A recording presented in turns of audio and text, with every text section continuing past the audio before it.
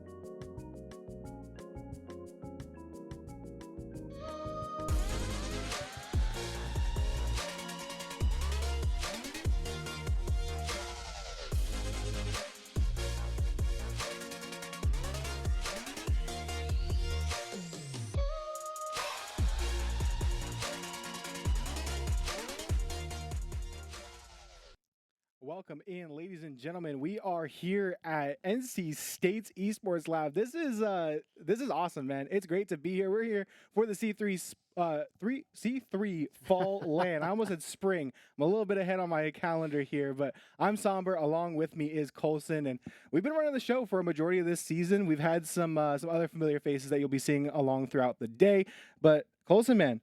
We're here. We're live. It's LAN time. How we feeling, baby? I'm feeling great. Welcome to Raleigh, North Carolina, sponsored by Visit Raleigh. Thank you so very much for that. And I'm feeling great. Our first matchup is something that I'm a little biased to, if I'm going to be honest. It's NC State versus UNCW. For those that don't know me, I work very closely with NC State, and they were the people that put on everything today. So especially now, I'm really hoping that at home, at LAN, they can bring themselves to this competition and hopefully win their group. Yeah, I mean, they are going to have a easier run at things. They're not facing the top dogs, but they are looking to be one here in the LAN environment here for the bracket. And like you said, winning their groups, getting that best seed possible going into playoffs. As we got a pretty brutal format. Top 4 seeds in one group, bottom 4 in the other. So it's going to be similar competition. That's going to be tough for both sides, whatever you're playing in.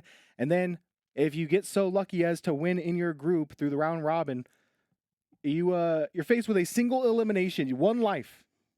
If you drop a series, you're done. You go home. You're done. Oh. You're done for. You go home. So it's imperative to start off with a win here.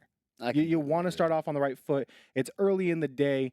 We're here in Raleigh, NC State especially. You haven't had to go anywhere. You're on home turf. You're going to be the favorites, not just on paper, but you haven't had to deal with any adversity to get here physically, so you should be absolutely locked and dialed in. But UNCW is going to be a dangerous team, and we just got word. Both teams are ready and raring to go. Yeah, I'm excited to get this matchup going. NC State versus UNCW. I think that NC State will take this one. I think it's a best of 5 unless I'm wrong. Best of 5s. But I think they'll be able to take this one in 4. I think it'll take them a second to warm up a little bit.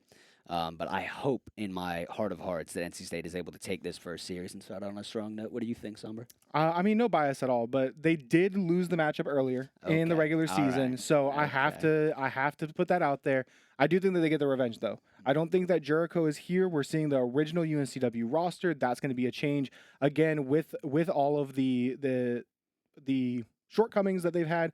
UNCW is going to be a heavy underdog. So let's go ahead and get things started here for our first match of the day.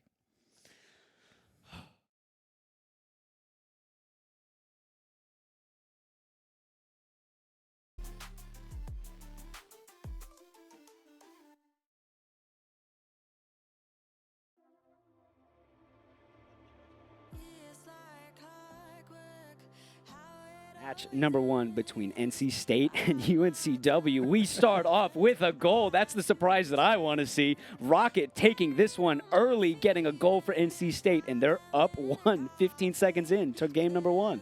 We took a little bit of time yapping to get into it, so they had to make sure that we came in with a bang, and that bang is courtesy of NC State with the first on the board. But again, this is what you want to see out of NC State. Their season has been up and down. They've had some results that are question marks. They've had some results that are kind of to be expected, and also some that are surprising. They've had a very all-around season, but here on LAN, this is where you claim early victories. This is where you get that foothold here in a LAN environment. Get yourself some momentum early in the day, because you've been absolutely dialed while these teams are still wiping the crust from their eyes. They've been here ready and raring to go, and they kick us off first, looking to get a second as Ventus downfield already able to tuck that one in for goal number 2 here for the Wolfpack. The Wolfpack is starting off strong. Rocket over to Ventus has been a duo that has been so fruitful, so plentiful for this NC State roster. And recently, I know individually these players have been grinding as we dive into this next kickoff. Steve taking the ball off the ceiling, popping this one down. Maple able to intercept, popping it over to Ventus in the wing yet again. Off the back wall, Sluggish whiffs on this one. Maple with an early shot. Ventus trying to get in the way, but Reticle with a great save, knocking this one out of the way. Sluggish able to pop this one over Rocket. Maple should be to it and is great 50 on the wall, and then over to Steve. Steve and Maple 50 it and is into the corner. Pressure seems to be on the side for NC State so far in this game number 1. What do you think, Somber? I think that they have done well to hold time in the UNCW half. They haven't really put on a lot of shots to make it feel threatening, as now UNC Wilmington trying to get something going on the way of offense. It will be a nice shot out and right past the defense. Rocket on no boost, not able to extend the play. And I think that UNC Wilmington responds with a little bit of pressure there. A couple shots fall to the backboard. It threatens just a little bit, and one finally does fall through as the Seahawks get one on the board. Yeah, UNCW not going anywhere. I know we were both talking highly of this NC State roster, especially without Jericho on the side of UNCW, but this team is still a formidable opponent. Like you said, we will play against the teams will play similarly ranked teams, so it is going to be a close matchup regardless, as Ventus does well to take this one back and hand it back to Maple. Maple putting this off the sidewall, popping it down, but does not get by Sluggish. No one on the UNC roster able to be fooled by that one. Ventus gets the mid boost as it pops back over, and it is then ping-ponged back into the side of UNCW. Rocket and Maple both up into the air, but Ventus does well to keep this one safe. UNCW is again faced with a lot of pressure, but that hasn't stopped them so far in this game number one. And we talk about this UNCW roster. They were very highly contended with a lot of these teams. When they made the roster switch up to Jericho, it was mainly just so that they could find a little bit of that ice. We saw a lot of game 4s, game 5s, things of what if and could have beens for UNC Wilmington. So they can hang in these type of lobbies. Again, you're going to be facing similar level competition in terms of ranking and where you ended up because of your seeding and how your season went. But I think that UNCW is going to be missing a little bit of that offensive firepower that Jericho brought to the table. But they will still look to contend here. 2 minutes and some change on the clock. And they are still only down by 1. Sluggish will grab some boost and get bumped off the play, but Steve is there to try to play cleanup. All 3 go for the Wolfpack to play defense. Maple on no boost, looking for the outlet downfield for Rocket, having to burn through a lot of resources just to get back into the play. And no follow-up here for NC State means UNC Wilmington will be able to rotate back in on defense and look to posture up. Yeah, pressure has been building for both of these teams so far. Sluggish takes it back to himself, over to Steve. Steve puts it top left. What a shot coming out from UNCW, tying this game with 1:34 remaining. Questionable decision to have 2 jump on a no boost double tap fake from Sluggish, to say the least. NC State maybe thinking that their reads are that much crispier than UNCW's, but an easy follow-up to get this one back to equal. And 90 seconds left. Reticle down below. They are threatening in the air. A shot from Sluggish on the rebound will be good. And just like that, 3 straight unanswered after NC State had such a strong opening, and Wilmington find themselves in the lead here in game 1. Yeah, it just looks like an awkward rotation from NC State. They're not sending individual players for the ball. They're sending all 3. That's the second triple commit that I've seen from the Wolfpack in the last few minutes of this game. Now, I think if they can get back into it, it will be a lot better from them. But until they tighten up, I think this one could go in favor of UNCW as a mistouch comes out from Maple. Rocket over to Ventus. Ventus pops this one high off the back wall. Sluggish, are you there? No. Misread. Ventus puts one on target. Double commit from UNCW. Pressure building for the Wolfpack. Is someone there? Sluggish able to pop this one high and away, burning away all of that pressure that NC State was trying to build. Somber, what do you think of this so far? I think that right now what UNCW is doing on the defensive side of the ball is exactly what you need to do. Play the 50s at the midfield. When you do get clamped up on defense, oh no, a demo on the back line. This one's going to be an open net. Can Rocket get back to it? No, there's no follow-up from NC State and UNC Wilmington. That back line still surviving, and this is what they need to do to wrap out this game. You've done enough on offense. It's time to shore up the reserves on the back line. Make sure that you are an iron wall and get these long clears downfield. Wasting time is Sluggish. Few touches out of the corner, still just trying to bait out something. Slow play, gets one to jump. Ventus on the back line. Now, with less than 20 seconds left to go, NC State hunting for the equalizer. It's going to go bottom corner and go straight up off the post. Sluggish looking for a second touch. Final 10 seconds. Infield pass going to be denied and intercepted. Maple still has a lane. Low boost, though, looking for a pinch to keep it alive. It's now over to Rocket on the backboard. Reticle spikes it. Ventus is up for the 50. Sluggish to beat. Steve is there for the secure. Does not need it. And UNC Wilmington will complete the comeback and steal away game number 1. Yeah, and this is what I thought was going to happen, right? NC State was going to come out a little bit slow. It is unfortunate for me as a fan of the Wolfpack, but if you are a fan of the Seahawks, I think that is something that you should be proud of. This Yeah. team is NC State is no slouch, right? Especially when they have their full roster, especially when UNCW doesn't have theirs. And it is they still look good. They're able to get this comeback. They're gritty. They're playing patient. They understand time management. And you saw at the end there, one of the players, I think it was Sluggish, was taking it slow on the ball, and it got two NC State defenders Yeah. who were jittery, nervous to fake and flip out of the way. And that is the nerves that need to be calmed down just a little bit by NC State if they want to get back into the series, Somber. Yeah, opening 2 minutes so solid coming out from NC State. They were able to play their style of Rocket League, but when that first goal came in, when that second goal came in, they got more and more nervy. And those small mistakes on the defensive back line add up into losses, and they got one here in game number 1. But that's a massive game 1 for UNCW. That's going to be a lot towards their momentum. And I like the shout with Sluggish in the corner. That's exactly what you need to do as well in that situation. You're no boost. You have two people there. Wait for them to make a mistake. Have them come to the ball, and you just play some 50s, drain time. They did everything basically as perfectly as you could ask for a team like that to come out and take game number 1. 3 straight goals, and then you just parked the bus. You didn't allow anything in. You played time. You played possession. When they were throwing a bunch of shots, you didn't get nervous. You covered all angles, and you made sure you came out unscathed. I completely, yeah. I mean, I can't say it any better myself as we dive back into this series in game number 2. Rocket taking this one off of the sidewall, gets cut out by Steve over to Reticle, but Ventus does well to cut that one out. Now, more slow play from UNCW in the corner. I think the first and second men from NC State need to be a little bit more aggressive.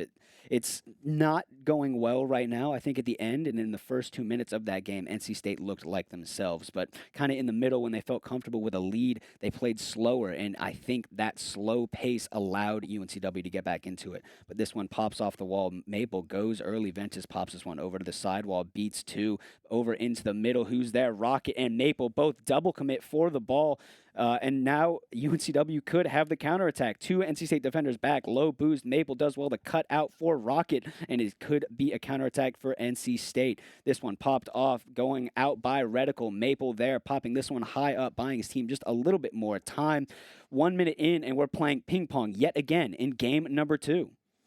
You brought up that UNC Wilmington is kind of changing the tempo, and I think they're a team in this league that is so good at when the lobby is kind of set at one pace, at one speed. They're so good at just kind of ignoring that. It's almost like they just ignore the speed limit, and they go however fast or slow that they want to go.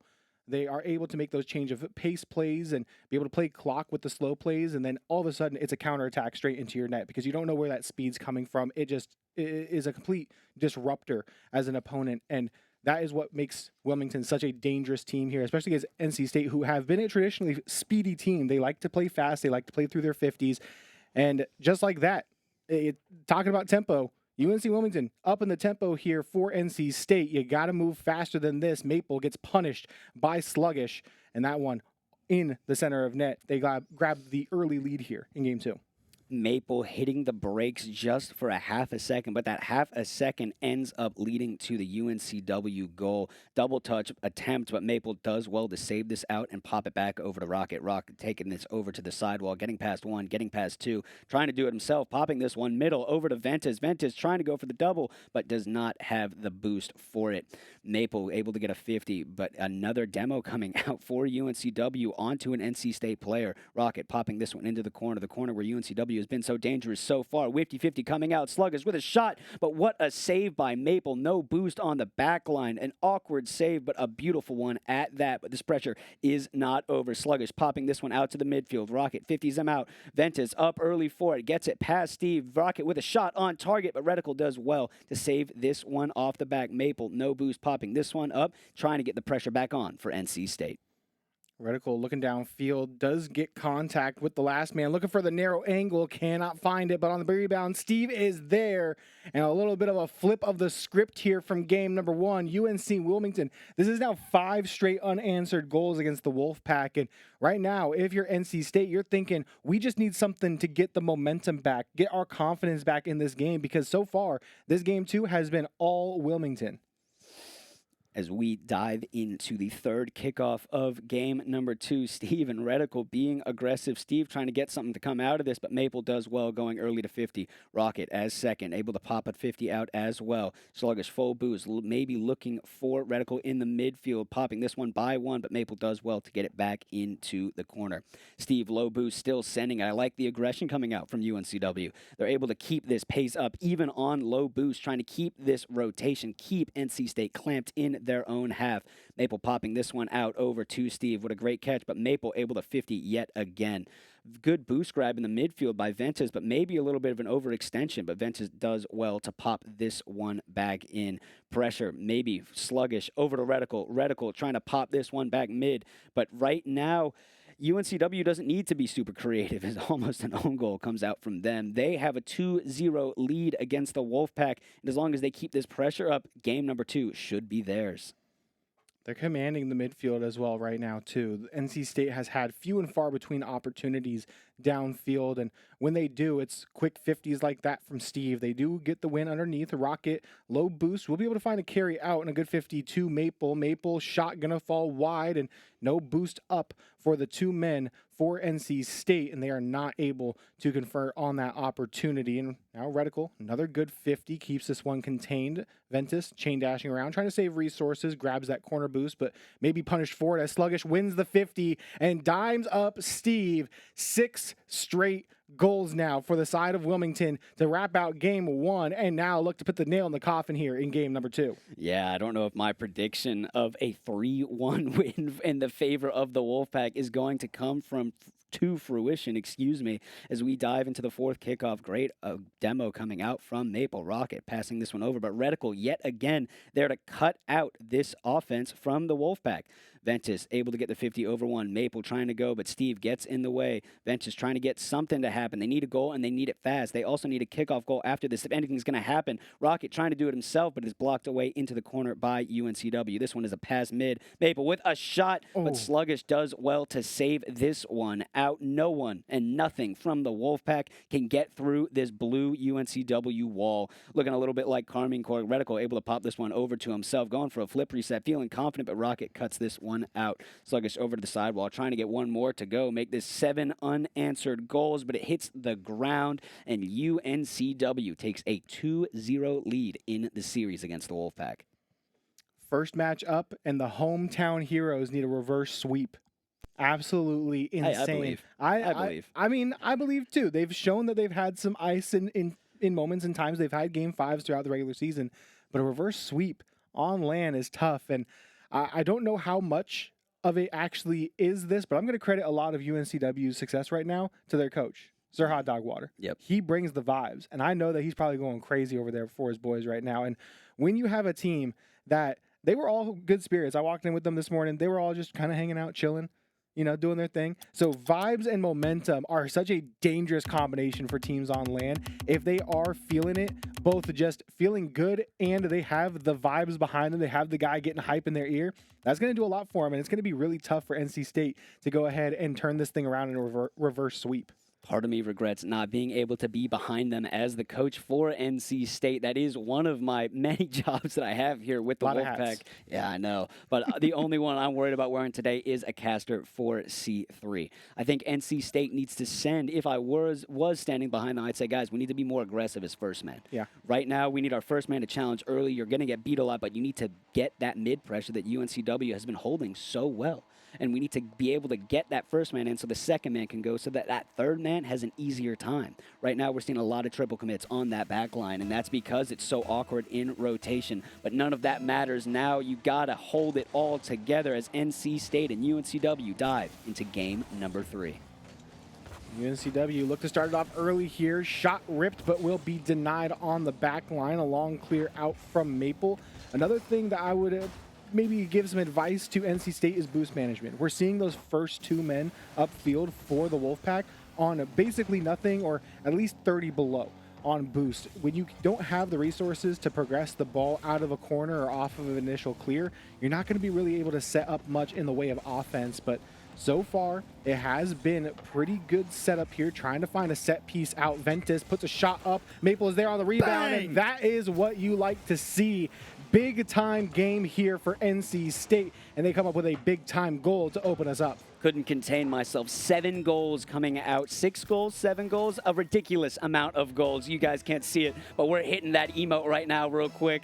NC State finally able to get one in response in game number 3. That's the aggression that I like to see. They're playing with a little bit of pace now, and as the coach and a fan of the Wolfpack, that is what has led to so much success this season. That pace needs to be kept up if they're going to stay in this series. As an awkward touch comes out for the NC State last back, but unfortunately for them, no one on UNCW is there. Great 50 out in the midfield. The UNCW pressure is coming out as a 50-50 comes out in the midfield. Sluggish pops this one over. It is over, but Maple able to clear this one out. A whiff on the back line. Ventus might have a free shot, able to 50 Steve out instead from it. Steve up early, pre-flip over to the ball, but Maple does well being patient. This one coming straight down, but Reticle reads it well. Pressure for the Wolfpack yet again, but the pressure that UNCW has been able to deal with all series long, Somber.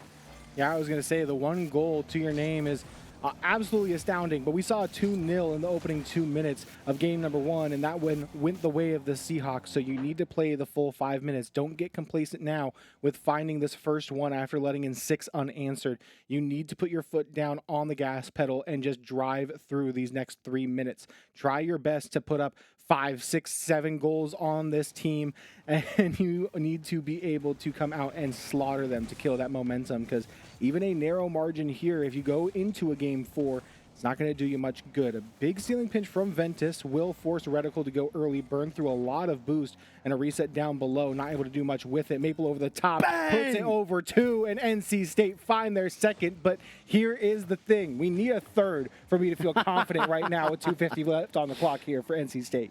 Yeah, I think that is just you. I am confident as ever in my Wolfpack squad. I think a reverse sweep on land is exactly what they were looking for, but it is not over yet. In game number 1, UNCW was able to come back down 2-0, which is such a great shout from you. Wolfpack needs to keep this pressure up, get that third goal if this game is going to be in favor of them. UNCW is such a composed squad. They're able to deal with these awkward situations so well. I think NC State needs to get out of this corner, because even on low boost, the thing that NC State was criticized for, UNCW looks great on it. They're not making overextension plays. They don't get themselves out of position. They just keep that pressure on constantly, even at 0 boost. Maybe part of it is because they need to. Part of it is because they're able to, as this one finally squirts out for the Wolfpack into the side of UNCW. Ventus on the wall, faking it out for Rocket. Rocket popping this one mid. Maple and Ventus both fake off of it, but Ventus does well to recover from it. Steve sending it low boost and bailing out UNCW. How do you think this game is going so far, Somber? So far, so good. You might be able to get a third here if Maple can go ahead and finish the solo play off, but 2 back for UNC Wilmington will now allow for a clear off the back wall. And I like the shout that UNCW is operating so well on low boost. And I think, again, it's a credit to their change of pace ability. Ventus downfield might be able to find the redirect. Is this one in? A double tap available? No. No one is there for a third, but it would have been a fantastic play to kick us off these final 90 seconds of game number 3 as UNC Wilmington still looking. Maple on the 1v1. Rocket to follow, but this one will fall wayward out into the corner. Ventus is there. Puts a shot back mid. Rocket on the pre-flip. Almost connects. Could have been 3 again. And that seems to be the magic number here for NC State. That is what they are hunting for.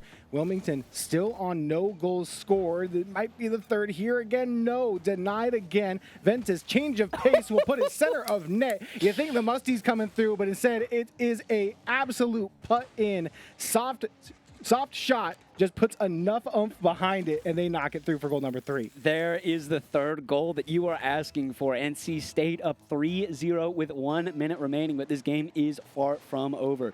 UNCW will not go away. They won't go away on 0 boost. Why would they go away down 3-0? They have the series lead, but I think the coaching ability is going to need to come out from the UNCW coach. Sir Hot Dog Water needs to get his team back into this game. They did so well in games 1 and 2 with their speed and pressure, and you're starting to see it now. Steve trying to pop this one out. Reticle taking his time on the ball, trying to guarantee a beat, popping up to the ceiling. Rocket in shadow defense, trying to get something out of it. Maple pops this one mid, but Ventus does well to be there to get the 50. Steve sending it on low boost. Rocket low boost himself, but able to pop this one over to Maple. Whifty 50 comes out. Midfield pressure for NC State and UNCW, both there. Reticle and Ventus shadowing one another, trying to get one or the other to bite, but no beans so far. This one pops out, but Maple is there. What a save. Reticle shot and in. UNCW is waking up after 3 unanswered from NC State. I don't want to be this guy, but 2 seasons ago in South America, we saw 3 goals in 7 seconds off kickoffs. We got 10 on the clock here, and they only need 2. So something could happen. We might be able to see a set piece pulled out for the kickoff. We'll see here. Reticle, stalemate 50. Sluggish is able to follow. Demo goes on the wrong man, though, and Ventus will dish it right back onto Reticle. No! And we have the waning moments. 4 ticks left to go, an extra kickoff, and things get spicy.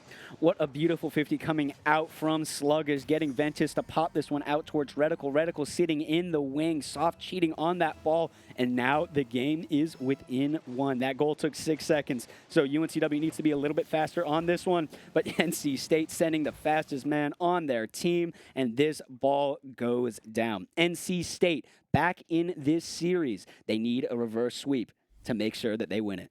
Hey, you did the first thing. Yeah, you got to get one on the board. They did that. You got the 1 win. It got a little scary. I'm not going to lie. Even with the 4 seconds, I was a little scared. I'm not going to lie. Even though that it would have taken a 0-second play to get it done, it still didn't look great. It didn't look phenomenal for the side of NC State. You started to get kind of complacent in the final seconds. You're like, and they score 1 with 10 seconds. What are the chances? And then you go, ooh. Yeah, exactly. What are the chances? But yeah, I think that another big thing was NC State remembered that they can play fast. That has been their MO. And the last 2 games, UNC Wilmington has slowed the tempo down to whatever they want to do. And they're so good at dictating the pace of the lobby and making you play down to them, not necessarily in skill, but just in speed. And then when you get kind of comfortable being like, okay, we're going to take slow 50s, these big long clears, then it's like, oh, flip, reset, double tap on my head.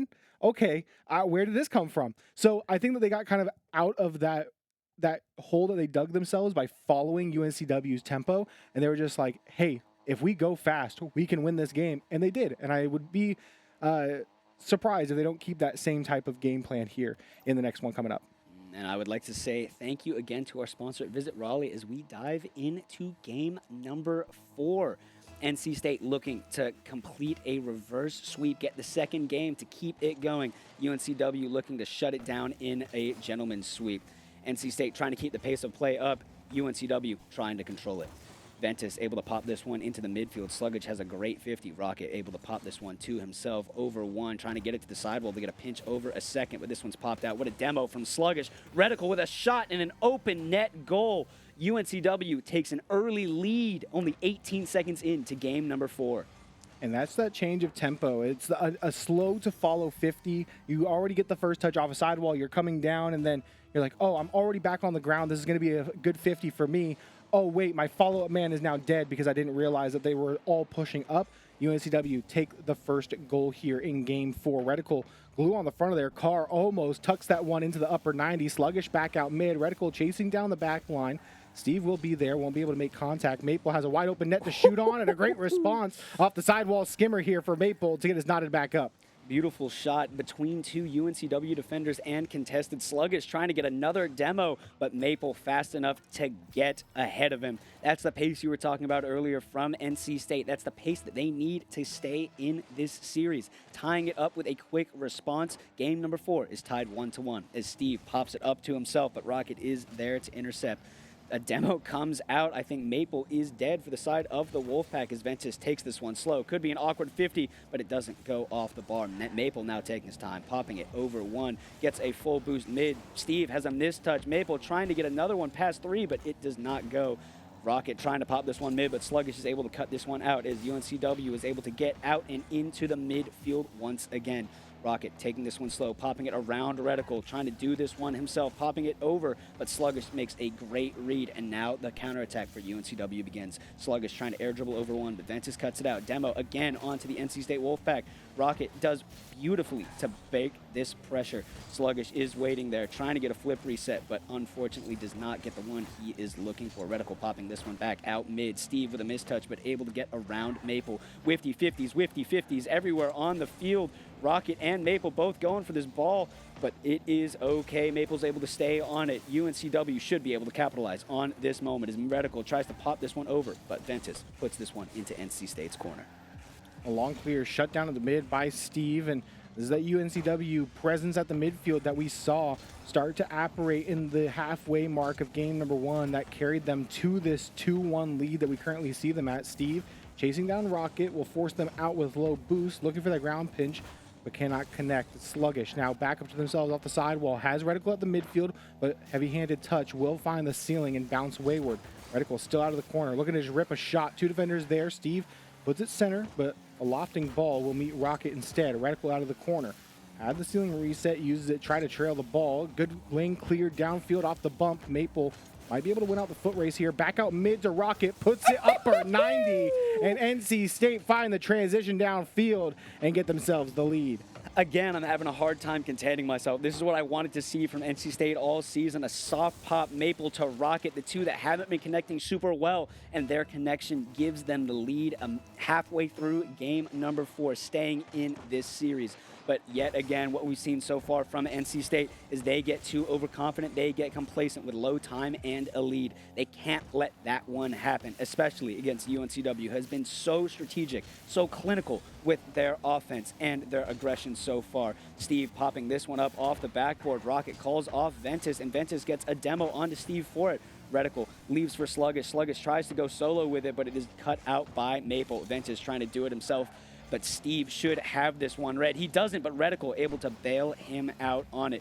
Ventus just being a menace in the corner, getting a 50 on 2 UNCW players as Rocket has a whiff on the back line. No. An uncharacteristic whiff gives UNCW the tie goal in game number 4. That is so unfortunate. Your low boost or high boost, just trying to get back, but you flip the wrong way. You think you're going to get that little side diagonal flip to hit it with the top corner of your car. Instead, you just kind of ballerina underneath it, and then it's over your head and in your net. 2-2 right now, and it might be 3 off the miss from kickoff. Whoa! No, it goes wide off the rebound from Sluggish. Could have been 2 straight here for UNCW, but with a minute 40 left, both teams now having to fight for this goal as it will come down to golden goal. Whether it comes down to regulation or OT, it seems like the last to score will be the one to win the game, but NC State needed that much more. Steve wants it more, though. 50 at the mid will go back out to Sluggish.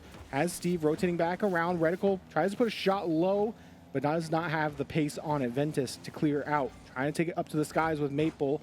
No boost to make that play downfield, and we're starting to see these boost issues come to head again for NC State. A good 50 in the skies.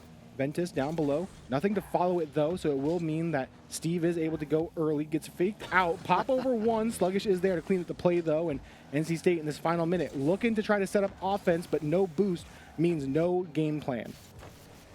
UNCW has all the boost and all the game plan in the world. Coach behind them, making them feel confident in themselves. What a great touch, popped over mid. Awkward for all the UNCW defenders. Rocket trying to make it awkward yet again. Reticle with a whiff. Maple with a shot, but a beautiful save coming out on the back line of UNCW. Rocket trying to put this one low, but Reticle is there for it. Oh, an unlucky 50. Maple pushed up a little too far, and Sluggish with a great counter attack, putting UNCW up by 1 with 30 seconds left in game number 4.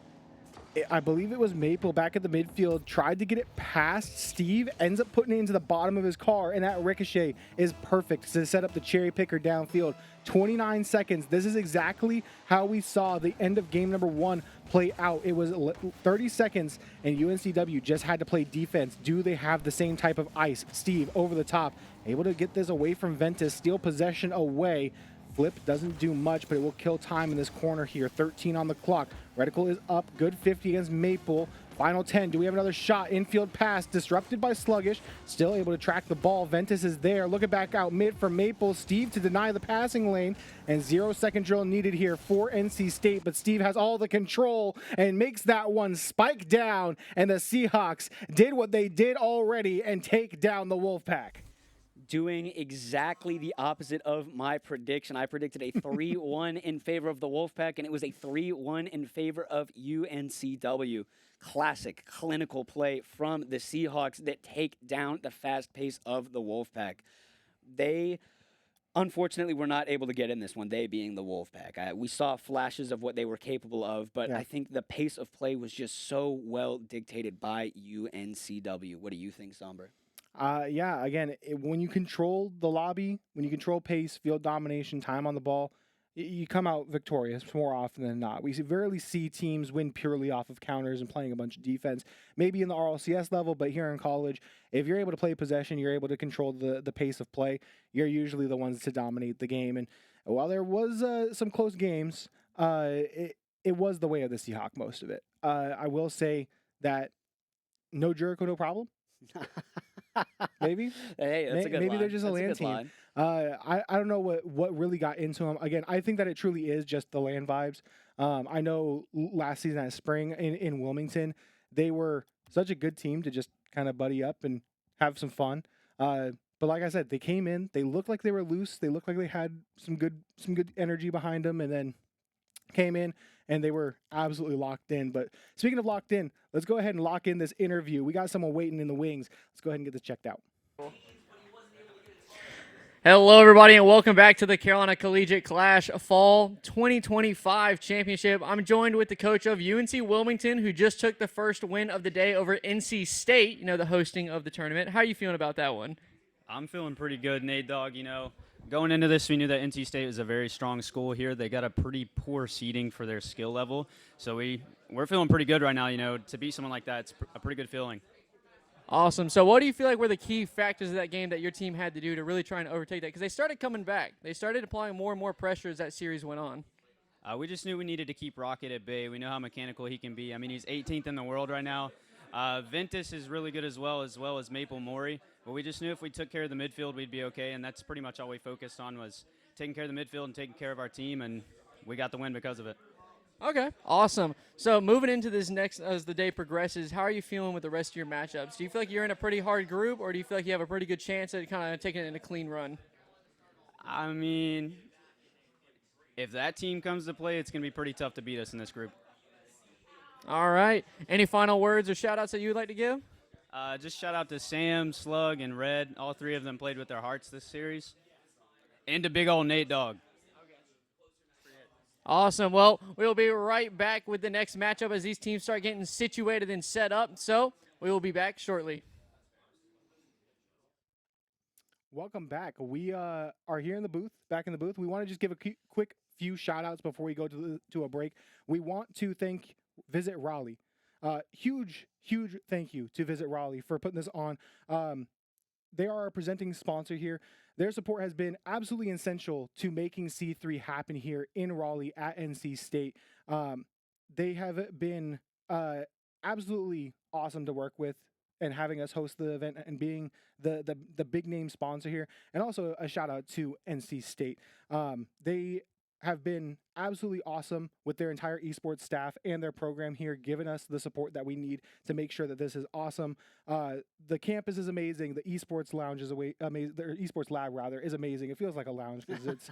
Let me tell you, the lab back there. I walked in and I was like, yo, this is kind of like nightclub but gamers. This is awesome.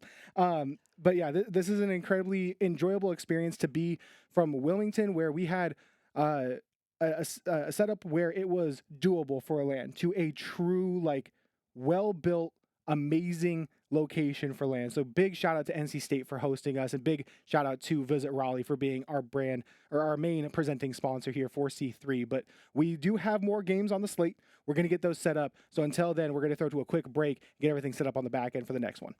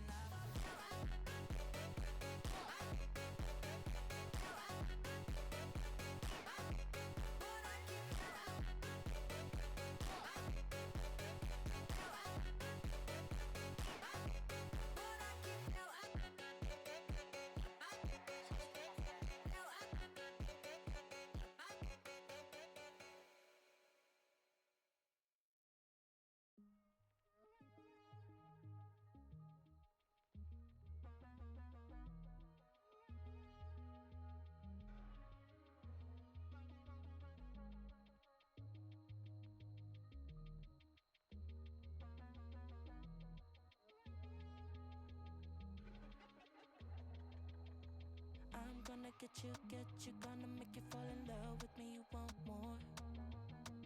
Yeah, but you never had a better way, I do it all.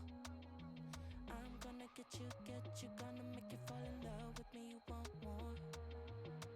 Yeah, but you never had a better way, I do it all.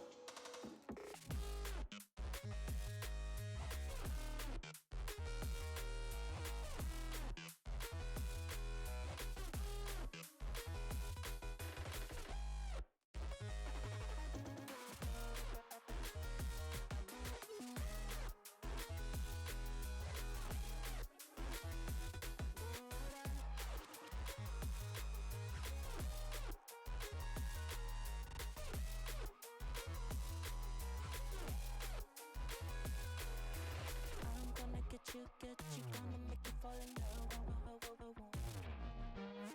Yeah, but you never had a better way, I do it all. I'm gonna get you, gonna make you fall in love with me, you want more. Yeah, but you never had a better way, I do it all. I'm gonna get you, gonna make you fall in love with me, you want more. Yeah, but you never had a better way, I do it all.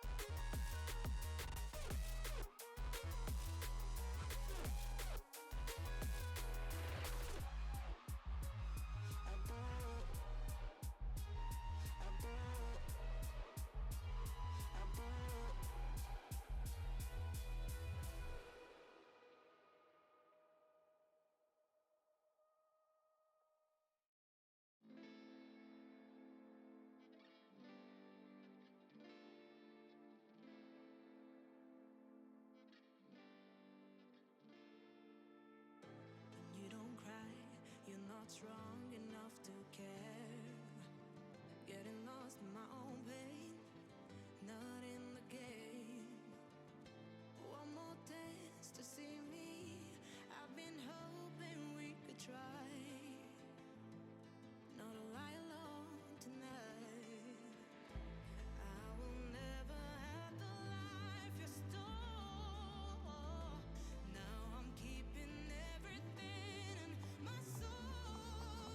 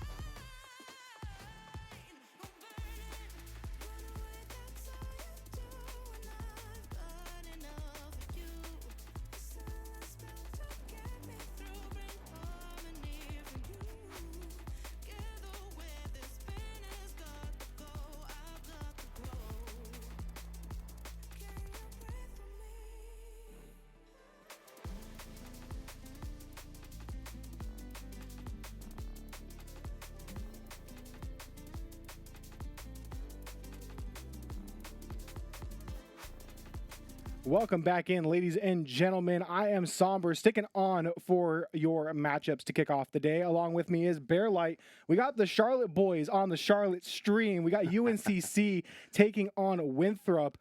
And this is a throwback all the way to week 1 of fall 2025 here for C3. So we're going to get to see how both these teams have improved and where they're at here now at LAN. Yeah, I mean, it only took until, 11 a.m. to get one of the hottest matchups that we have all weekend long. This is going to be a banger, Zomba. I'm so excited to see my alma mater in UNCC. I know the boys very well and how they look to play. We also know how established of a program Winthrop's been throughout the entirety of esports, whether it be Rocket League, whether it be any other title as well. I mean, this is a program with notoriety, plus Garrett G on that team too. You get a little bit of inspiration from some of the best in all of Rocket League. Of course, able to coach this team that won't be featuring Garrett G, but it does feature some incredible players we'll get to see here in a moment. Yeah, talking to them throughout the season, Phantom has said that the main team reps that they get for NACE, I believe it's the Super Conference, where you have to be on campus. Garrett, I believe, still lives in Georgia-ish area, so he's kind of telecommuting. So him getting those reps and then also getting the TCRL coaching, he says that he does VOD reviews whenever they want. So this team has been rapidly improving and steadily improving, not just here in C3, but CRL nationally as well. So this is going to be an exciting matchup. I think the players are ready to go and get it kicked off Well, here. let's go ahead and get into it then. Round 2 will begin now of this round robin. We're excited to see it. Down to the pitch we go to UNCC facing off with Winthrop, hitting us with one of the better matchups here tonight. And Lazy Balla, a strong combination here for UNCC. Unfortunately, they won't have their third. Knight not able to make it here to land, so they'll have a third coming in. We'll see if that actually bothers them a little bit, or if they're able to kind of keep that same cohesion that we've seen all season long. Yeah, I mean, they had to play with a sub at DreamHack Atlanta, and they did not have the results that they anticipated, although they were in a group with Fisher College and Akron Gold and Florida, so some of the top teams in the nation, but we will get to see how they do here against Winthrop.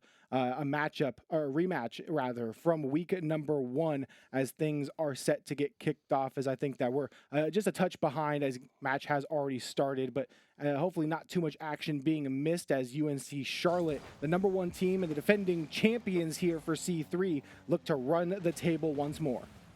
Now let's see again how they can hang. Ball has been the absolute goal scorer. When we talk about role playing here in these games, Somber, it is certainly one to look out for is Balla. Whenever he's got the ball, you got to make sure that you have it squared away. Knight is here and available, so they will have them. No sub here, so good note here for UNC Charlotte. They'll certainly need some of that playmaking ability that we've seen so often. I mean, his passes are clean. He might not be the best mechanically, but you better believe Knight is everywhere he needs to be positionally.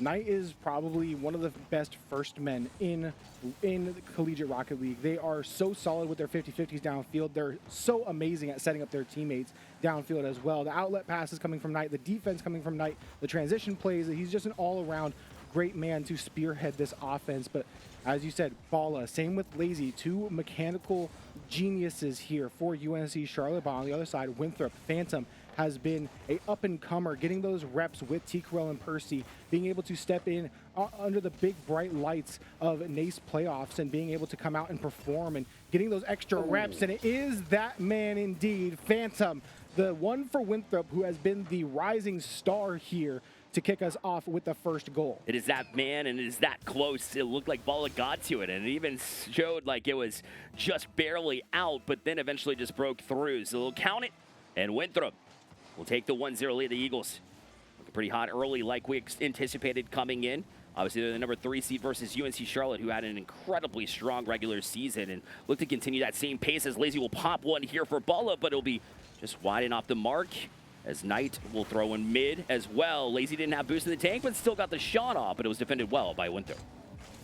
Berger off the back wall. Also, for those of you who may be unfamiliar, Berger, a.k.a. Nakari, was, I believe, the top player for this Winthrop Academy squad last season, and then now adding Phantom into the mix and having extra reps being given to Tech. That is why they are on the rise. Both these teams in the national top 48 teams throughout this run of fall, throughout CRL, all the leagues they play in. So not just the best in the Carolinas, but some of the best in the nation as well. And we have a 1-0, just absolute defensive masterclass coming out for both these teams. Winthrop has found one to sneak in. They might find another as Tech takes a good 50. Lazy out of the corner. Will bait Burger back down below. A little bit of a 50-50, and Bala will be able to clean up the play. Lazy downfield. Thought they could cut that one, but Phantom, privy to the idea, will dish it down to Burger. That one's saved this time by Bala. Rebound shot back out by Tech, and it will be saved away again by UNC Charlotte. But right now, having to play a lot of defense, these last-second saves, trying to play hero ball on the back line. This is not the usual offensive, pressure-heavy team that we see from UNC Charlotte. Oh, of course. I mean, you know, when you're going up against Winthrop, you always have to make sure that you have not only just one back like you're typically looking for, but also to have the patience to be able to outweigh Lazy, because he is on it here today as he's finding the equalizer and set up by no other than Knight. Knight almost gets bumped out of the play by Lazy. He was fiending for the ball. He's like, get out of my way, I got this. Big time 50 on the goal line. Gets us back to even. Just under 2 minutes left to play here and see what Charlotte may have in the bag of tricks to get themselves the lead, but instead it will be a favorable kickoff over to Phantom. Flipped reset, taken off their car by Bala, and now they look to sky that one to the ceiling. Instead, Knight has to try to take over the play, and now will be Winthrop to go retreat into their own half. Knight collects one demo. Will be a beat over the top by Lazy, looking for the double tap, lines it up, but Phantom is there, and that is going to be the player, again, to look for Winthrop if they are successful in pulling up this upset win and starting off hot here at LAN. It will be Phantom to do so, and they have been all over the pitch. And speaking of the pitch, a pinch goes all the way down, and Knight has to scramble back to save that one away. Yeah, but they've done a good job of marking their P's and Q's when they decide to commit. Bala had a great opportunity to read off that play offensively, and we'll have one there as well as they break through the short side corner here with the minute 4. You saw Lazy carry it all down the pitch and right past Burger. And Bala again, big time 50 on the goal line, and that's what you expect out of this Charlotte roster. We're used to seeing them get the gritty goals, and when they start to get that offense rolling, that's when the mechanics come through. We're seeing good foundational Rocket League in the back half of this game. One coming out from Charlotte. Do we have a long shot to extend the lead? Will not fall through. Shot out of the corner. Burger is awkward. Knight chasing down. Puts it out to Lazy. No boost to follow up with a secondary touch. Bala takes over the play, but Phantom with a full tank. Now looking to go the length of the pitch. Has Knight contending from behind. We'll find the submarine 50. The Tech back out. Able to play it over one. Bala with a full tank of boost on the back line. We'll save that one away. Burger looking to turn up the pressure here is Winthrop late game, but now on the counter. Lazy to the backboard. Knight might be able to be there for a follow-up, but instead will rotate on back. Gets bumped. This one going to be dangerous here on the counter attack for Winthrop, and Tech does seal the deal with 23 seconds left. We got a tie ball game. Looked like a tank out in front, the way that they're able to just jump out and get that bump from both Phantom, and then Burger didn't stay complacent when they were out of the play either. They jumped into that box, was making a difference, clearing the space, and making some availability from Winthrop that clearly has not been there when they've needed it. So great job to utilize this physicality, but you're down to 20 seconds left, and here comes Burger, the double touch here from Winthrop to regain the lead. On no boost off of kickoff as well. Absolutely masterful setup. They get that extra soft touch, flutter the boost, and knock it in off the double tap. Winthrop looking to steal away game number 1, but 17 seconds and a kickoff. Charlotte can get fancy here. Do we see a set piece off the kickoff? We do not. We will go the way of Winthrop. Tech plays it through the skies. Knight dishing out for Lazy. Can't get a read on the ball. Phantom able to beat out, but only a soft touchdown. Bala, they want to get something going. They have to go coast to coast. 2 on it for Winthrop. Bala plays it back down, keeps it alive. A good 50 from Phantom. Lazy will find the pinch back out, but Burger doesn't even need to make contact. They will let that one touch turf, and Winthrop take game number 1 after a late game push by UNC Charlotte. Yeah, they were really good as far as, not letting the game and circumstances get into their heads throughout the entirety of that game. You saw them refocus up whenever they did surrender the lead, when UNC Charlotte was starting to wear their heads a little bit, and you saw Bala start to get cooking, especially defensively to keep some at bay. Winthrop's offensive pressure, that is, and so you love to see them kind of resettle in there in that moment, and regardless of the number 1 tag that you see across the pitch, still be able to find that ability to find wins early in series. A very important one here. We said that this is 2 of the best teams that you'll see all weekend long, and to get that win is a huge statement piece, especially one that could have easily gone to UNC Charlotte.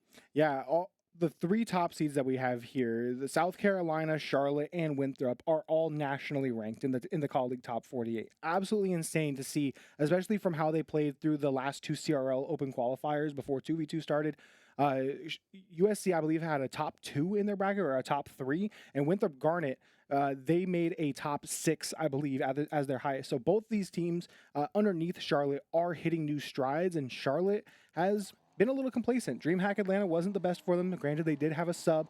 They have been playing well here in C3, but nationally they've started to struggle a little bit. Maybe that gap is starting to close, and Winthrop, again, they have been improving steadily week after week with Phantom and the help from their main team coming in and giving them those VOD reviews, giving them those high-level rep, those high-level IQ feedback on their gameplay, and it is showing here. Like you said, the mental poise was the big key in that Game 1 victory. Can they keep that momentum? Can they keep that tough mental here heading into Game 2? And, you know, both of these teams are very familiar with the LAN environment, but it's still going to affect every single player in existence, even at the pro level, you know. There's some that are better than others. Shout out Daniel Laniel. Fantastic individual on LAN. So it affects everybody a little bit differently. So that being said, you know, you want to be able to lock in, even if you're not one of those players who've been traditionally good live, you do have great opportunities to be able to kind of strike that. UNC Charlotte hasn't had a big win on LAN in quite a while, so perhaps they're trying to get back to that as well, but sometimes that'll linger in your brain. You want to be able to kind of toss that out here, especially against a team like Winthrop early in this group stage. Yeah, and I think even with Charlotte, the way that they have been playing, this is kind of their league to run. Bala gets us started with the first one, but I was talking about it beforehand, before we started stream, just kind of chatting with everyone behind the scenes. There are some leagues where a team, that is their league where they dominate. Doesn't matter how they do outside of it. When it comes down to that league, they come out and they dominate. This is a Charlotte team that has won 3 straight lands, 4 C3, fall last year, spring of the previous year, and then both lands last year, and now looking to add a 4th. Winthrop, a new contender, but Charlotte, I wouldn't count that Game 1 loss as anything to be worried about, especially now claiming the opening lead here in Game 2. And that's what you like to do, is that quick answer. You want to see that whenever things don't quite go your way as results-wise in game number 1. Be able to turn the table, get some momentum rolling into game number 2. And that's what we've seen thus far. Obviously, the defensive struggle we saw in the first couple of minutes of game number 1 will showcase itself here again. Lazy and Knight, one's got to go for it. They actually leave it for Bala instead. Knight's going to take off down the pitch and look for a follow-up opportunity. That's trusting your teammate to win that 50, because it didn't seem like he was going to get it there, but Knight had full trust and gets the touch. Now a touchdown to Bala, but Phantom was able to read that one. Tech, nice clear out. No boost to follow, though, so this one will be a clear out by Knight. And will be now Burger on the back line. Has to take the touch to the skies. Lazy will touch it back down. Ball is there, but harsh bounce off that lip will mean a wayward possession here for Charlotte. Knight does well to delay, but Phantom might be able to win the foot race back out. Burger, soft shot, will be defended well by Bala. That change of tempo shot, trying to trick up the defense, actually gives them enough time to rotate on in. Bala puts pressure on Phantom. Knight jumps over the bump. We'll find a good 50. Burger tries to undercut Lazy. Back out to Bala. Low boost. Finding Lazy downfield. Another touch to delay, but Charlotte starting to struggle at this midfield. They finally do find a little bit of reprieve here down the pitch, but Winthrop starting to turn up the juice here in the latter half of game 2. Yeah, they're controlling balls a lot better than they were before. The communications has been on point, but to have it constantly throughout the entirety of the 5 minutes, very important against UNC Charlotte, who's now going to press into the box here. An opportunity, but Knight didn't have the boost, couldn't get the angle. And Winthrop will go right back down this pitch. Here's Bala, waits for it, no boost in the tank. Also teammate out of the equation as well. Knight will try to just jump off the inside wall of the post, but Lazy able to get it out before anything else further can develop. And now a 50-50 all the way up at the ceiling will push it right back down into the UNC Charlotte zone. Burger wants that soft lob to be a centering ball, and no one bites on it. UNC Charlotte will take advantage and grab possession, look to go down the pitch. They seemingly are happy with this 1-goal lead as they're playing such great defense and now starting to turn things around at the midfield. Bala was looking to get one more touch off the back wall. Instead, it will be cleared out only as far as Knight, though. Bala to clean up the play. Goes a bit too high. Lazy will find a catch, but 2 approaching members for Winthrop make this one harder to deal with. Them all on the back line for Charlotte. Turns this one into a 2v2 down the field. Knight, a couple good 50s to push this one back into Winthrop territory, but only momentarily. Phantom flip a reset. Dished out by the 50 over to Tech. Knight with a good 50, but this will stand straight down outside of the Charlotte net. Shot goes off the crossbar, but Phantom is there for the rebound. Winthrop equalize here with under a minute. Yeah, not exactly. If you flip the coin here, not exactly what you want to see from UNC Charlotte. You had the lead for an extended period of time. And Winthrop, again, in game number 1, was able to reestablish the lead that they built early in game 1 and then able to get a late-term goal in order to be the difference maker. And you're kind of seeing it happen again, and that's something you have to be able to push out of your mind if you're UNC Charlotte here, especially with a minute left. Able to not only just regather yourselves, but able to find another goal against, a defensive menace that we've seen actually both ways. It's been that kind of match. Really has been. Ooh, a defensive error coming out from Charlotte. I don't know if that was a bump to clear it out or what was going on. Bala gets tangled up on the back, tries to go off the back wall instead, and then Lazy just a miscue on that 50-50. And Winthrop, they claim a lead here late game, much like they did in game number 1, but this time it comes off the backs of a Charlotte mistake rather than an outplay by Winthrop, and now Charlotte look to fight through these final 30 seconds. Lazy, good 50 out, baits out the defense, puts them in an awkward spot. Bala 2 touches back mid, but Knight followed them into that corner, going to be off on the positioning.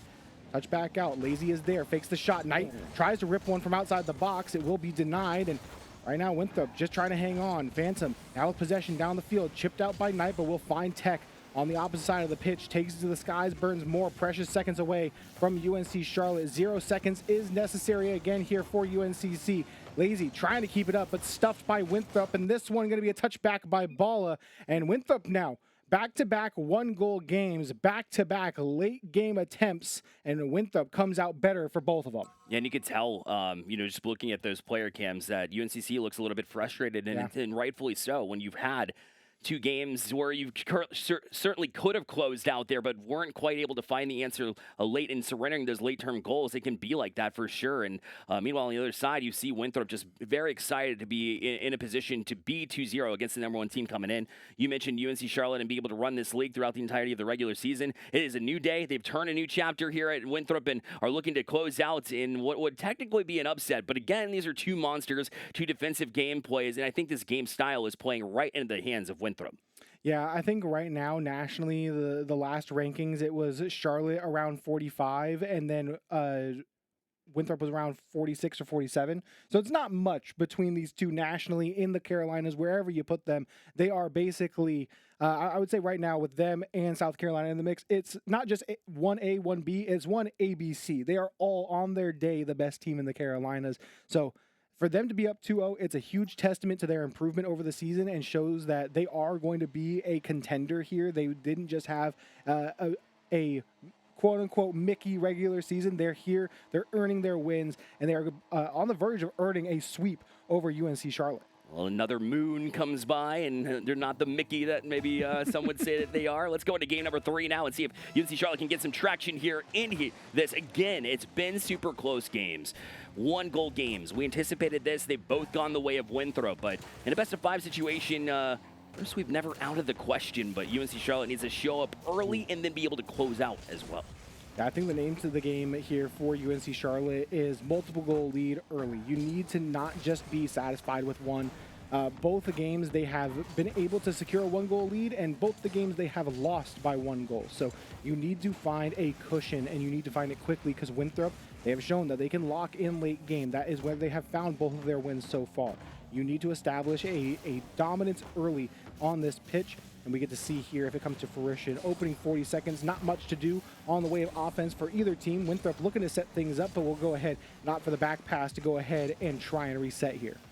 Ball has gotten full control, but unfortunately it doesn't have boost in the tank. Allow Phantom to step up in their place. Pop it high for Burger. Burger's got plenty more boost. He's gonna fake. They had the flip reset in hand, they did, but didn't use it, wanted to be able to pull the defense out of position. Well, successful for a moment, but Lazy's right back on it. Now he'll push into the box, but he's gonna find Phantom instead, and when Bala comes up the challenge, it'll actually bounce all the way back to the UNCC zone, where Knight will have to play it, and he'll be met quickly as well. Tech will go off the back wall with it. Phantom able to get up and challenge onto Bala. Now Lazy to it himself from the sidewall. Now still gonna run into Tech. Knight's got boost, but Phantom with a better read on that play and better positioning as well. Off the corner, it goes high. Balla wants to set himself up. All the way to the ceiling he'll go. But Tech able to answer this one too, as it falls back to midfield, and we fall back into the defensive struggle that we've seen all series long. Back and forth and just trying to trade possessions, time spent in each other's half. A good demo here by Winthrop will delay the charge downfield by the Niners, and now Lazy. We're going to dime up Knight. Knight was up, but not early enough. Phantom able to intercept and knock this one downfield. Good 50. Might be able to set up a teammate. Lazy will win the foot race in the skies. Burger to the backboard looking for another double. Puts it upper 90. Defended well by Charlotte, and they come out unscathed here. Approaching halftime, and again, nothing on the scoreboard. Big old donut for both sides, but you feel like something has to give. Yeah, and a lot of good reads too. Balla almost had one there as he'll float one in. But Tech was good for it. Now Phantom gonna try to play that pass, but Balla's got that all day long as he has boost in the tank, and he did. Lazy does not though. This shot from Phantom though wide, and Knight now in control, pushes it past Burger. Here's Balla again. Knight's gonna angle it there with a bit of a doink, but that one's gonna go well high. And UNC Charlotte will still look to create a little bit more offense. Again, they only have 3 goals so far in this series, looking to create more, and it's been really tough here. But now Winthrop, they've got to be able to get there. Somehow the demo was able to manifest here. Winthrop with the 1-0 lead. It looks like a side flip to cause this demo. Burger just barely got the back bumper on that last man on the Charlotte back line, and they let that one roll on in. Again, Winthrop late game, 2 minutes and 5 seconds to go. Do not doubt them, but do not doubt the kickoffs. This one might roll in. They do get granted the grace of the post. Balla, that one goes bottom corner and rolls up and in. UNC Charlotte get that one right back. You know, it's not always the case that you'll get some benefits out of a late cheat there off the kickoff, but that's exactly what we saw from Balla, matching the one from the other side from Winthrop and able to equalize here. And now an opportunity too, as that one will be left open, but Knight a little bit dry on boost. He's able to get over, at least not as quickly as he wanted to there in that moment. And now you've got Winthrop on the follow-up here too. Tech had an opportunity, but misread it, unfortunately, and Phantom with a shot, but that one shut down as well. Double coverage on that post as well. The shot very threatening coming out from Phantom. They whiff on the skies, or in the skies on that touch, but now it will be a touch out to Knight. Back out mid, trying to get all members involved, but instead it will be a long clear downfield. Lazy with the poise to go ahead and pop that one into the corner. They're going to pre-flip their way through another touch. Them versus Burger on no boost. Knight will be able to come in and clean up the play. One more touch, back out mid for Balla. Denied on the dunk, and Balla in game 1 was 2 for 2 on dunks on the goal line. Winthrop shoring it up and hit the gym in between games to make sure they could muscle through that one. Balla back down to Lazy. Lazy pop high. Knight the only one with boost, but will go ahead and keep themselves reserved back on defense. Final minute of play and another tight contest between these two teams. Critical here for UNC Charlotte. They're down 2 here in the series, and could be potentially swept if they're not able to find some life. All's going to go backwards with this one. Finds Knight to try to establish some possession, but gave it right away. All of that work to go backwards. Now you don't have boost. Now it's in the middle, but Knight's able to get that big save. It's back out to Lazy. He'll collect. Good flick. He's got Knight out in front trying to cause some trouble, but they'll bank it off the post. Balla will keep it live here as Knight tries to play it into the box. With 30 seconds left here, they're pressing in, but they just can't quite find one, at least not yet. And both Phantom and Burger low boost. Tech the only one with resources. Phantom able to top up the boost reserves and now look to go to work down the pitch. Final seconds here. Can Winthrop put together some magic? Burger takes possession, has Balla and Lazy in the vicinity. Tech back out to the sidewall, looking for some safety here. Knight on the pre-jump, a good 50 by Tech. Burger on the follow-up, might be able to find it on the way down, but instead it touches the turf off the 50-50, and we see extra here in game 3. That was very close, and look out off the kickoff. You've got Tech, he's up for it. Knight the only one to challenge, last one back, and does a masterful job. Able to get up and get that touch. The big 50 to at least allow the rest of the troops to get around. Oh, that one's sneaky. Wasn't on target, I don't believe, but you're not taking any chances. It almost pinballed and cost UNC Charlotte. Tech looks to rinse and repeat off the sidewall. Phantom down below, wanted to clean up, but 2 on the backboard. Make sure that this one goes out to the corner. Tech again forces the play out. Balla downfield. Phantom has all the time and space in the world. Balla tries to close the gap, but Phantom will take to the skies. Flip, reset, gets it overnight. Has the setup. Lazy is there to take away the read on the rebound. Now downfield, Balla looking to end things here. Back out mid, had Knight tech downfield, and it's going to be again looking to reset on offense here for Winthrop. Demo at the midfield turns this one into an actually advantageous situation here for Winthrop. You get that last man back on rotation on defense quickly. Tech now, the half tank a boost, flip reset, able to get it past one, but haven't been able to get past more than one defender on the way of UNC Charlotte. Being able to have these nice clean rotations on defense. A touch to the back wall might be able to be read, but Phantom sends it all the way back downfield, and Knight has to go coast to coast again. Knight's so good whenever he gets up defensively on his back wall and then plays it to corner. That's another example of exactly that. We saw another sequence here in overtime. Ball is going to throw one through the box. But Knight, reluctant to challenge, was out of boost. And lazy all the way back.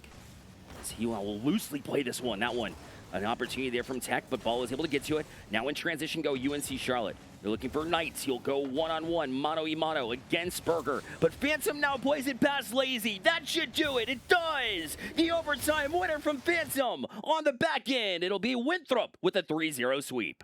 Wow.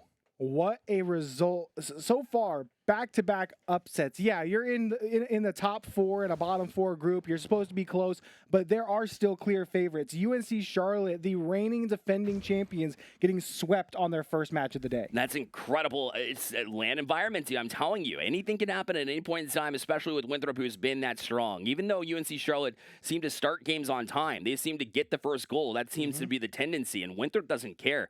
They've been able to settle into this game, and as clean as UNC Charlotte looked in times, just leaving your back door open like that's not going to happen all the time. But if it does here, especially on land, especially when you're going up against a team like Winthrop, you cannot let that happen. It will be, exposed at the end of the day, exactly like we just saw here. Yeah, again, it's little mistakes. They add up to losses, and you just had enough to lead to 3 straight losses against one of the best teams in the league.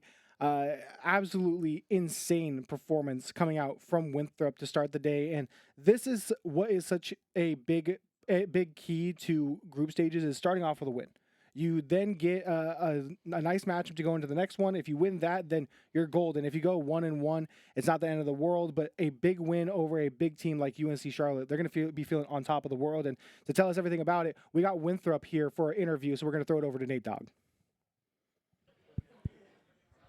Hello, everybody, and welcome back to the Fall 2025 Carolina Collegiate Clash Championship. I'm joined by a player from Winthrop. Sorry, I couldn't remember. It's not your jersey. But now, huge congratulations to Winthrop. They just got an upset over UNC Charlotte, the current 1 seed of C3. How are you feeling after your win? I'm feeling really good. We play with confidence. That's been our whole thing this whole season. We've been trying to play with confidence, vibes up all the time.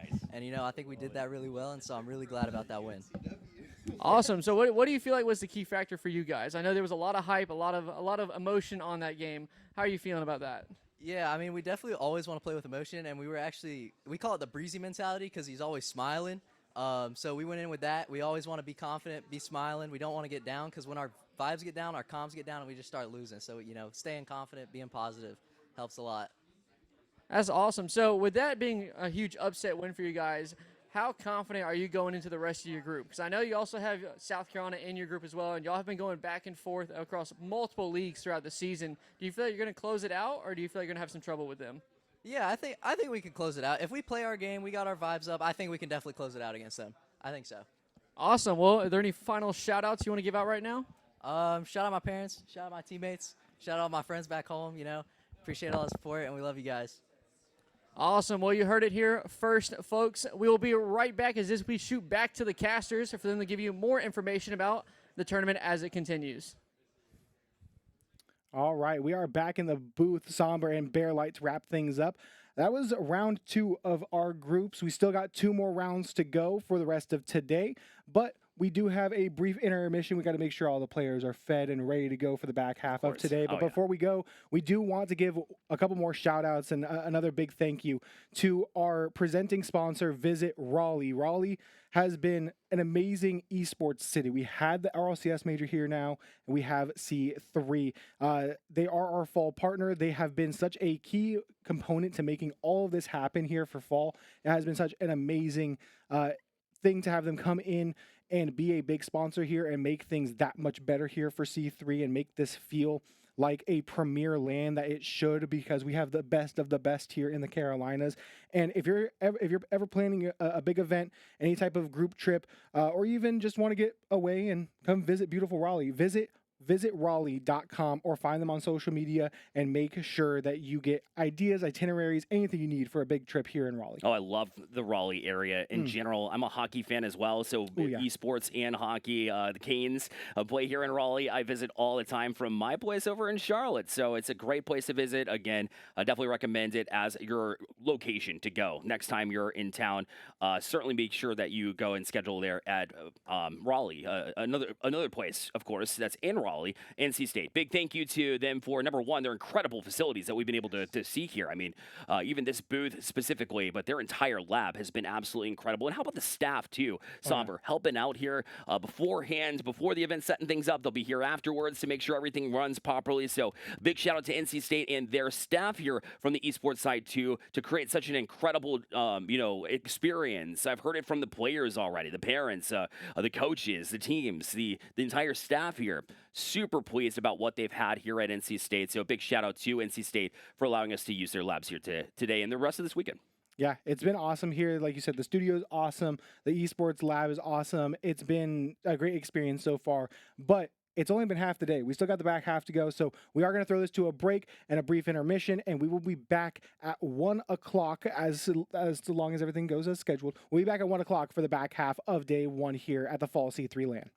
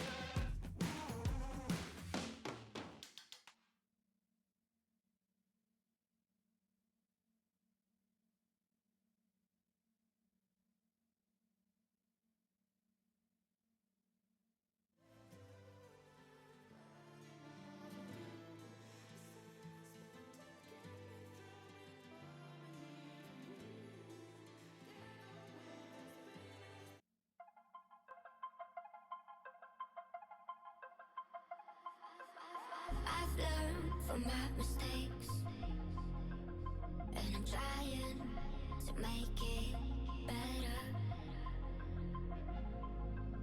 But I'm only human. Some days it's hard to move on, so I keep fighting every day. I don't blame myself.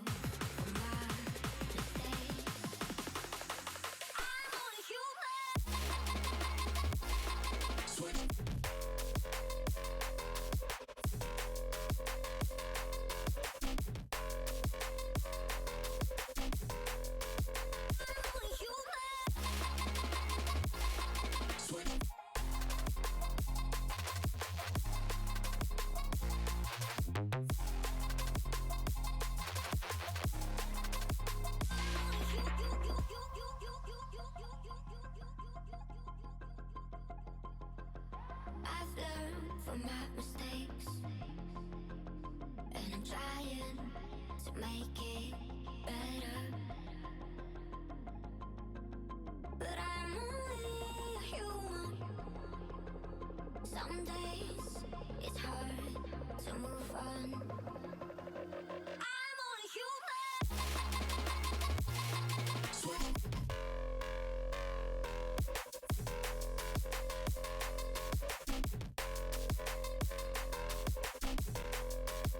I'm only human. So I keep fighting every day. I don't blame myself. I don't blame myself. Only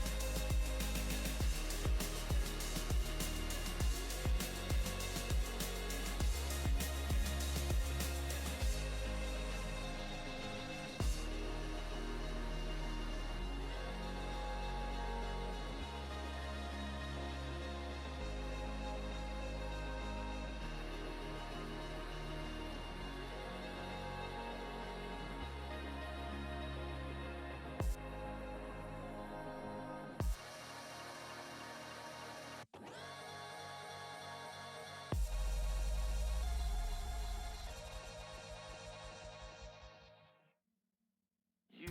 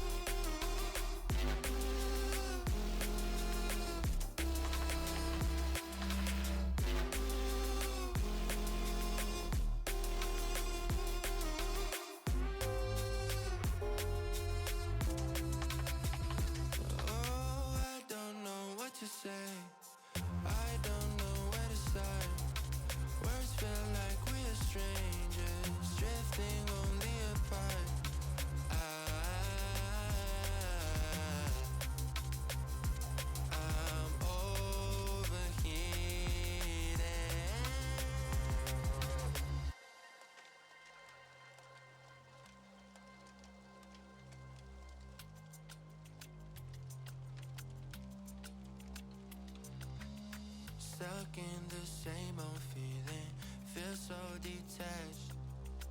My vocal cords are bleeding, overreact. Oh, I don't know what to say, I don't know where to start. Words feel like we're strangers, drifting only apart. I'm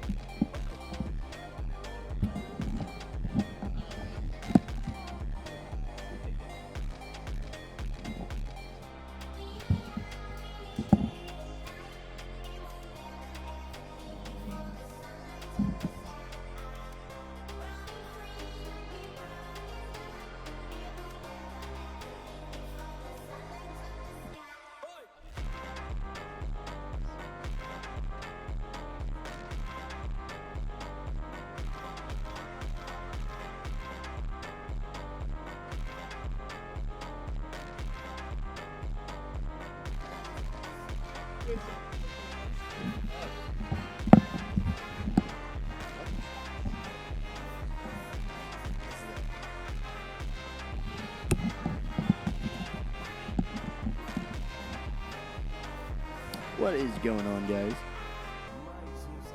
It's NC State player Ventus, joined with the Rocket QT over there. Yeah. For y'all two, are you both casting? Yes. I cast. Well, I can. I do it for leagues. Will you be dinner? I can. Oh, I mean, I could probably cast tomorrow. Yes. Yes. Yep. Okay. Yep. Okay. Mhm. It's on a cast. Yes. Okay.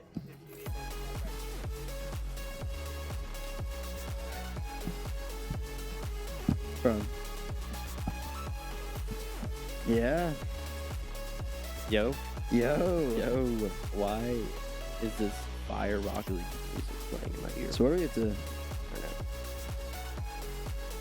I don't know. Probably not for the Probably not for the. What's it called? Right. Yep. Yeah, this will be.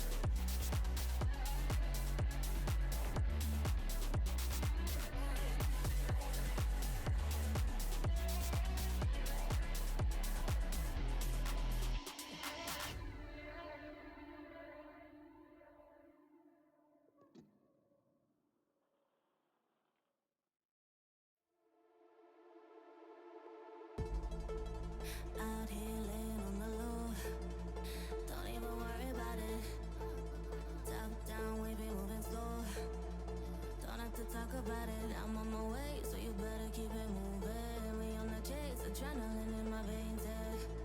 I'm coming through. I give a whiplash, and he ain't gonna bounce back. Won't get no flashbacks, and never gonna look back. Oh, I'm done with the drama. Go and get your karma. I'ma be good either way. I give a whiplash, and he ain't gonna bounce back.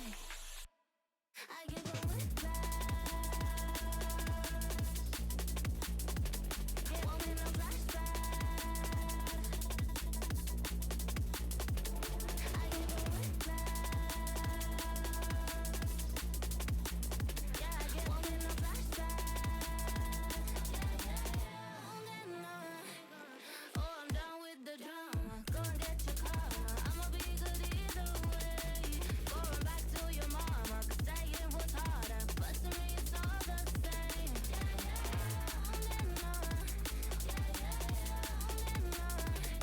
I give a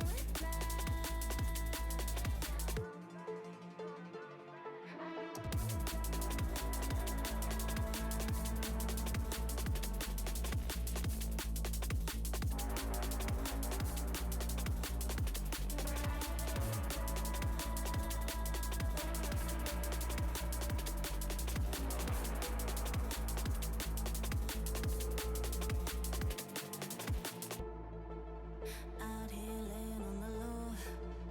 Don't even worry about it. Top down, we be moving slow. Don't have to talk about it. I'm on my way, so you better keep it moving. We on the chase, adrenaline in my veins, yeah. I'm coming through. I give a whiplash, and he ain't gonna bounce back. Won't get no flashbacks, and never gonna look back. Oh, I'm done with the drama. Go and get your karma. I'ma be good either way. I give a whiplash, and he ain't gonna bounce back. I give a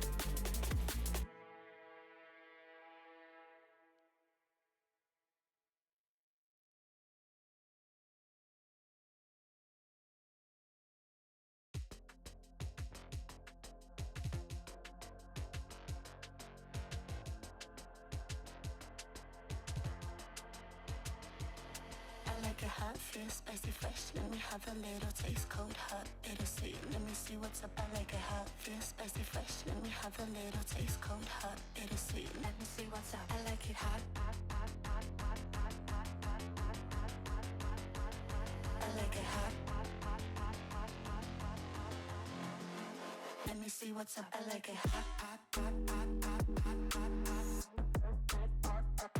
I like it hot. Let me see what's up. I like it hot. I like it hot. Let me see what's up. I like it hot.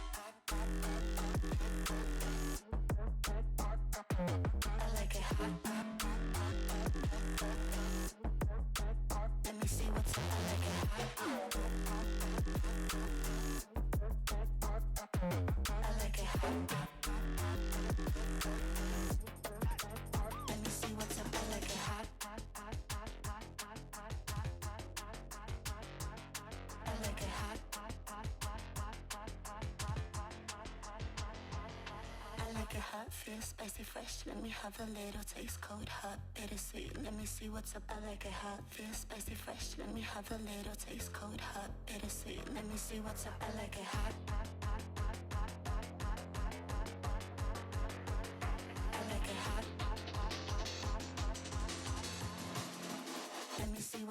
like it hot. I like it hot. Let me see what's up. I like it hot. I like it hot. Let me see what's up. I like it hot. I like it hot. Let me see what's up. I like it hot. I like it hot. Let me see what's up.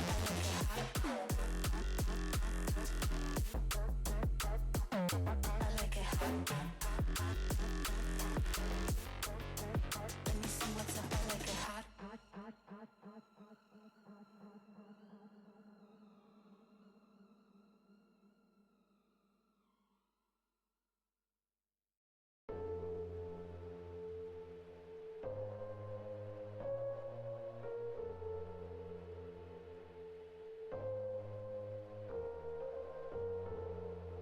Maybe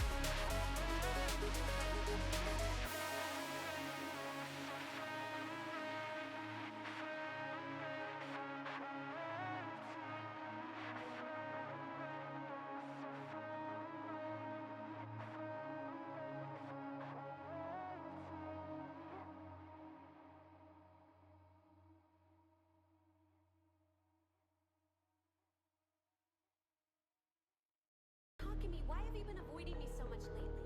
Did I do something wrong, or was it maybe something I said? I'm going crazy thinking about it.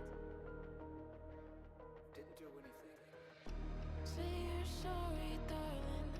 Say it's all your fault. Say you miss me and you wish that you answered my calls. Say you're not done falling. Say our love is art. Say you're waiting for me, that you wanna press restart.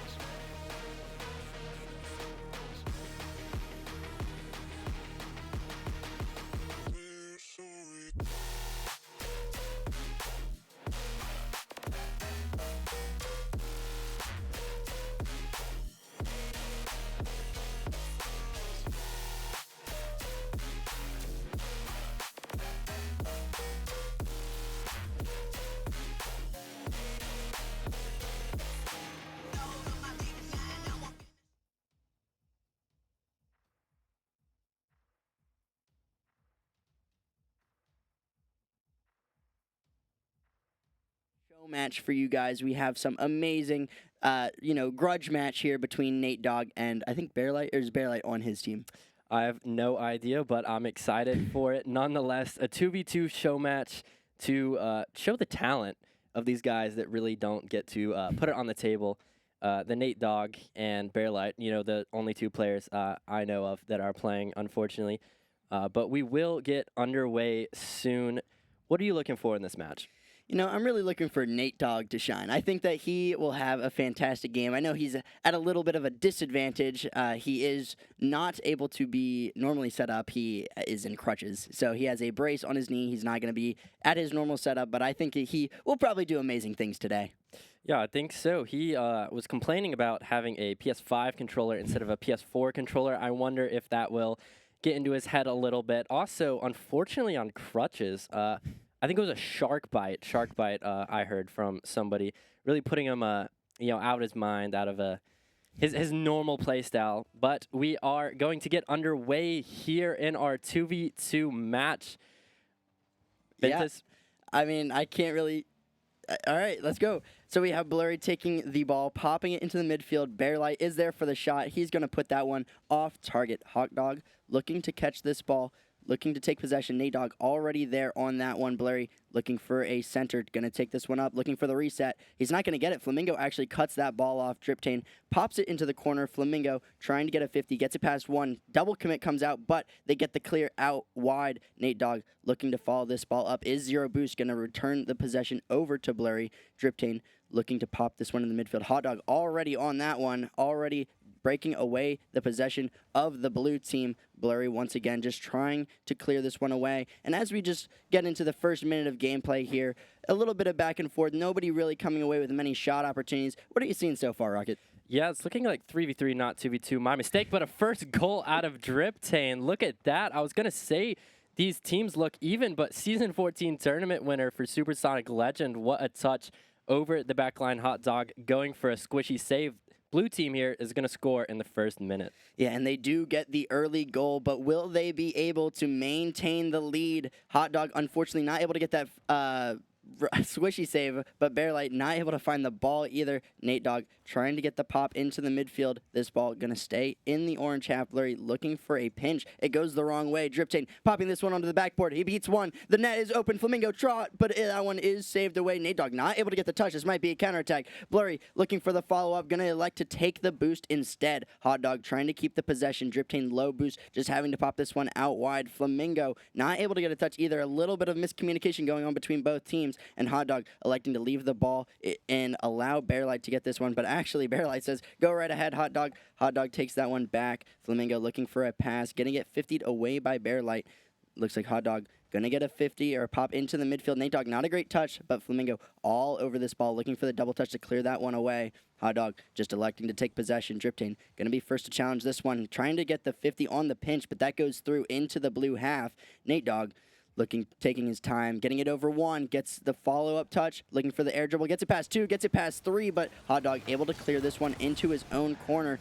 And still, once again, it seems like this blue team has had a lot of the possession for the beginning of this show match. It seems like the orange team has not really been on the same page, Rocket.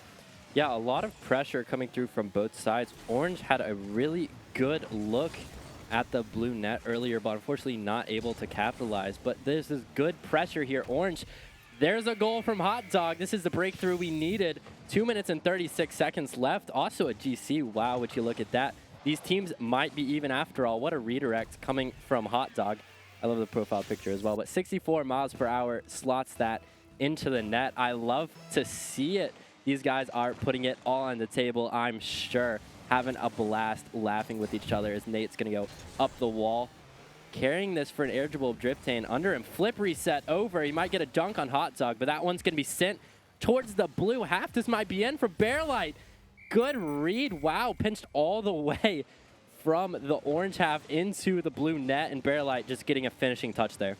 Yeah, I don't think that the blue team really expected that kind of 50 to come out from Nate Dogg. Nate Dogg not able to really get much on that one, and that ball is going to end in their own net. Orange team goes up 2-1, and kind of surprisingly as well, we thought that blue team had kind of taken the lead, but orange has brought it back, but the blue team is not over yet. They look for a shot attempt, but Hot Dog once again, a great clear away. Driptane pops this one to the midfield. There's no defender back, but Nate Dogg not able to read that touch. It did not hit ceiling like he thought it would, but he is able to get a second pass. Double commit comes out from the orange team. Flamingo trying to get a shot on target is not going to be able to do so. Nate Dogg trying to take a shot, pops that one high.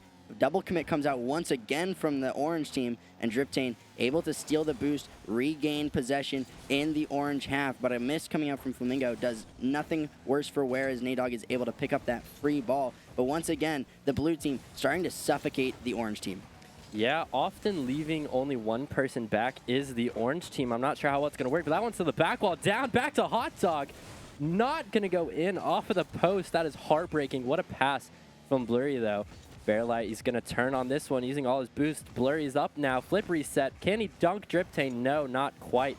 Now Blue going the other way. Hot Dog still keeping pressure. That one's a clear from Nate Dogg. 2 up for this one. As we've seen from Orange a lot, I'm not too happy to see that. This one down mid.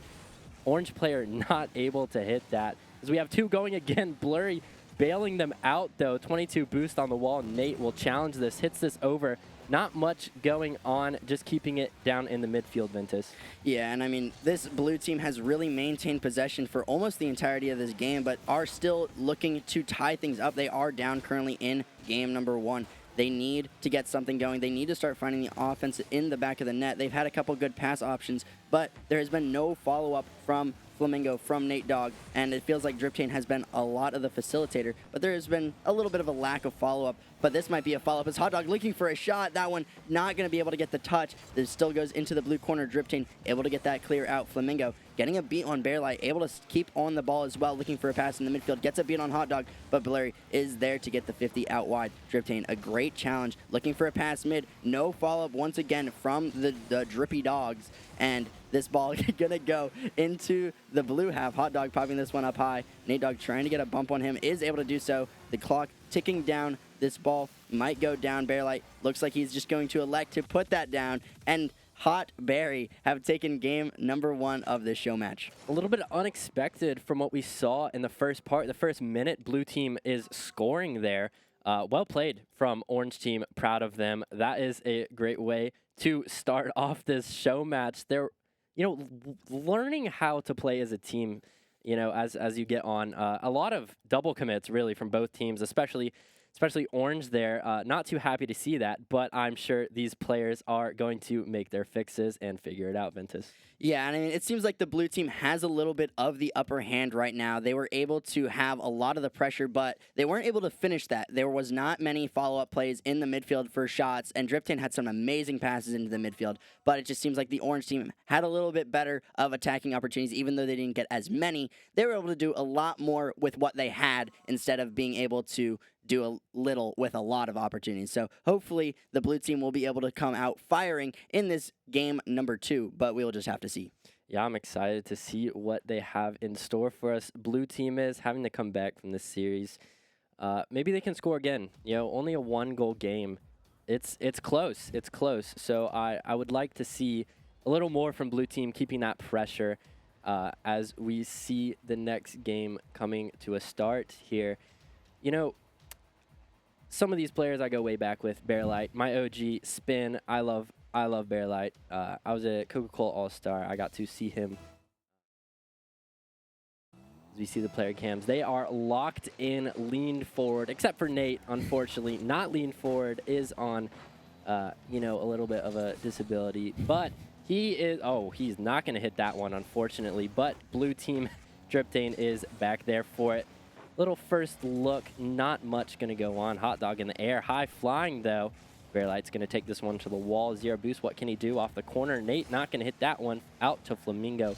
He'll go up the wall, but a pre-jump from Hot Dog, dunking him on the wall. Ventus, what are you seeing so far?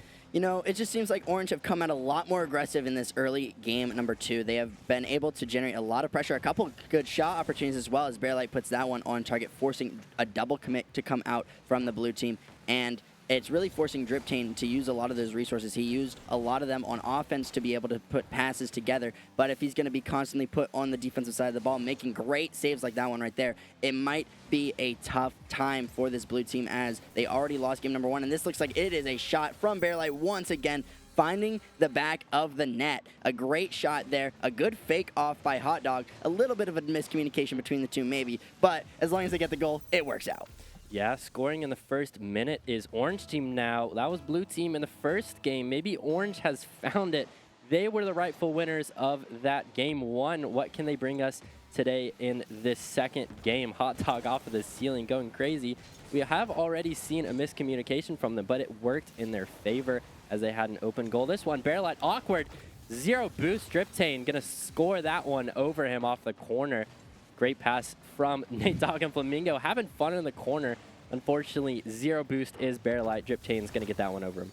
Yeah, and that's a really good play. You needed to get that one back for the Drip Dogs. They were kind of down and out. They gave up 2 goals back-to-back. They gave up a third in the beginning of game number 2 without answering, but they do get one very early on, able to tie this game up. They're going to continue to look to build on that as a great pass was there into Driptane's point of view. He was able to point that home and score. And I mean, overall, just a good play from the blue team. They started to get back to where they were in the majority of game number 1 as Driptane looking for another shot. Is not going to get the touch as Blurry is able to beat him out. Nate Dog trying to pop this one in the corner, looking for the double tap. This one on target, but Hot Dog makes an incredible save and gets a follow-up on the 50. This ball's still in the orange half, though. Flamingo looking for a shot. But this one is going to just stay in the orange back line. Blurry taking his time, gets a beat on one. Nate Dog there, though, gets a beat on him. That ball falls to the corner, and Hot Dog, not a great touch, has to just flick this one over, lose possession. He's now 0. Nate Dog all over that ball. This ball pops out in the midfield. Bearlight gets the beat, but Driptane, he's up.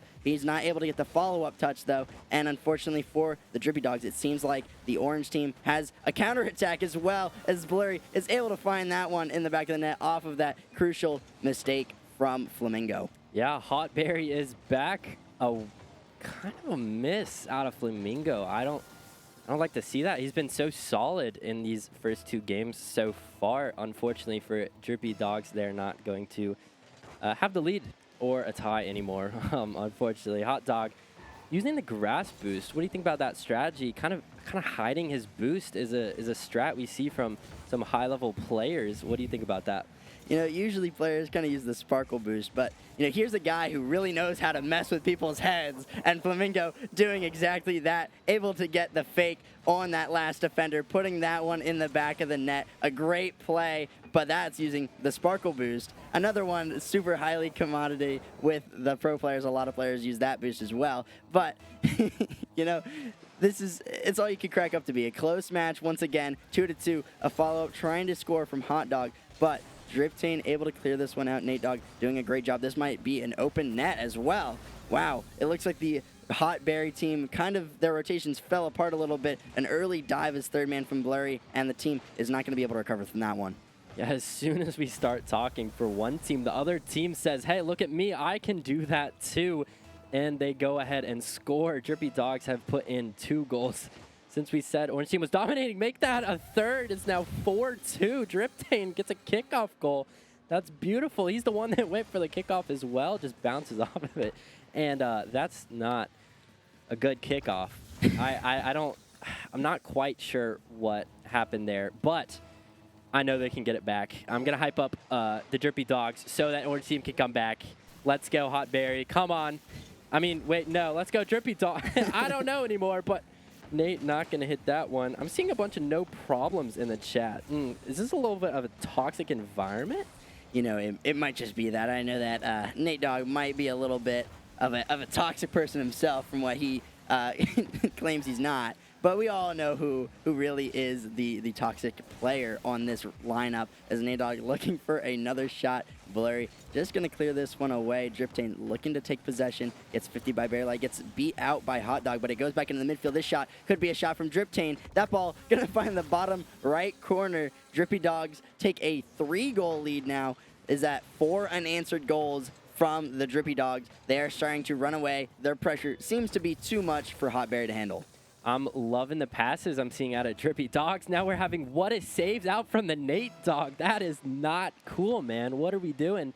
But you will lose that back to the corner. Flamingo out to the orange side. Can they get another goal? A good pass off the corner, but Blurry reads it. Now Nate looks for a shot. That one's wide over the bar. Looked like Neymar Jr. over there taking a PK, but now Driptane has a chance to hit it back the other way. Not going to hit that one, Blurry Alex. Now Bearlight into the corner. Faking that one is Hot Dog, but now Blurry shot on off by Driptane. We have 1 minute left. Hot Berry's going to need 3 goals, Ventus. Yeah, and I don't know if it's possible for them to do it with how much pressure this Drippy Dogs roster has had, but that has all come from Driptane. Driptane has really been the saving grace for this Drippy Dogs team. He has been able to facilitate all of the offense, getting some great passes and shots, and he's been playing phenomenal defense. He's been the player to have to be out to get the goals for Hot Berry, and they have not been able to really do so, as they are down 3 goals still, and Hot Dog trying to change that fate, but he's not going to be able to with that touch. Nate Dogg trying to take this ball, looking for the beat on 1, does get it, trying to get the beat on 2, not able to get that one though, as this ball still in the midfield, could be dangerous. Driptane gets a shot, that one wide, but Flamingo there for the follow-up, a double commit comes out, but it actually works in Driptane's favor as he's able to dunk his own teammate to score another goal. 4 goals, 4 shots for Driptane. He is doing everything this game, 100% shooting percentage. Wow, would you look at that? He's popping off. He might just be the best one here. 4-goal difference. Drippy Dogs up 6-2 with 20 left. Bearlight has gone away from his keyboard. Oh, he almost saves that, but he's given Drippy Dogs another goal for that one. What are we doing? Hot Berry, plug the controller back in, man. Yeah, you know, maybe he just wants the GGs go next. He wants the mental reset. He wants the extra 20 seconds to kind of just regain his composure for game number 3, because that's all that matters. Game 3 for all the marbles. It doesn't matter that the Drippy Dogs are up by 5 right now. It does not. You know, game 3 is a whole new game. They're going to come out. They might look terrible. The Hot Berry might come out swinging. They might be able to generate a lot of pressure. But, you know, unfortunately, Bearlight kind of getting the bad end of the stick. He gave up another goal because he went AFK. You know, that's not something you really want to do. But if you need to reset, I completely understand. Yeah, Driptane, an MVP performance. 4 goals and 4 shots we had before that 7th one. He's popping off. He's really doing everything for the blue team, despite what Nate might believe. You know, Orange team, I'm going to need to see more. I'm going to need to see more pressure like they had in that first game. You know, blue team put in the first goal, but then they got 2 right back, and they won that one. I would like to say this is a close series, but 7-2 is not looking that close, unfortunately. Not sure how Orange team can come back from this. What do you think? Yeah, I mean, it's really going to have to come out of the gate. They're going to have to score the first goal. They're going to have to be aggressive. We know that this Drippy Dogs roster has been able to generate a lot of offense. They've been able to get all of the pressure throughout. Even game number 1 we were talking about, even though they only scored 1, they had a lot of pressure, and they kind of had all the opportunities in game number 2. They were able to score at almost free will as they were able to put up 7. So they're going to really have to limit that offense, and that's mostly through Driptane. They're going to have to shut him down. They're not going to let him get much offense going. They need to boost starve him. They need to take him out of the play because he really seems to be the most threat. Yeah, I hope these players are having fun as we come to game 3. You know, in the end, you really just hope you have fun. That's what we're here for. That's what these players are here for in our lunch match as we go to begin our game 3. A little bit of an interesting map I see. Is this the 4v4 map, Ventus? Yeah, I think it is. You know, as a player who doesn't really play a lot of 4v4s, you see a little bit of changes to the map. We see some large boosts on the walls. We have some extra boost pads as well, as the boost isn't necessarily in the same spots either. The map is bigger. We're going to have a lot more opportunities, a lot more space control. Blurry looking for a double tap, and that one is going to find the back of the net. That was an absolute beauty. Orange team has come out swinging hot. Barry, he could have gone for the open net. No, he wanted the double. That's exactly what we see out of RLCS 2024 Challenger. He earned that title. Go him. 1-0 for Orange team. They've come out 30 seconds, well, 24 this time. But this 4v4 map is going to drive me crazy as there's boost on the wall. Nate, not able to connect on that one. Unfortunately, Hot Dog looking for the bump. Blurry going slow. Doesn't get the bump. Driptane good 50. Now Nate, this one's going to fly over blue team's net. Hot Dog up. Blue team still out of boost. The Drippy Dogs are not able to find the boost despite there being 4 extra pads on their side. Not too sure how that one's working for them, but we will see as we're a minute in, Ventus.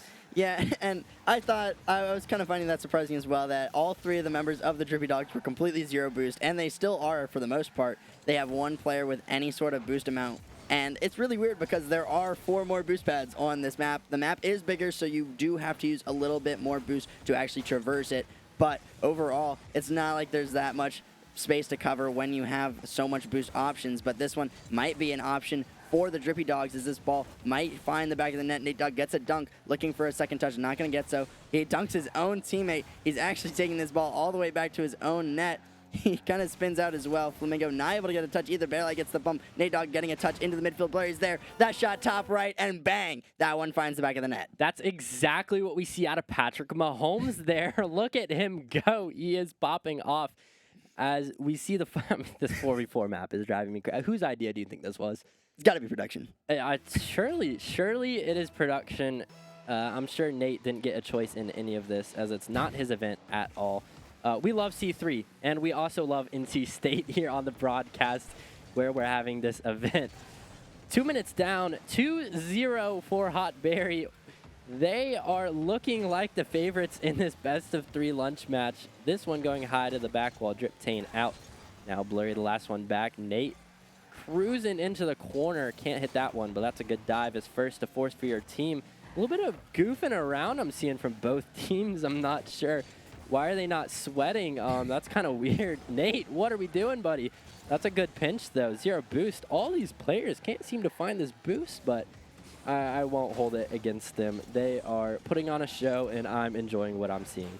Yeah, you know, you never know. Have you played much fours before, Rocket? I doubt you have. So, you know, maybe you just don't realize how much boost actually has to get used in fours. You know, I might have played some fours. I'm not saying it's very hard to find boost. I don't think it very is. But, you know, some players might have trouble doing that. But nonetheless, Hot Berry seemingly taking the lead and holding it down, even though Drippy Dogs have been talking a little bit of rah-rah to them, some what-a saves coming out, but if Hot Berry is able to take the lunch match in 3, they have all of the bragging rights. Oh yeah, you mentioned earlier, I've played 5 games of ranked 4v4, the worst experience, I can say, because I'm not being paid by Epic Games. I mean, I love 4v4 because that allows for good spacing and a lot of fun as these teams appear to be having a pinch off the back wall, and Blurry finds the back of the net. 1 minute left. You see the hand raised. They are having fun. They're goofing off.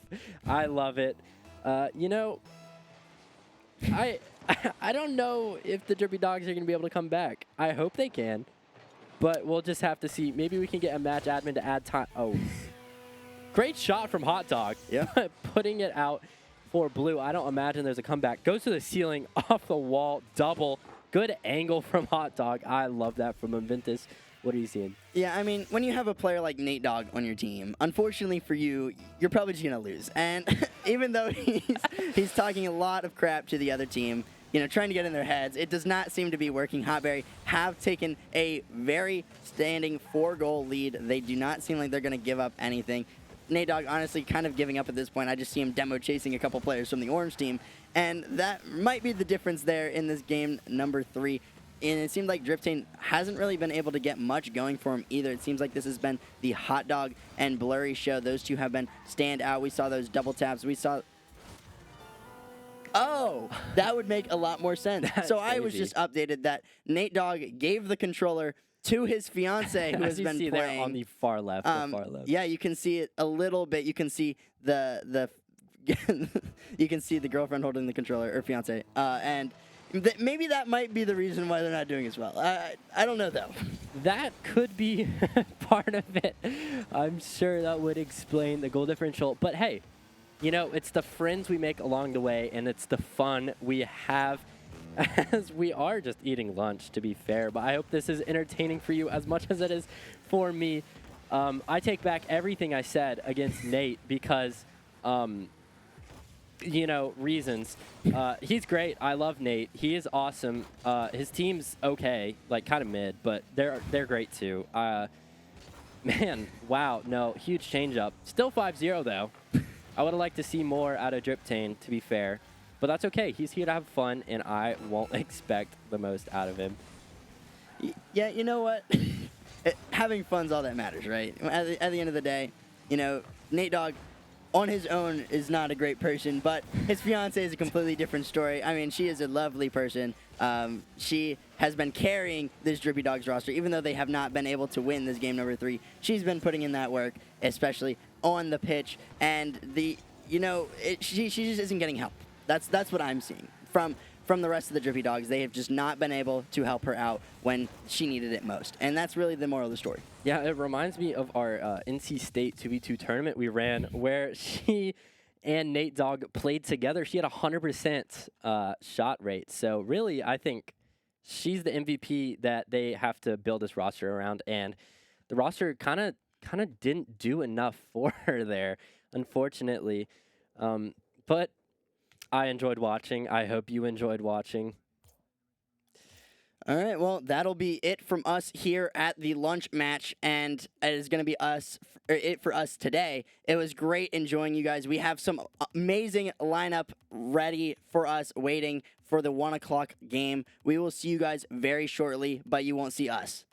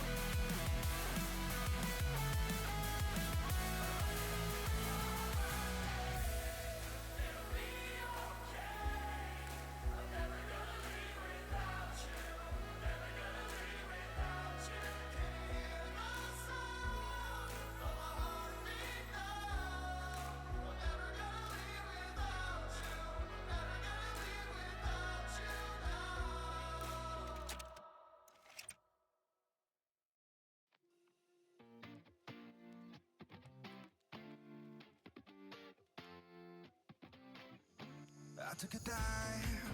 I didn't know I'd fall so deep into your eyes. I've never been somewhere so sweet. I'm hypnotized. Yeah, you put my mind at ease. Yeah, you're divine. I'm thankful that you're mine. Looking at me like people are looking at their phones. I've spent 7 years looking for love that I can hold. Now I know your love is all I need. Now I know. Yeah, your love is all I need.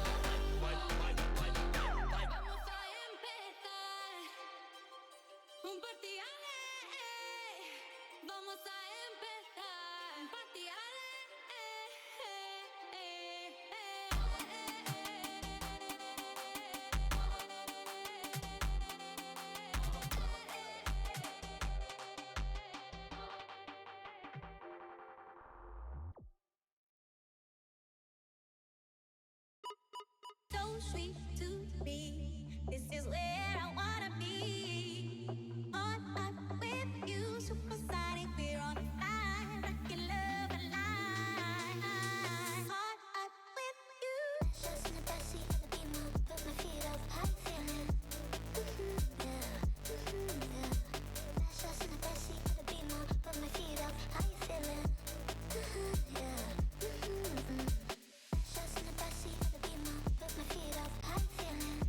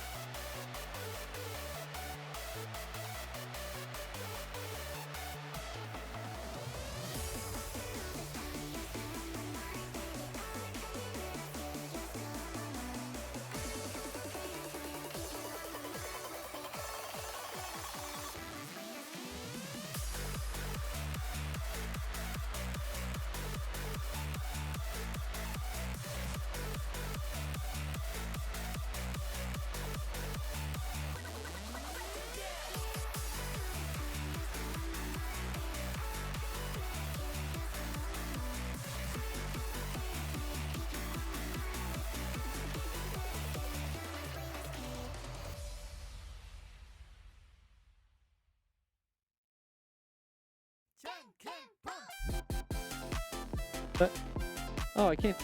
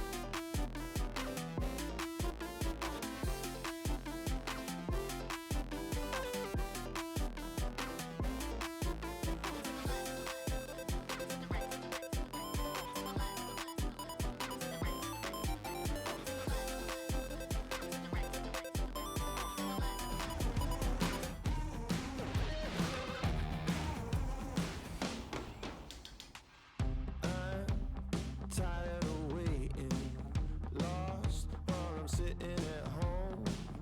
Dream of a new destination, lust for something unknown. Oh, you better leave it alone. And you know I'd rather get up and go. How long can I lie around waiting for it? Sometimes you gotta walk out the door.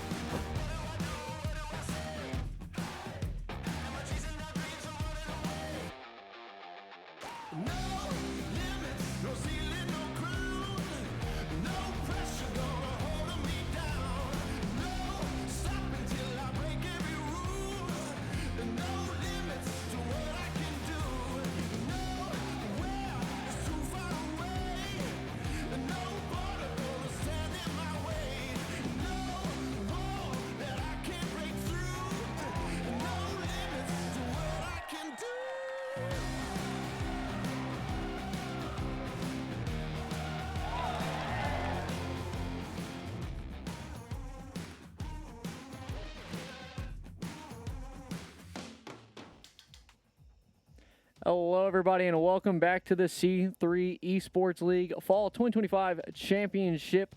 I'm excited to be here. This is my first cast of the day. I know Somber's been here a good chunk of the day already. I know he was telling me about it. But I'm excited to see how this one plays out. I know we have a really big matchup coming up. We got University of South Carolina Gamecocks versus the Charlotte 49ers, who just came after a very devastating 3-0 loss to Winthrop. Hey, I mean, when you go 19-0 or whatever in groups over the last 3 lands, you can afford to have one loss, right? But yeah, the sweep against Winthrop was unexpected, to say the least. They were close games, I will give it to them, but a classic Charlotte thing of playing really hot in the first half and then just kind of slowing things down and not really being the same type of offensive powerhouse they were in the first 2.5 minutes. That's what really killed them, because they left the door wide open for Winthrop to come back. But shout out to Winthrop. They went 3-0 against the #1 team and the defending champions. They look poised to have a deep run here at LAN. I'm excited to see what they do. But now we have another big grudge match between two teams that are ever familiar with each other. South Carolina and UNCC here in C3. It's basically a tale as old as time. Oh, yeah. I mean, since C3 even started, and even before that in the Champions Shore Invitational held at Wilmington, they've been at each other's throats. They've been going back and forth. It's honestly, Charlotte may have been coming out on top, the past 3 seasons, 3-peats over here. But, I mean, the Gamecocks, they won it today. I know they've been really wanting to make their statement, and they've even said themselves that they are planning to take that trophy home this time. Everyone's goal, from what I've heard, is just make sure Charlotte does not 4-peat. That is the goal from everybody here today, because and I think if anybody can really do it, I think it's going to be the Gamecocks or Winthrop, because they have showcased exactly what they can do all season long, even outside of C3 in different leagues. All 3 of those teams have been going, honestly, back and forth between beating each other, NECC, SEL, all kinds of stuff. So I think every time these teams play, it's going to be a great matchup, and it's going to be a great thing to see for everybody because I think they're going to go the distance. I think the Charlotte game was a one-off. I think the rest of the day is going to be going the distance. Yeah, I would have to agree on that one. And I think that the shout to South Carolina, what makes it so much more difficult for me to, while I love Charlotte, pick them as a favorite here is South Carolina. Top 14 team in the country. So South Carolina's rolling through, and we got kickoff here between Charlotte and South Carolina, poised for game number 1, and it should be a classic here as it seemingly goes the distance, like you said, every single time these two teams play together. Both of them are on hot streaks. See who comes out on top. Absolutely, as Lazy gets a clear out the Knight, straight to Bala in the midfield, blocked away by SJT. These teams already starting out hot as this midfield is on fire as a wall read comes out from Turnip. An opportunity here, scoring chance blocked away by Bala, and Og is all over that one, but Lazy shuts it down to clear it out.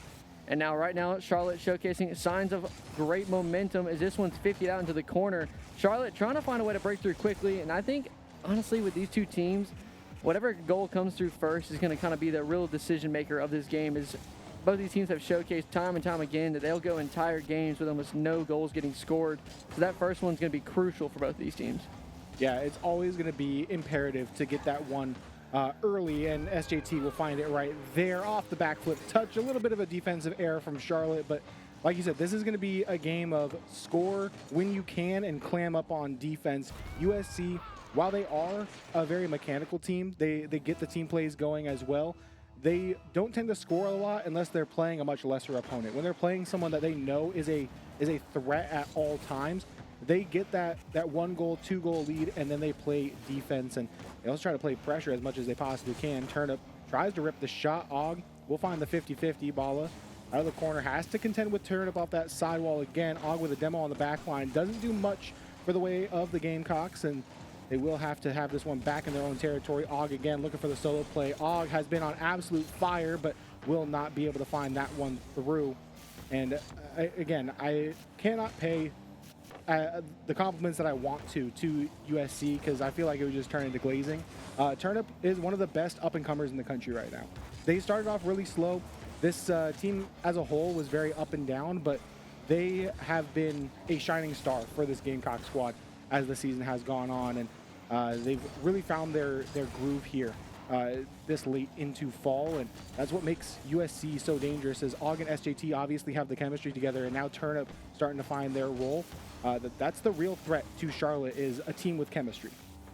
Yeah, I mean, definitely. I think everything from what I've seen from Charlotte has been, well, they can play really good against a lot of teams. They play a very, very, I would say, slow and paced and controlled version of Rocket League, but USC just knows how to ramp up the speed, and they are very aggressive with it. And I also agree with what you were saying with Turnip. I mean, Turnip, he's been showcasing a lot of promise. I know the last time I spoke to him when I was in the Florence Esports Festival, he was saying SJT and Og were a huge help to that, helping him grow and develop as a player. That's definitely what we like to see. But a shot comes out that left side post, and now SJT trying to dribble this one away. It blocked away. Now Og with the clear out, but Bala there to control it as this one is left floating in the air for Og to drop it down left side, and now USC will go up 2-0. Charlotte just not playing their best game today.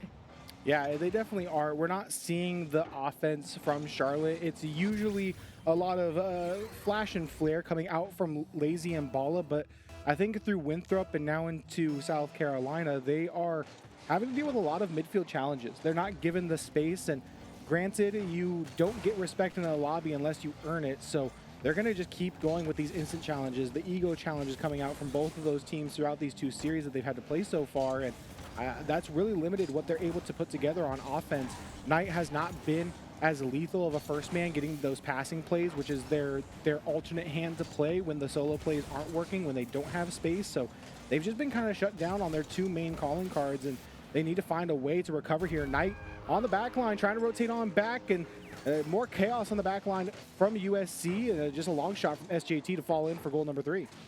I mean, if this tempo keeps up through the rest of the series, I have a feeling we're going to see another 3-0 sweep against Charlotte, which would be a devastating situation to be in. But, I mean, they're going to have to find a way to bounce back, because the last thing you want to do is just start giving these teams more and more confidence, because the more confident they become, the more likely they are to try and do some heinous activities and try and get some crazy plays on you and try and get those clips. As this one has popped out into the midfield, Bala there to control it, but right into the hands of Og, who just collected that back corner. Plenty of space on the field as he takes to the sky, looking for one, gets the reset, gets the pop-up, but two Charlotte players off the backboard. A little bit of a dangerous play there as both commit. An awkward position here, but Turnip there, but a missed touch gives Charlotte a little bit of a breathing room, but Lazy there to clear it back out, and now USC back there to take control once more. Right now, USC is just keeping this ball in Charlotte's half, and Charlotte has been unable to respond and unable to find that gap that they need to try and break out. But a quick challenge in the midfield sends it right back, and now off the backboard, a shot opportunity, but Turnip just too far back, giving Charlotte some breathing room as this one gets 50'd out, and Lazy's there to pop it off the backboard, but two USC players there to clear it out, and now Charlotte showing signs of life as they're finally finding a way to stop this USC onslaught. But with 40 seconds left, it's looking like they might drop game one. Yeah, unless they have a miraculous comeback in store, which, I mean, I've seen more done with less time from Charlotte, but South Carolina's backline is too shored up. They're connecting on demos as well. It's going to take a lot for you to try to run the two-man game downfield if they continue to connect in these final 20 seconds. Og in the skies fakes the reset, or rather can't get the touch. Lazy looking for a bump on SJT, but instead gives up a free ball back mid. Lazy will find the catch, and just trying to find one for the road is Charlotte. Try to wrap up this game number one. Bala will put it in the back of the net, but too little too late. That's the first on the board. 7 seconds left to go. Look to go into game number two with a little bit of momentum. I mean, that's what they need right now, if I'm being honest. They need some momentum. They need to find a way to convert and kind of find a quick counterattack and find that gap in USC's armor, because right now USC has just been dominating. You know, they may have scored 7 seconds left on that one, but I feel like it's just USC just wasn't taking that last few seconds very seriously, because right now USC has just been dominating every aspect: boost control, ball control, field presence, and honestly those passing lanes, and it's just shutting down all of Charlotte's opportunities. It looks like they're going to play a little bit of a 0-second drill as this one's forced to keep alive. Lazy pops it up, looking for one more. Bala with a missed touch, and USC will take game one in this best of 5. USC looking strong. They're looking as strong as I saw them when they played Kennesaw in Florence. Yeah, I mean, the bumps, the demos, the chaos that they can cause on the back line for Charlotte, I think really puts them in a box because, again, can you get a two-man play going downfield when you have SJT hunting down your third man? Are you that confident in your scramble back ability to, if a shot does come out off of a poor touch, for you to go back in and get the save? It's tough right now, and with 4 straight losses for Charlotte now, the sweep against Winthrop and now dropping game 1 against South Carolina, it feels like this next game is a game that they have to win to stop the spiral, because if not, you're looking at going 0-6 in groups, and not great for the defending champs. Yeah, no, not at all. They have a lot of, I would say, a lot of statement behind their name right now that is not really living up to. Is Charlotte, I mean, three-peats, they're playing with almost an identical roster. Is it a case of Charlotte just kind of falling apart, or is it going to be a case of the other teams just getting better? Because, I mean, right now with Cats having graduated from USC, bringing in Turnip, I know SJT and Turnip, they played on the B team originally at USC, and they were a very devastating team. Matter of fact, at the first C3 land, USC's B team actually finished 3rd. Yeah. They lost to USC and Charlotte. But jumping back into this one, they've just kind of really cleared up into being a great duo, and they're honestly a great teammate to play against. They have the very similar play style, and they fit really well with Og, and they kind of create that pressure, and they are definitely all very aware of those passing lanes. Yeah, they play stellar defense. Their offense is some of the best in the Carolinas, and again, I believe it was last season, SJT was the demo leader, so you know that they love to play aggressive. And talk about aggressive, Charlotte gonna show that they still have some bite behind them. Ball off the kickoff. We'll go ahead and sky this one up and guide it home here for Charlotte. And that's some much needed momentum to kick off this game too. Yeah, I definitely would have to agree with that one. But, 8 seconds in, it is a kickoff goal. USC, they put up 3 last time and very quickly, so it's going to be a quick opportunity for them. You just got to make sure they can shut it down. But no, Charlotte says not today, and they put it in to extend it to a 2-0 lead, possibly trying to give the Gamecocks the exact same treatment that they gave out last game. Because right now, Charlotte taking opportunities, but 2 kickoff goals. I'm not gonna take too much merit out of that. Hey, you'll take them how you can get them. Right now, being up 2-0, that's what you love to see for Charlotte if you are a fan of the Niners. And this, again, much needed momentum. It doesn't matter that it comes off kickoff goals. Just having the 2-0 lead, you have cushion to be a little bit more creative, be a little bit more risky in your play downfield. And as long as they continue to play the solid defense that they have been playing up until this point, that's all you need to do is just continue to play offense to the efficiency that you know you can. As a shot does go just far left for Knight. Lazy gonna look for Balla downfield. Had the boost to try to make it work off of it. Lazy again out of the corner. We'll grab the boost again. Knight trying to just keep this one contained in South Carolina half, but won't be successful in doing so. We'll be needing a cleanup from Balla, maybe a double tap off the ceiling, but no reset, and Og no clear means that this one's gonna stagnate out in this Charlotte corner. Now as this one floats into the Charlotte half, a possible scoring opportunity, but Turnip not able to get there, electing to go for the bump instead, and SJT is there to take full advantage of the space, bringing it to a 1-goal deficit for the Gamecocks. Definitely, Turnip, that's a great heads-up play right there. Realized he couldn't get the touch, instead went straight for a bump, making Charlotte awkward, giving SJT that opportunity to capitalize on. The USC, those are the type of plays we've been seeing all season long and everything from the Gamecocks, and they have definitely showcasing it right here. But now Charlotte trying to find a quick shutdown, but Turnip says not today. As a quick shot from SJT is off the side post, but a triple commit in that midfield. Now Og forcing his team into a scramble. SJT bumped out as this one goes in the hands of Knight, but Og is there to recover. Gets this one passed out mid, a scoring opportunity, a possible doink, but SJT couldn't get it. And now this one's dribbling out into the midfield. Turnip there to take control, leaves it for Og. Looking for one more as this one dribbles up the sidewall, but Lazy with no boost, forced to make a 50, a scoring opportunity for the Gamecocks as all this pressure is just in the hands of the Gamecocks. Eventually, Charlotte will break. They got to make sure they find a way out, as that could have been it, but a team block from Turnip, and now USC just trying to find a way to keep this one back into the 49er half. Looking for a touch as this one drops down, and Lazy is there to control it. Turnip gets a little bit of chip on their own teammate and will leak out tonight, but a good 50 from Og keeps this contained. We look to go once more out of the corner. Lazy trying to bait out Og, but ends up having to fumble around the ball, and will find his way to the backboard. Knight soft clear out. SJT this time centering ball. A little bit dangerous, but Lazy is there to find the catch and the play out through their corner. Clear out again, met by Og. Low or high floating shot will find its way just off target. Turnip. Again, these touches just not really going anywhere, but will lead to passing opportunities. SJT to find the secure. But just, again, Turnip, that slight touch back out into the corner. Og gets a shot on target, and SJT able to make sure that that one is guided in. And that's what USC has been doing time and time again throughout this game, is just, it may not seem like a meaningful touch, but it does just enough to open up a lane for their teammate to come in and make a play. USC equalize here with 2:13, looking to take the lead with Turnip, but it will be denied by the Charlotte defense. I mean, right now, USC is just showcasing what they can do with the expert control of this ball and control of the play that is happening. As this one is 50'd out into the hands of a Turnip, leaving it for Og with a little 1-2 action, a little bit of mishap in that corner. Gives a little bit of breathing room for Charlotte, but SJT pinches it down right into the hands of Balla for the drop down off the backboard. Lazy there for the shot. No, he decides to take that one slow.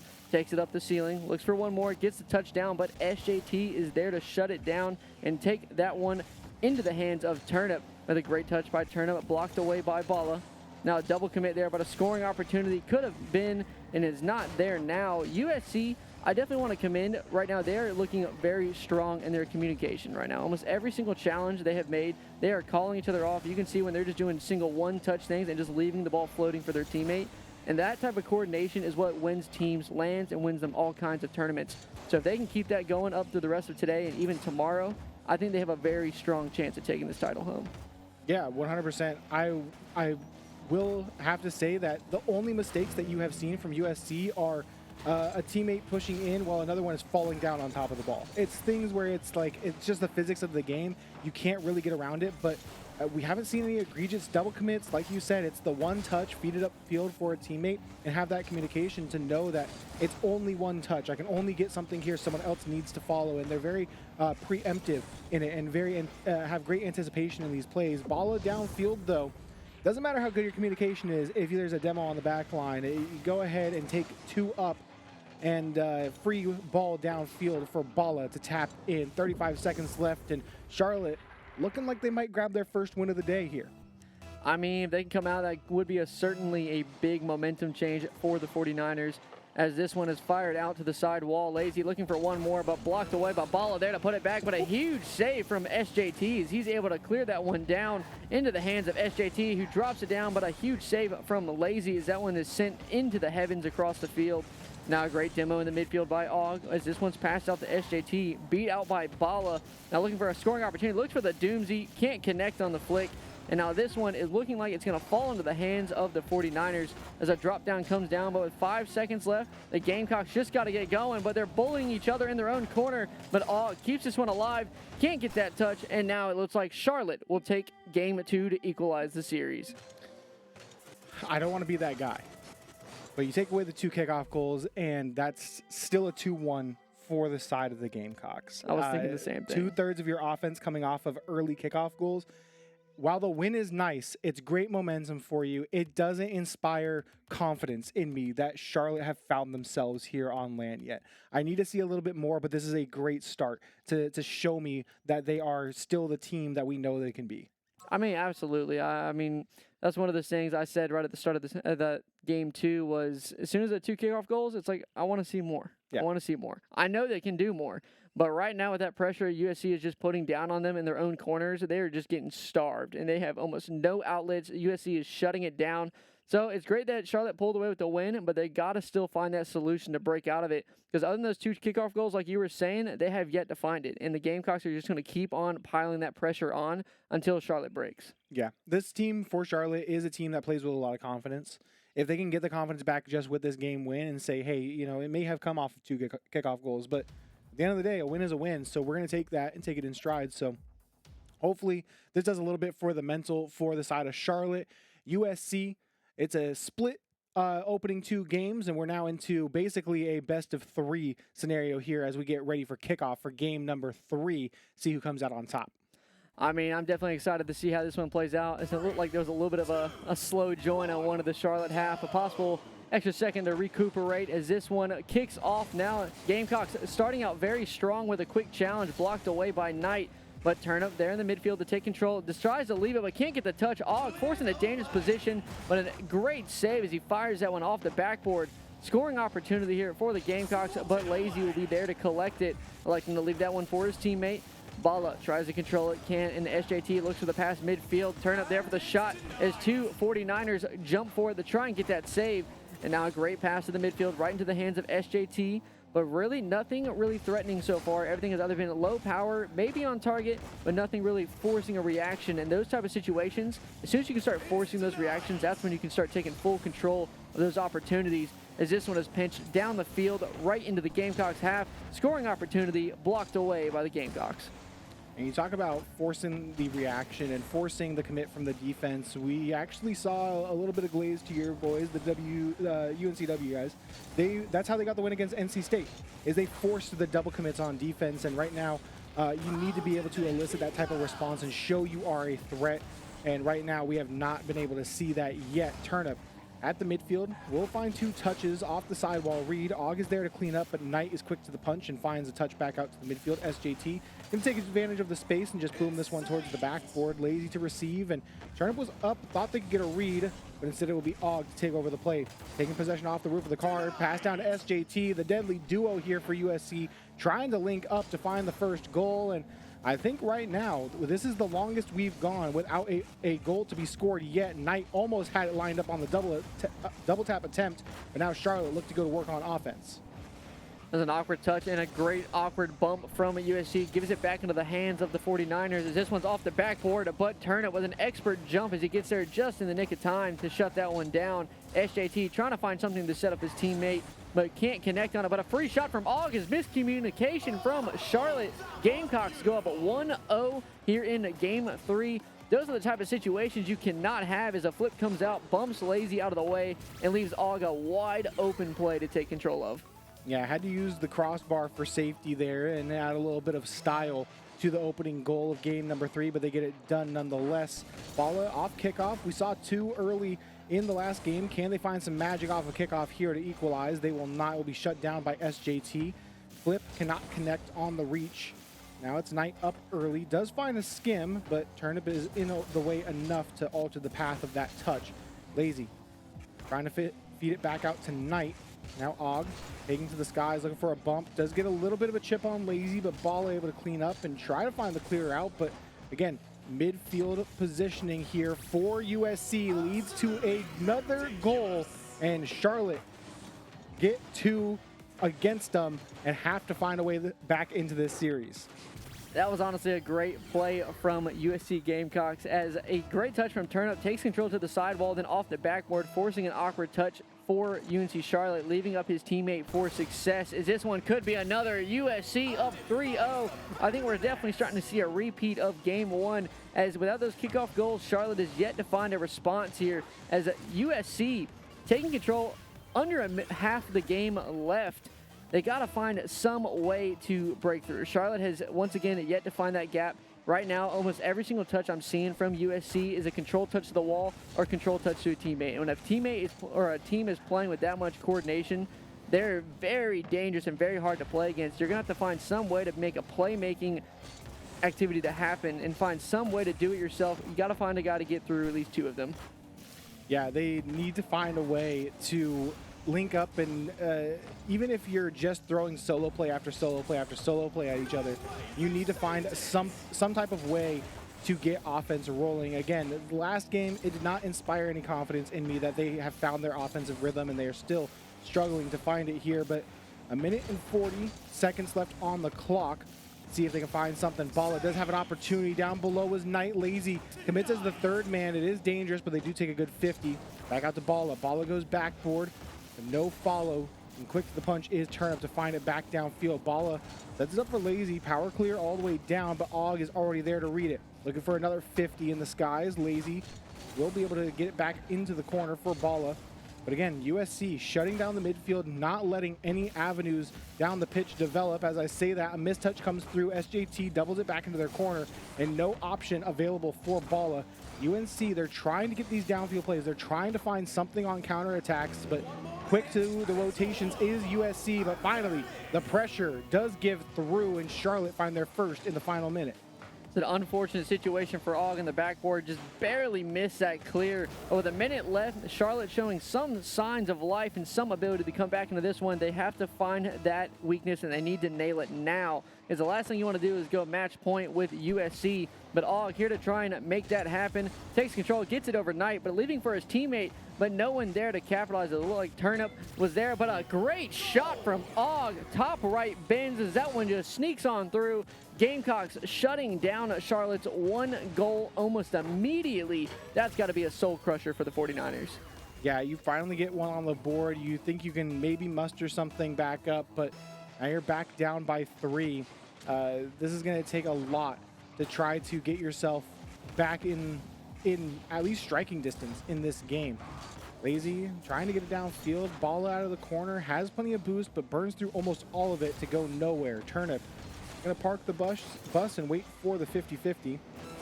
SJT going to change the tempo up and play the 50 underneath, but Lazy will win out and get the one underneath the final defender. USC concede a second, but right now we're kind of in garbage time territory. 3-goal lead for USC. The 50s don't go their way, they'll be able to just wipe this one away and look to reset off the kickoff. I mean, 24 seconds left. They got 2 kickoffs in 10 seconds last time. Maybe they can pull it away, but it's not looking like it, as a missed touch from Bala leaves a wide open opportunity for Og as he tries to shoot that one top left, blocked away by Lazy. Charlotte in an absolute scramble, but it's looking like it's going to go in favor of the Gamecocks, as this one's going to go off the backboard. 10 seconds left, and they're going to have to find a way to turn this series around, as a clear comes out, trying to get one more off the backboard, and that one's going to be shut down by SJT. And now the Gamecocks going up the match point in this series. UNC Charlotte yet to find an appropriate response from both series that we've seen from them so far. Things are not looking good for them right now in this group stage. Yeah, you know, as an avid Charlotte enjoyer, this is tough to watch, man.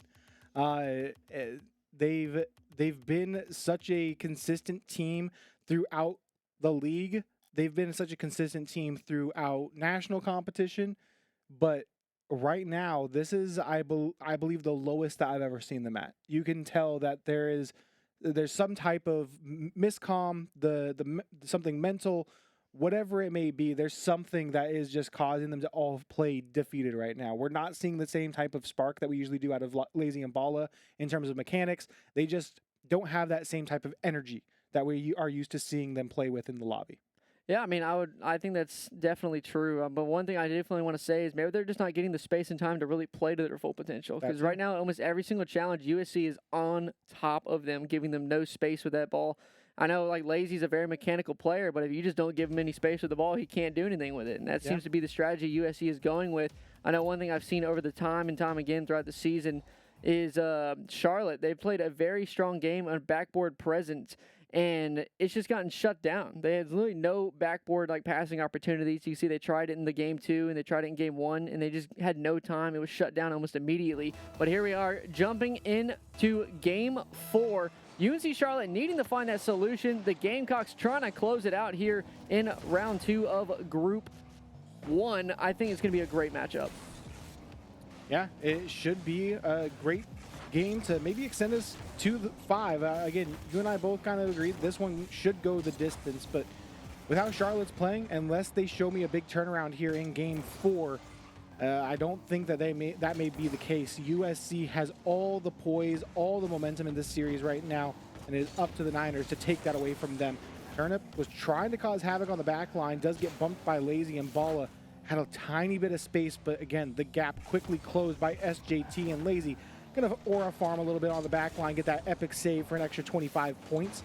And we now look to transition down the pitch. Og, low boost off the backboard. Bala goes low. SJT is there to cover. The Bala out of the corner, grabs the boost, leaves SJT on an empty tank, but with a flip reset.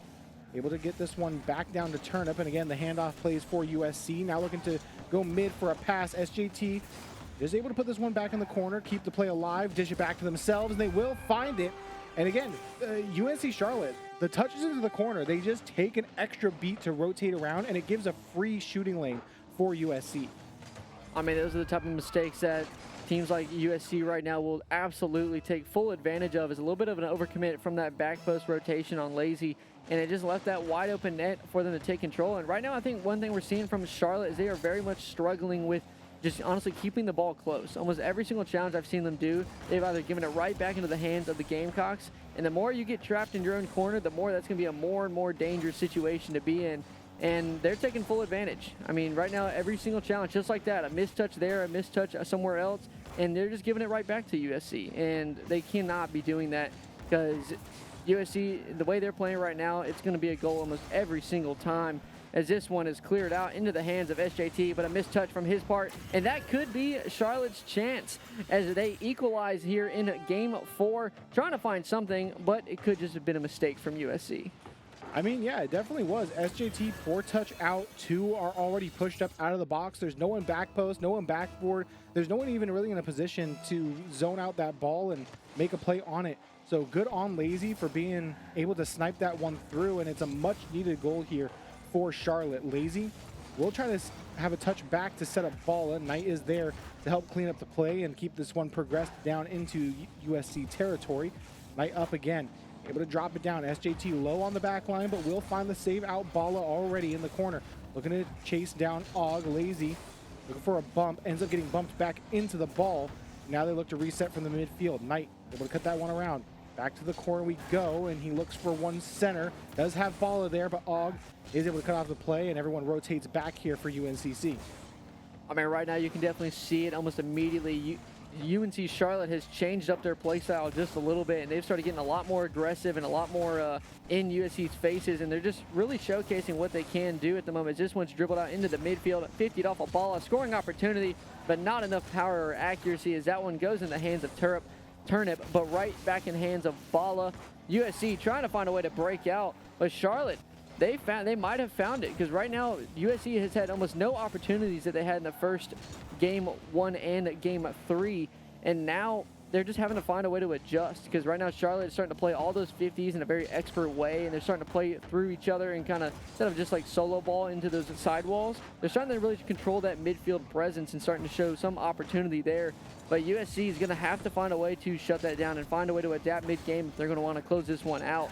As this one is fired out into the field for SJT, gets the reset, can't get the touch, as now this one will go off the corner, but Lazy, awkward, forcing a boost grab there.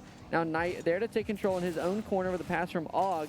Now, Knight takes this one out to the midfield, and now looking for one more. A 50 comes out on that side wall. Og with plenty of space, looking for a double touch, gets it, but it's off the corner. No one there to get that shot, but SJT is there to control it. Looks for one more, but Knight is there to shut it down. Turnip popping it up, and one more play might be all they need, as I think the next goal, this one might seal the series.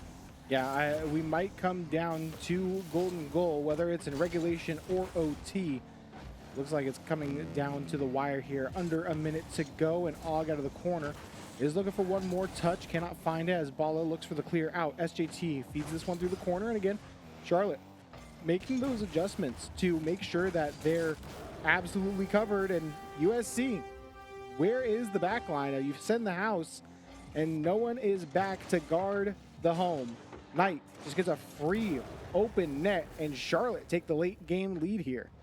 That was a very awkward position for Turnip in his own corner, but that missed touch is crucial. Those are the type of touches you cannot miss in that type of situation, because now you might have just handed the game to Charlotte and forcing a game 5, but not if Turnip has anything to say about that, as he pops a quick shot at net, blocked away by Lazy. USC on a scramble with 30 seconds left. They got to find a way to break through on this one, as Og gets a bump out on Lazy, looks for one more, but elects to take it himself. But a pinch fires this one out into the hands of Knight, but a drop down, an awkward position as Turnip's awkward on the back wall. A little bit of a panic, and Charlotte will go up 2-0 with 20 seconds left. UNC Charlotte looking to send it to game 5. They made the adjustments they needed to keep this one close, and then now late game, they have USC on the ropes. They know that there's a lot more on the line for them to win than Charlotte. Charlotte, yeah, you need to get this to extend the game 5, but USC, you need to get this because you don't want to spiral down to game 5. You do not want to give up this series that you have been in such firm control of.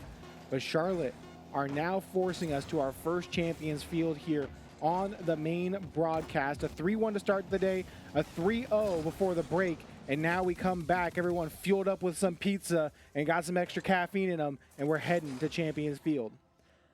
I definitely want to say right now, it looks like Charlotte might have found that chink in USC's armor. Is that all season long, they've been that type of team. They might go down a few games, but they have been very great at finding that little mistake and just pounding it over and over and over again, and they're showcasing that right now. But I think it's going to be a great game 5. I mean, these teams USC is going to have to start picking that up, and I think if they can make that adjustment, I think this is going to be a very close 1-goal game. And Charlotte, no, they're definitely showing signs of what they used to be from what I have seen, and that's definitely always a pleasant sight to see, as I know Charlotte apparently thinks I hate them. So, I swear, guys, I don't hate y'all, all right? You guys are great, but I kind of want USC to win. Yeah, I mean, look, Charlotte, they're the 3-time defending champions. They have owned C3. You always want to root for the people that haven't won it before.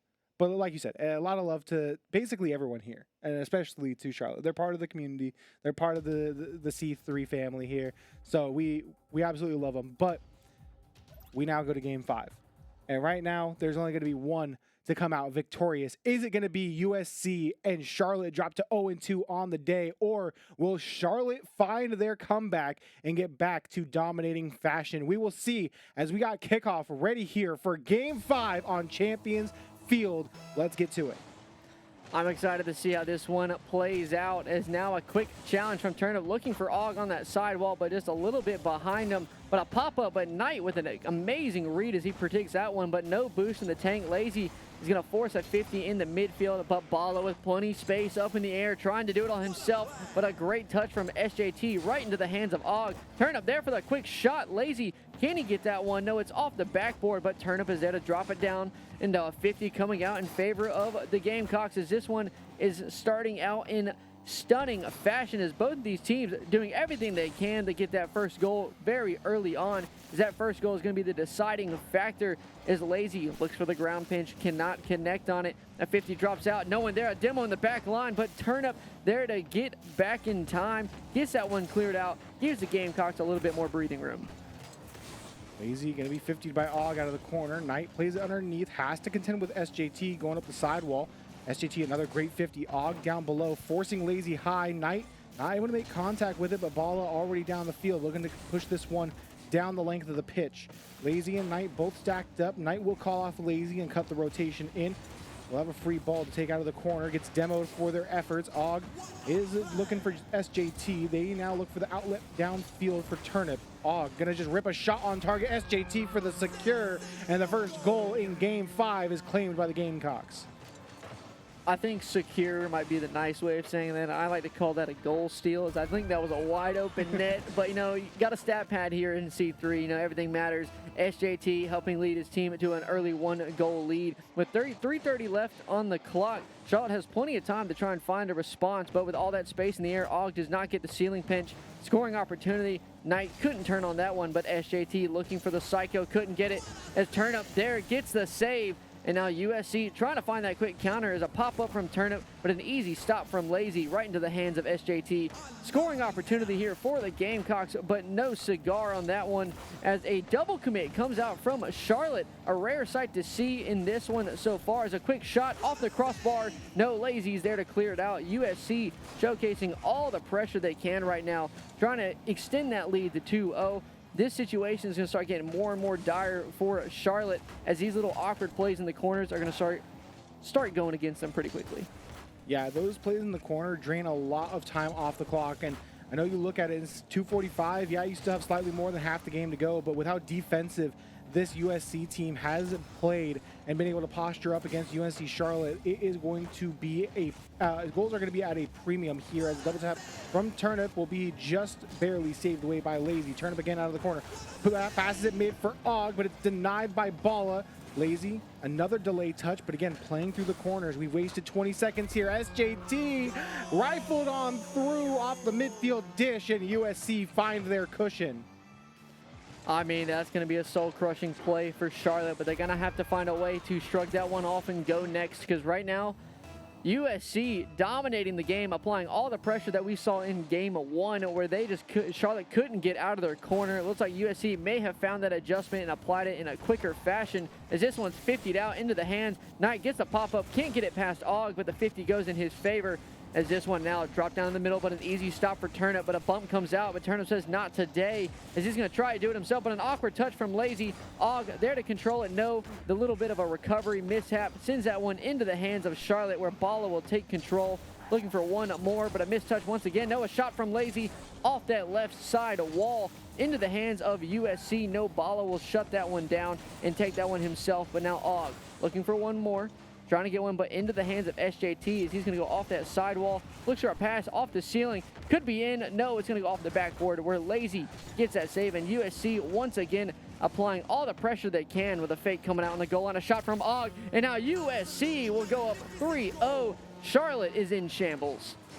It's been trading games back and forth where USC, they get these blowout wins and then Charlotte win the close ones. And unfortunately for Charlotte, Game 4 was about as tight as you could ask for, and then USC comes out and they're up 3-0 with under 90 seconds left to go. And now Turnip, being pressured by Knight, SJT will play over to Og, and a great beat means Turnip is downfield looking for the open netter, and he will find it on the counter. USC is running away with this Game 5.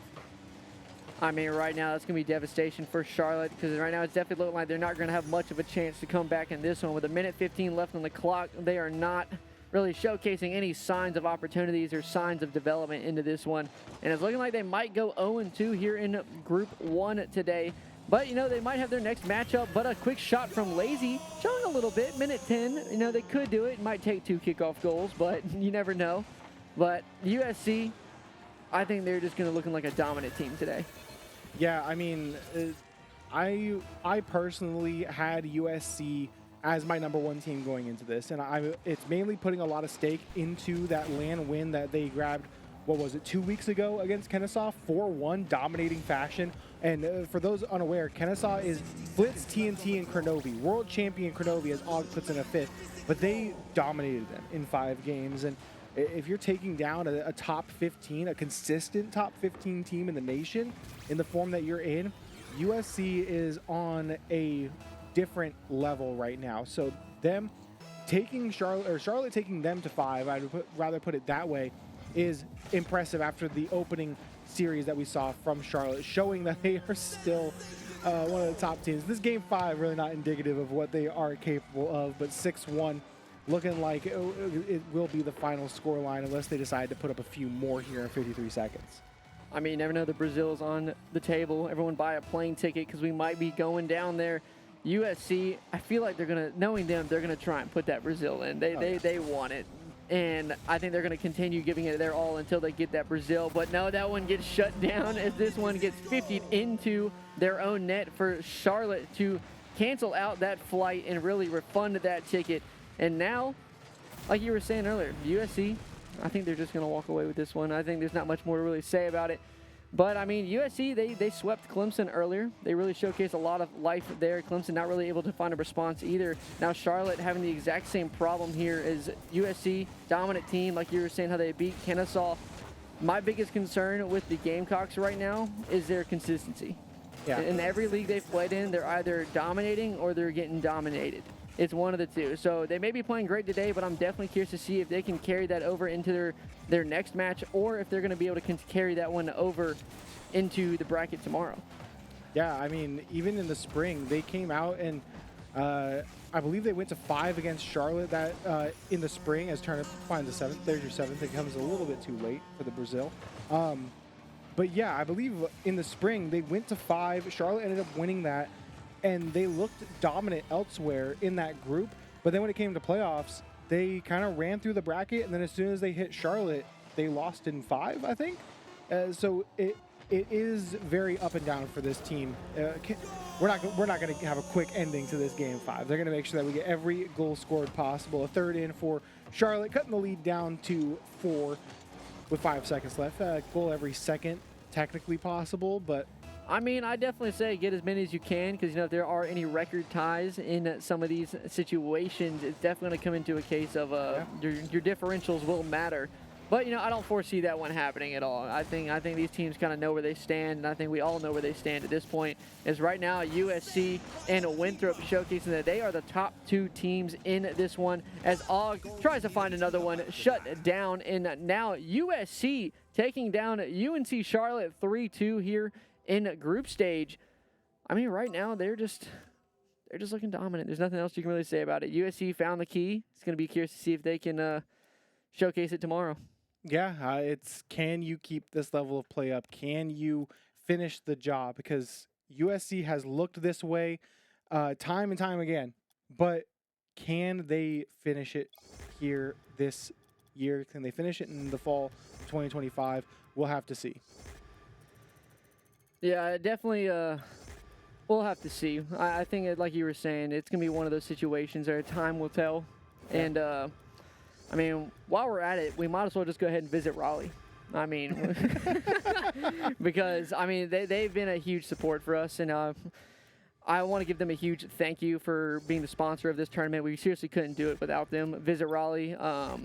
Be sure to check them out at visitraleigh.com, because without this, C3 wouldn't have been able to really happen here at NC State, and they've been a huge support of us.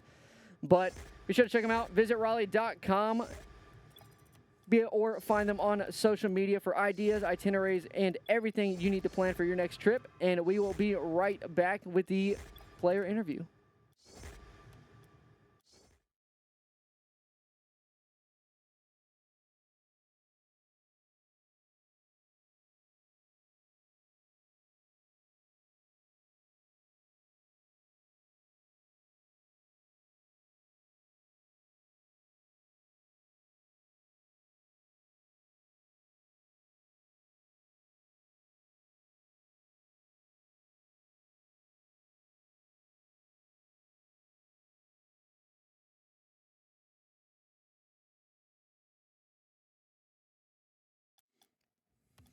Well, apparently there was some technical difficulties with the caster, so that's very unfortunate for the Gamecocks, but I'm sure we will see them back again very soon. They got to practice at least. Yeah. Oh, it's working now? Oh, okay, cool. So, glad to know that was solved, but with that being said, I think we'll see them again very shortly. I think they'll be back on that stream pretty quickly. 100%. Confident, all right, especially after that win. So. Hi guys, again SJT here with USC. This third time's a charm, and of course after this big win, you start out 2-0. How do you continue this momentum that you built here in the first couple of matches? Yeah, we just keep up what we've been doing. A few of our losses, especially online and throughout the regular season, have been pretty bad and been on personal mistakes. We just continue to know what we can do and play at the best that we can. And you have a crazy good team behind you as well. Obviously, Og, a great goal scorer, Mechanic got in also, and just all-around great player. But of course, it's a three-man effort at the end of the day, all three of you performing. How do you get that cohesive nature? Can you attribute it to coaching, or is it something else? So we don't really have a lot of coaching. It's more of just in-between stuff. Obviously, Og has a lot of experience, so it's a lot of, like, we ask him what we can do better. But I feel like also from what I've learned, I've been able to help not only Turnip, but even Og, just letting some things flow between us. We've seen you on Atlanta plenty of times as well throughout the course of your history here with USC. Are you pretty much dialed in from the get-go, or does it still take you a little bit of time to warm up? It doesn't look like it does at the end of the day. No, I think every game that we come out, we just come out and play as fast and as hard as we can, always trying to play our best, no matter if we have no warm-up or 30 minutes to warm up, whatever it is, we always play our best. All right. Well, again, we appreciate you being here, and a great start, no doubt. Any shout-outs you want to give here while you're on the stage? I want to shout out our previous captain, Katz. He's probably watching. He's always been rooting us on, also sometimes our biggest hater. And then just other people from our club that are sitting there watching. Love that. The support is always important, as you know. Well, we're going to throw it back to the booth here to Nate Dogg and Somber. Guys, take it away.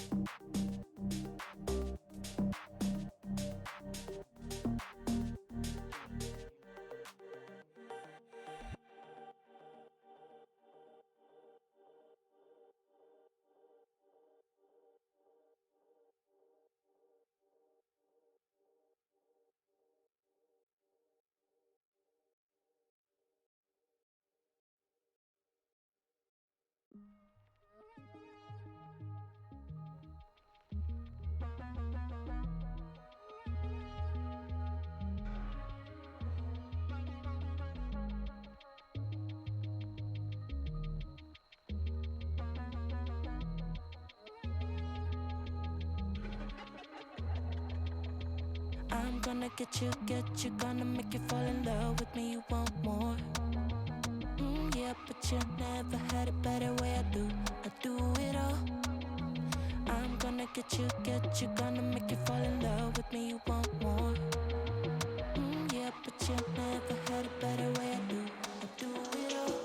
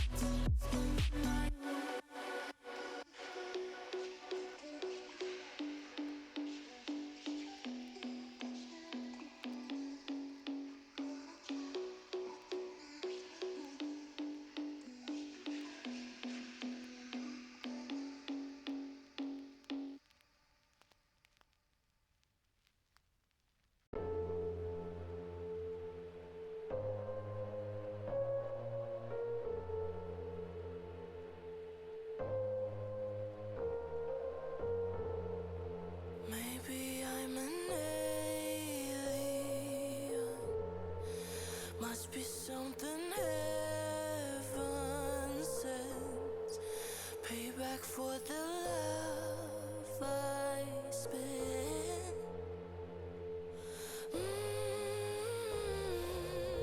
Oh my, this time I'ma keep it gon' stay fucked up, feel so good. High on my, the sky underneath my feet, it never looked so good. Oh my, that's right, I'ma keep it up, stay fucked up, that's my mood. Oh my euphoria.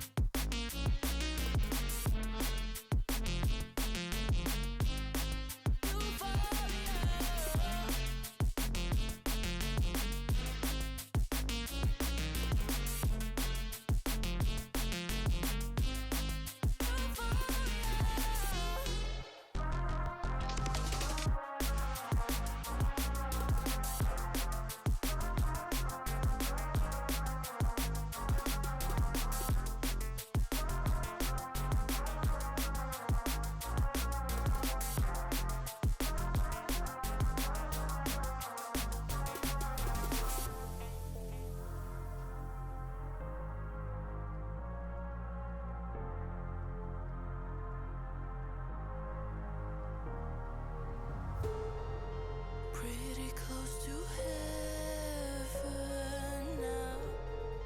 Moments of euphoria.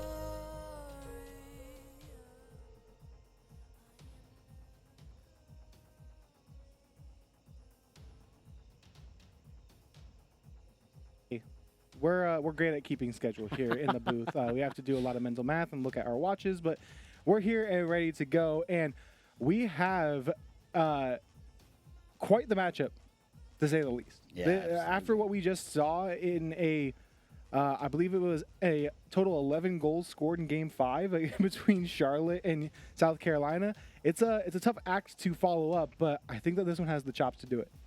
I think it does too. It's going to be interesting, like you said. It's going to be tough. It's either going to be like we just saw, where it's Game 5, it's taken to the wire, and then one team just comes out on top, or it's going to be, I think, a sweep. Yeah. And we'll have to see. Before we do anything else, I do want to give a quick shout out to our sponsor, Visit Raleigh. Thank you very much for being our sponsor. Their support has been essential for having this happen for the C3 League. So if you're planning a big event, a getaway, group trip, we highly recommend coming to Raleigh, North Carolina, where we are right now in the heart of Raleigh. So thank you very much again to Visit Raleigh. Yeah, I mean, I love coming in and I love coming into Raleigh. It's a great weekend getaway. I love that we moved from Wilmington. Love Wilmington. Don't get me wrong. The coast is great, but Raleigh is truly a favorite place to visit of mine. Like no glaze, right? But I love coming to Raleigh. It's a nice change up from Charlotte. You still get like the nightlife and stuff from downtown, but it's not Charlotte-y. You know what I mean? It's different. You get a little bit more of that different feel. But yeah, shout out to Visit Raleigh. For any Raleigh travel needs you may have, check out visitraleigh.com. And also shout out to NC State. This has been a great experience so far. I came in and my mind was blown from the jump, and that was just going to the esports lab. When they showed me this studio, this media room, I was like, yo, I don't think I can go back home. Do y'all charge rent here? Can I live here? Can I just like host everything here? Like I could get some sick setups. Some sick setups for RLCS streams, for CRL streams. This would be dope. Yeah, this is dope. I really appreciate all the work that y'all have put in to make this not just a great experience for us in the booth, but for the players too. I know that they've said that this is a great venue to be at. The spectators, we have a spectator room, which was crazy because we had just a projector and a bunch of seats in Wilmington. So we're making upgrades, people, and it's all thanks to NC State. This has been absolutely awesome to be here and to have us kick off this C3 fall LAN, and hopefully things get even bigger and better for the spring. Yeah, I'm going to start talking about our matchup. It'll be Winthrop and Clemson, a very exciting match. I think I'm going to have to give it to, I think I'll have to give it to Winthrop, if I'm going to be honest. I don't really think that they've given me any reason to doubt them so far, as I believe the players are starting to get into the lobby. But Clemson is a phenomenal team. I think they're going to have to rely heavily on one another in this series. And here we go. Heck, Burger and Phantom on one side, Beans, Enzo, and Masao on the other. Starting off in the Winthrop corner, Masao trying to pop this one over to Enzo and 50'd away by Burger. Enzo trying to keep this one in the Winthrop half as Tech tries to take it up and out, but he's low boost. Phantom low boost as well. Enzo can't get the connecting bump, and back away we go. I think this is going to be a ping-ponging series, a ping-ponging game number one. What do you think, Somber? I think game one is going to be indicative of how this series is going to go. If Clemson is able to come out all cylinders firing and they're able to really show that they have made the leap that I have been wanting to see them make, this is going the distance. This is going to game 5. If Winthrop come out, and even if it's a close game 1, I think that they take the series. So this is going to be a real feel it out game. Both these teams know probably the same result is going to happen one way or the other. So Clemson here, they know that they need to start off hot and early, but not concede the little things. That has been kind of their MO here, is they make the little mistakes, but they're making big plays. Beans to get us the first on the board here in game 1. As many little mistakes as this Clemson team could potentially make, the only thing that matters at the end of the day is the number on top of your screen. And right now, that reads Clemson up 1-0 against Winthrop in game number 1. This kickoff goes in favor of Tech. Tech trying to pass it over to Phantom. Phantom, the man of the hour, getting a 50 and keeping the pressure on Clemson. No one there for the follow-up yet, but Masao goes early and whiffs.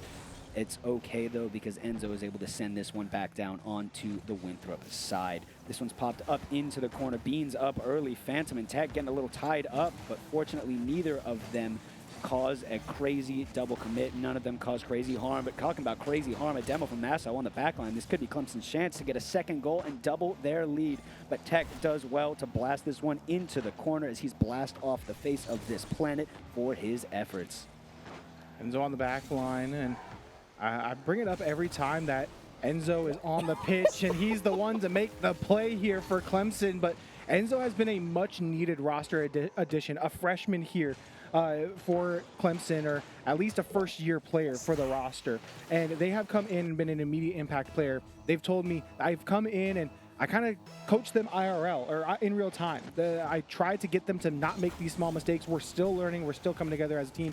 And he's been a huge playmaker, not just fixing the mistakes of the team and getting them to play better as a unit, but being that spearhead for their offense as well. We saw that Masao and Beans were kind of relied on to be that guy for Clemson, but now Enzo is able to distribute that a little bit more, and they are such a threat offensively. So now Clemson operating with a 2-goal lead, approaching halftime. They look like they are in full control of this game one, and they only look to get better as Beans downfield has Masao. Wants to get that double tap, but will not find it. Beans with a good 50.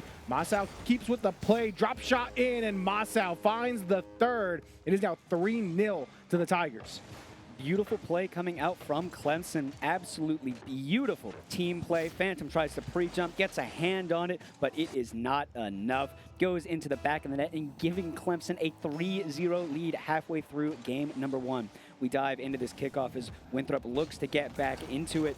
Gets a 50 down. Berger, will you shoot? Oh, just around one of the Clemson defenders. Clemson is doing well, playing for one another. Like I've said, they're not afraid to go for the ball and challenge. Phantom trying to do it himself, trying to get it over and in. Like the disruption from Berger on the back line, forcing Enzo further and further away from the net, and that allows Phantom to take his time, pop it over to the last back, and get a goal, bringing the lead back down to 2. That was such an elite first touch. I don't know if you saw it. He took off at an awkward angle, went inverted, found that first touch, and was able to follow it up as well. Great play coming out from Phantom, and that is the person that you're going to look to for Winthrop to really start the offense here, and it's starting to roll here for Winthrop. Tech off the dish downfield. Phantom gets the play off despite the contact, and Tech knocks down the passing play. Clemson holding on to this lead for now, but Winthrop is charging.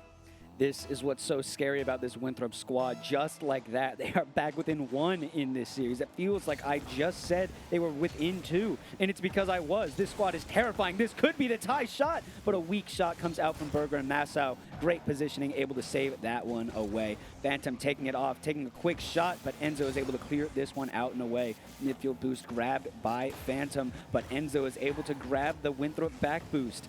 This is what we're looking for so far. Enzo trying to get back into this one, but no teammate is there. This could be the quick counterattack. Phantom looking for a bump, but Masao up early as ever, keeping the speed on, keeping the pace matched with Winthrop, and that is why they're winning in this game number one.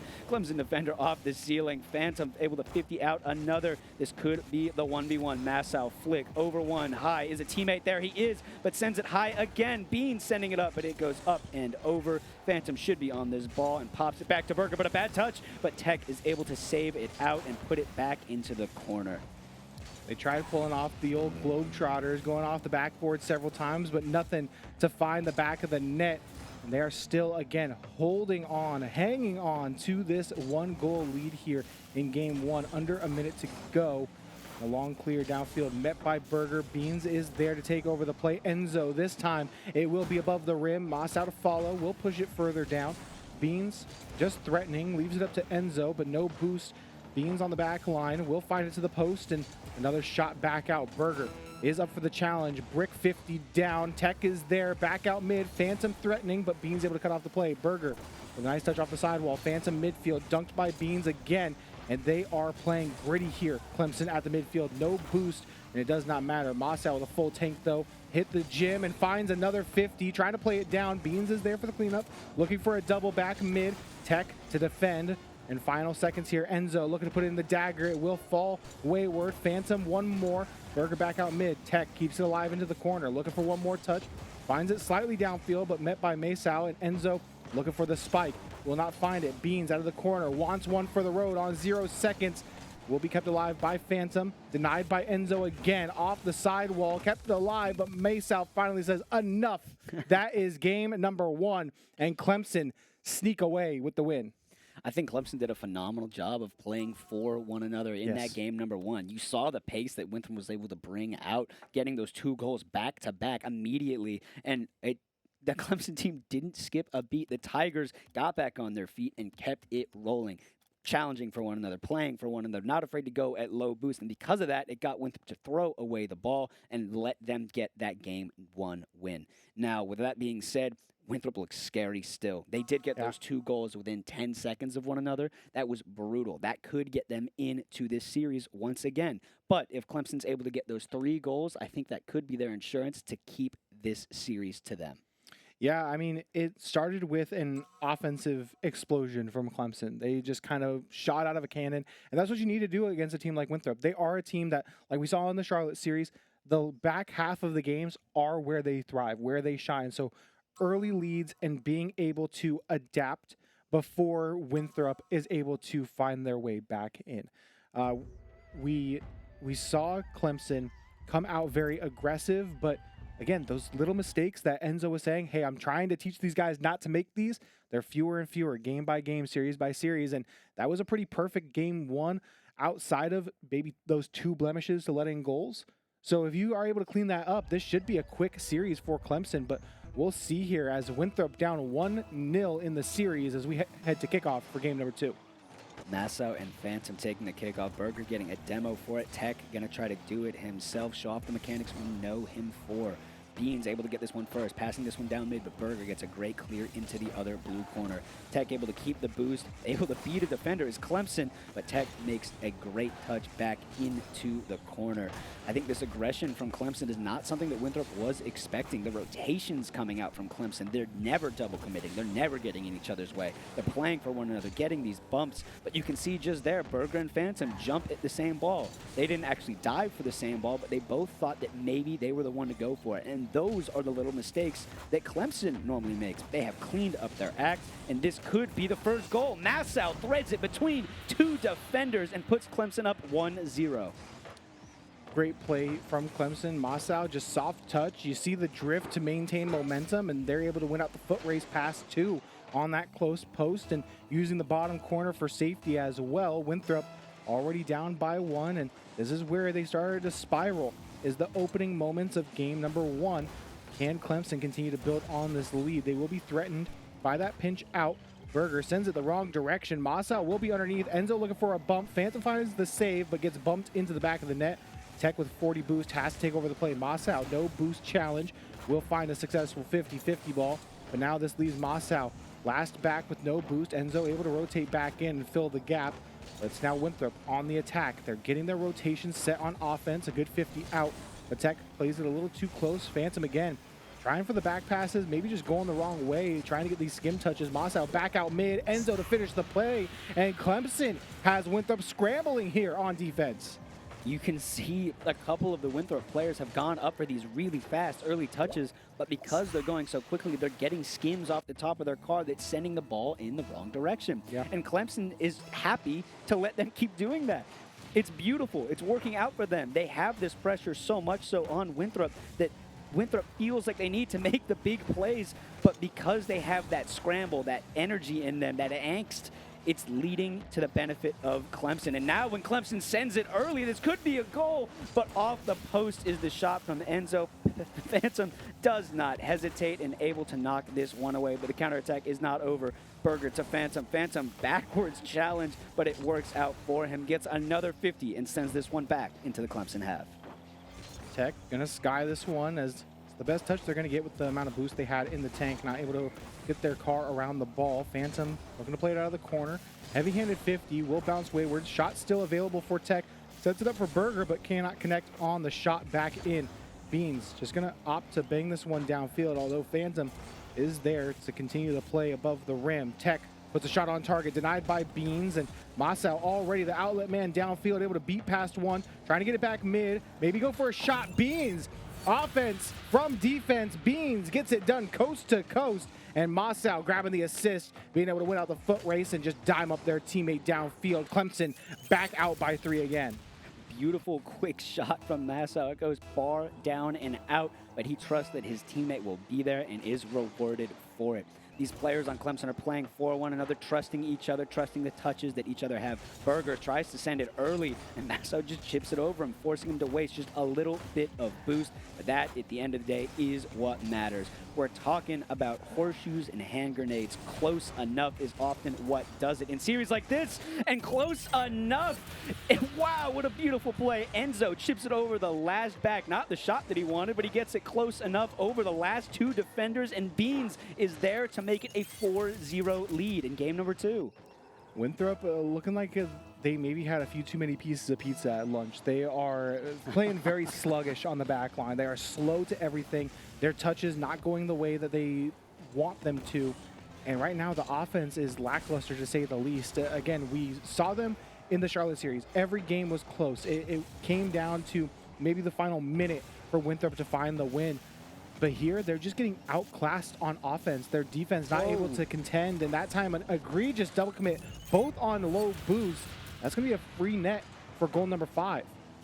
I like what Clemson has done here. They are slowing down the pace. Look at that. Beans didn't even go for the ball. Beans just chilled out. Both players from Winthrop went, and it led to a goal. I think Winthrop is playing with, like you said earlier, this frantic style of play that they really don't need to. The Clemson players are happy to just watch him do whatever. I know Winthrop's trying to dust, but guys, it's not working. Play the ball a little bit closer to yourself. Take a little bit more time. Clemson isn't throwing one immediately. See, Tech is starting to experiment with it. Beans wasn't there on the challenge like he normally was. He just takes a little half-second more, and it should lead to some success for Winthrop. Now, with a minute and a half left, I don't know if you can afford to go slow. You might just have to start trusting your touches and trust that you're going to get the best. But right now, Clemson is getting the better of you. They're getting the better of you by 5 goals. But this could be it. Berger with a clear down, but Nassau does well to block the shot attempt. Clemson trying to keep the Winthrop squad scoreless in game number 2. Yeah, and right now, unless they're able to find something in this final minute, but Tech with a backflip as that one crosses the face of the goal line.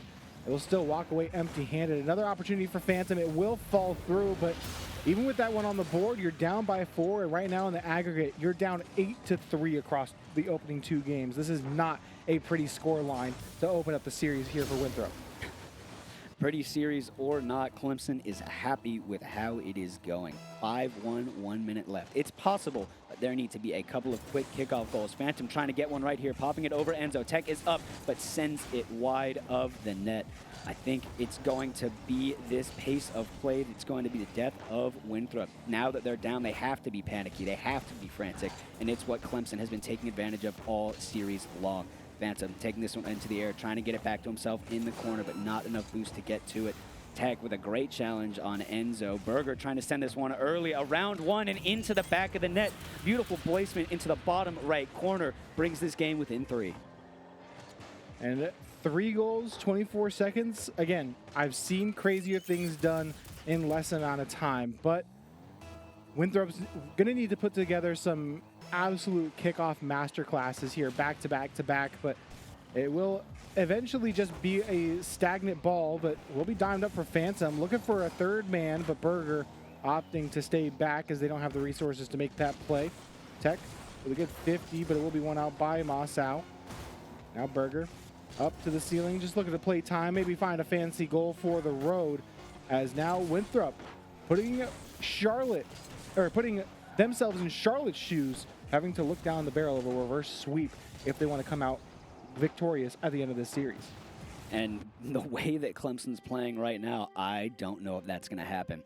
Winthrop able to get 2 goals in each of the last 2 games quick, back-to-back goals at that. Yeah. But how are you going to stop this Clemson offense? Yeah. They're playing for one another. They're being aggressive. They have that mid-control. They're playing for one another, and that's what's leading to these crazy score lines, 5-2 and 3-2. That is unheard of, especially against a team like Winthrop, but Clemson is the team to do it. They are calm, cool, and collected compared to Winthrop, who is just frantically trying to get to that ball. Yeah, I mean, unlike the Charlotte series where being 1-goal games, I could have some copium for Charlotte going into game 3 of, hey, yeah, you guys can reverse sweep here. It's been close games. Just got to find your rhythm once again. Winthrop being, 3-2 was a close scoreline, but 5-2, man. And it wasn't even like, oh, we're just adding a bunch of goals late game because we're overextending. That was 5-2 in the opening 3 minutes. Yeah, it was brutal. Or 5-0 in the opening 3 minutes, excuse me. So, I mean, man, how do you stop this Clemson offense?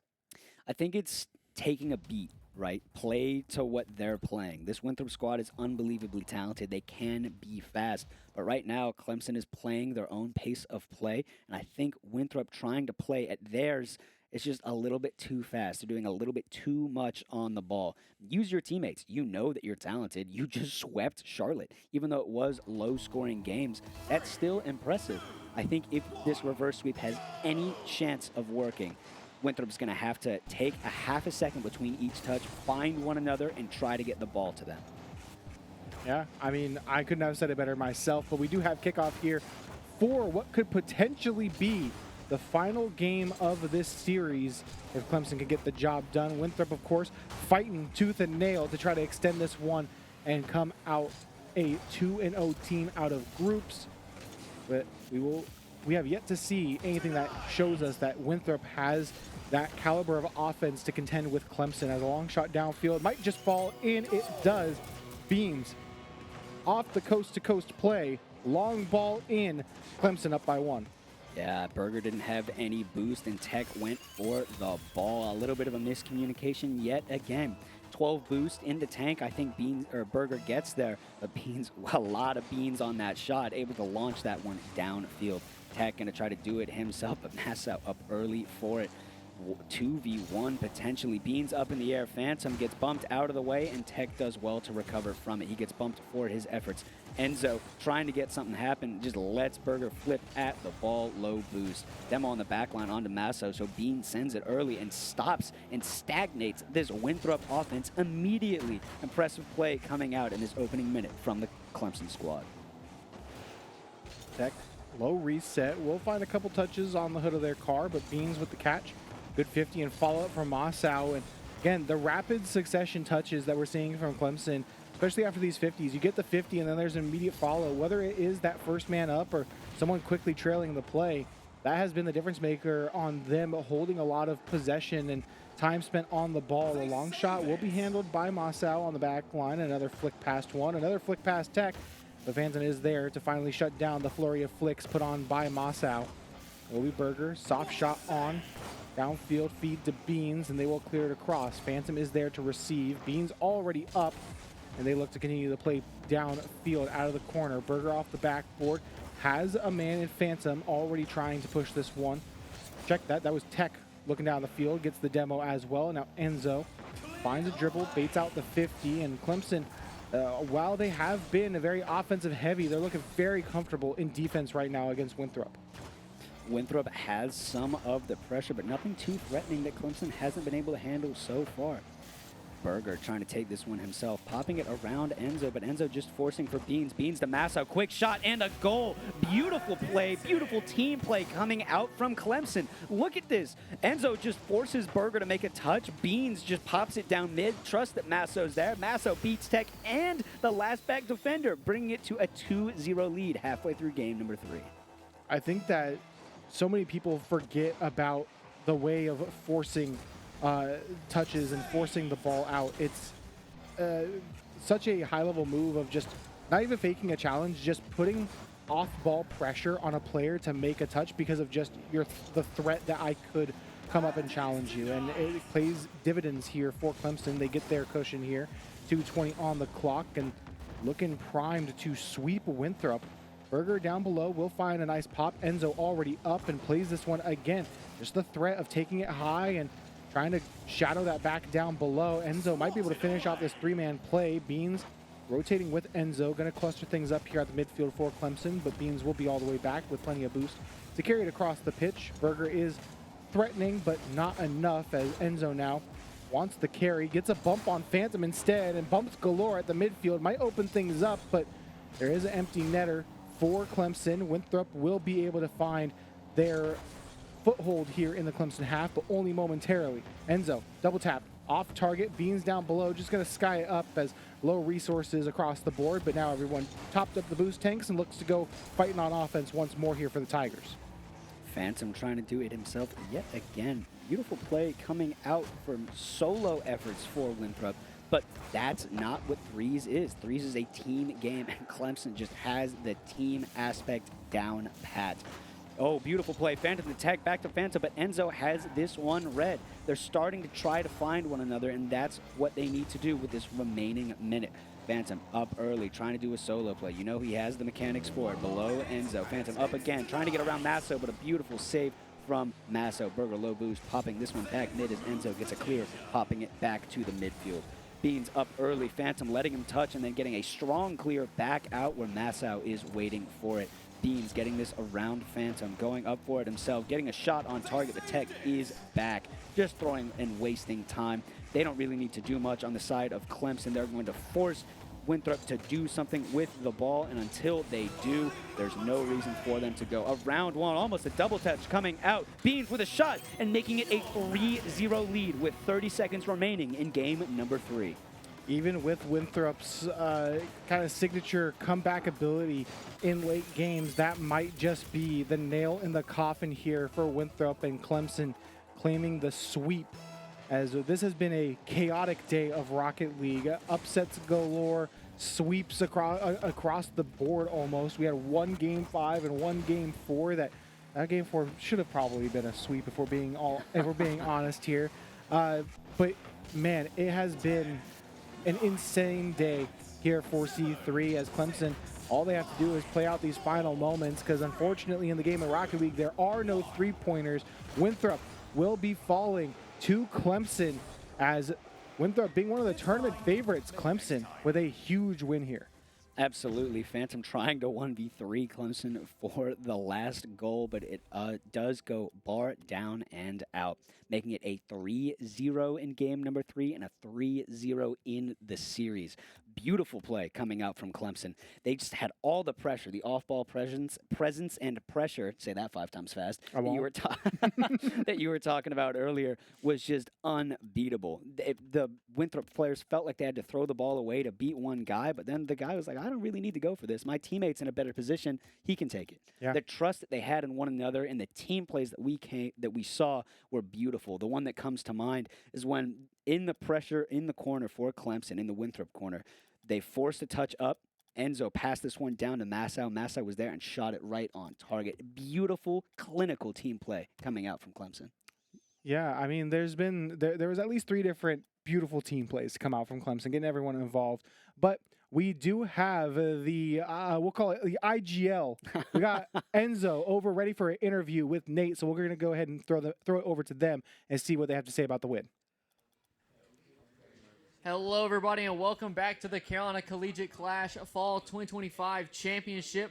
I'm joined by Enzo from Clemson with a huge sweep over Winthrop University. How are you feeling with that win? That was more like it. Against USC, we were pretty flat. That was fun. That was fun. There you go. Against USC, we were flat. Now, that's glad. So with that going in there, I know Winthrop just took a very strong win over UNC Charlotte. Do you feel like this win over Winthrop is going to help propel you guys to do a better performance in these last few games? Oh, for sure. Yeah, expect better from us. Way better than we showed earlier. Okay. Was there anything specific that you guys noticed in the game that you guys had to make a quick judgment on or make a quick improvement on throughout that series, or do you feel like it was pretty smooth sailing for you? Going out of the match we lost earlier, we realized we really needed to calm down, play for each other. We kept trying to do our own things, and it wasn't working. So against Winthrop, we were like, let's just play our game. Let's just have fun, enjoy what we're doing and play for each other and play a more coordinated way of playing. And obviously we played better. We played for each other. We had tons of passing plays. It was a lot of fun. Awesome. Well, I hope that y'all have a great rest of your round robin. I know you got some tough matchups coming up very soon. So with that being said, do you have any final shout outs that you want to throw out there? Shout out to my girlfriend, shout out to my team, and shout out to Devin. Devin knows. I did shout out him. All right. Well, in that case, we will be sending it right back to the casters. Thank you so much for coming out, and thank you for doing this post-game interview. Thank you for having me. Hey, shout out to Enzo, man. Enzo, the 2 times I've had interviews with him, nicest man ever. He's such a great guy. Much love to the Clemson guys. Much love to Winston Winthrop as well. Man, it's been a long day already here for us here at C3, but we still got more action. But before we head to a brief intermission, we want to give one more thanks to Visit Raleigh. Visit Raleigh made all of this possible, or at least a good chunk of it. They are our primary sponsor here for C3.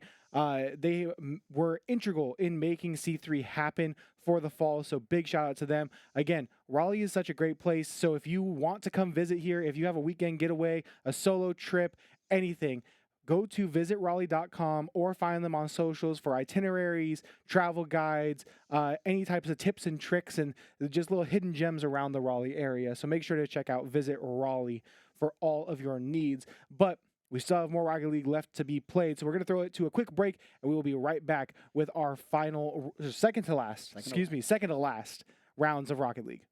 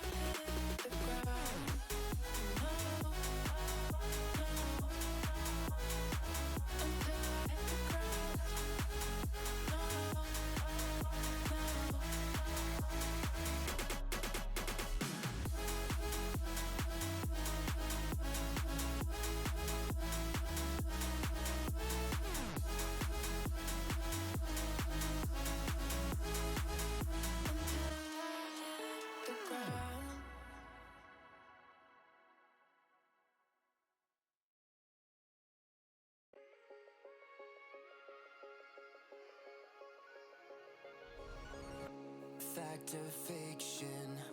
You picked your poison. This mental friction, clearly it's been broken. Borderline tragic, you're so dramatic. It's automatic, you turn it on like magic. What would it take to make you feel better again? What would it take to make you feel better again? What would it take to make you feel better again? Better again.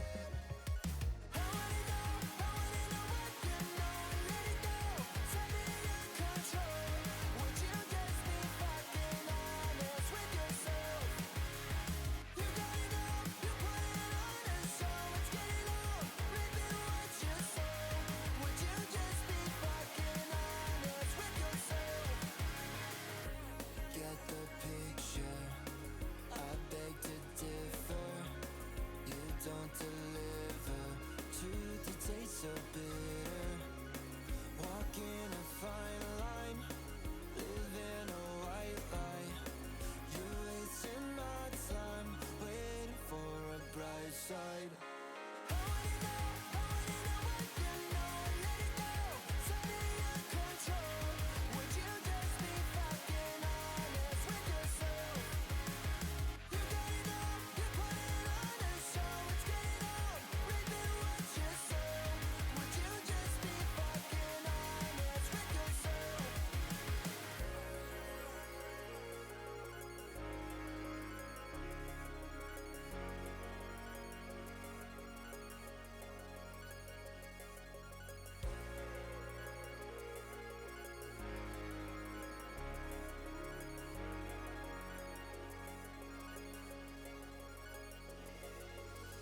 Staring up at the ceiling, did we lose the plot? Get you in the face with the feelings, this is all we got. It should have been fucking easy, well turns out it's not. Can someone please stop the bleeding till you call the shots? So staring up at the ceiling, did we lose the plot? Get you in the face with the feelings, this is all we got. It should have been fucking easy, well turns out it's not. Can someone please stop the bleeding?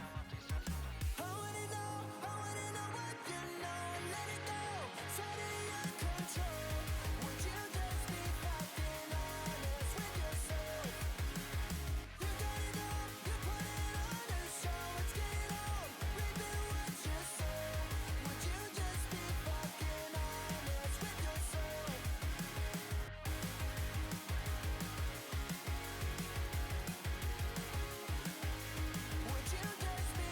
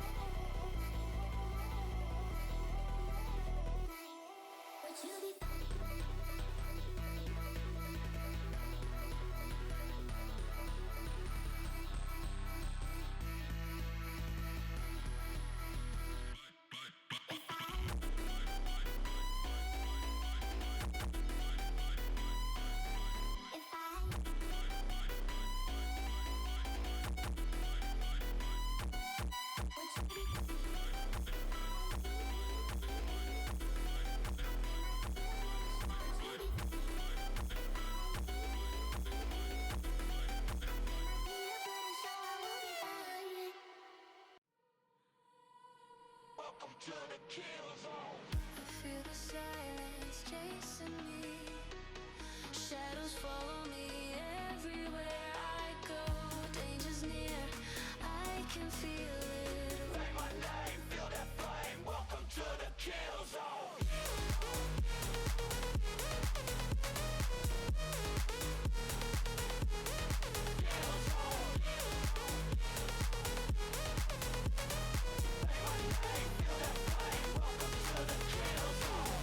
There's a silence screaming in the dark. Footsteps echo when I fall apart. Eyes behind me, I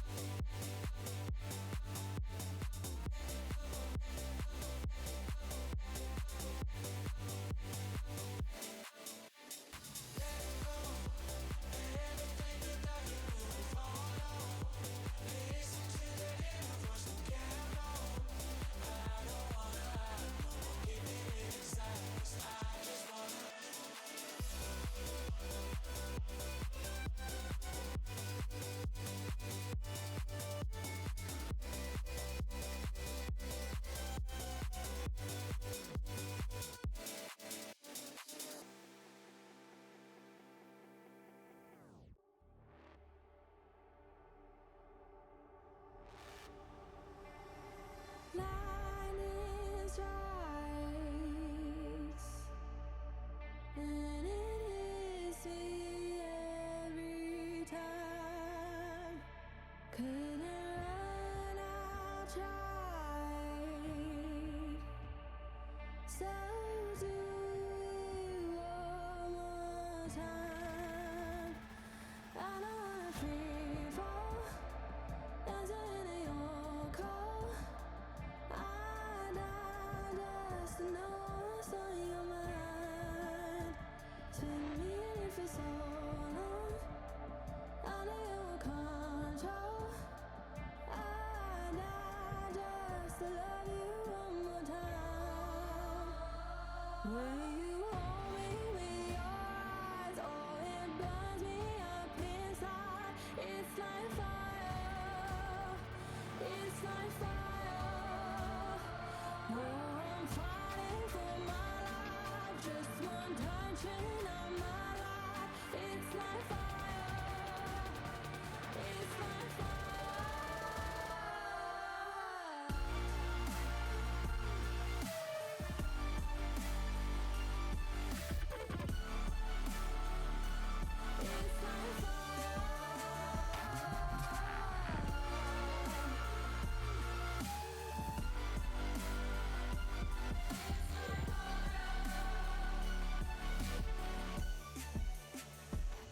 when the thunder's loud.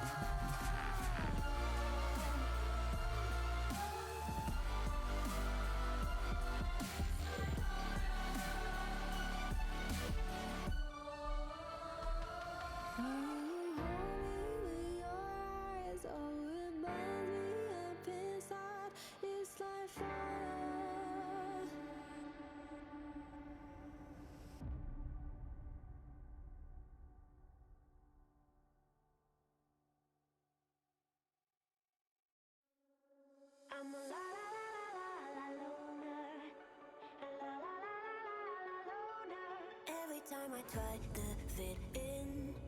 It ends up in misery, yeah. Socializing doesn't fit me, but I can get away so easy. I was born a misfit, don't go with the cool kids. It's all overrated, no I never missed it. I was born a misfit, don't go with the cool kids. It's all overrated, I just didn't read it. I'm a la la la la la loner. A la la la la la la loner. A la la la la la la loner. I'm an outlaw in this world.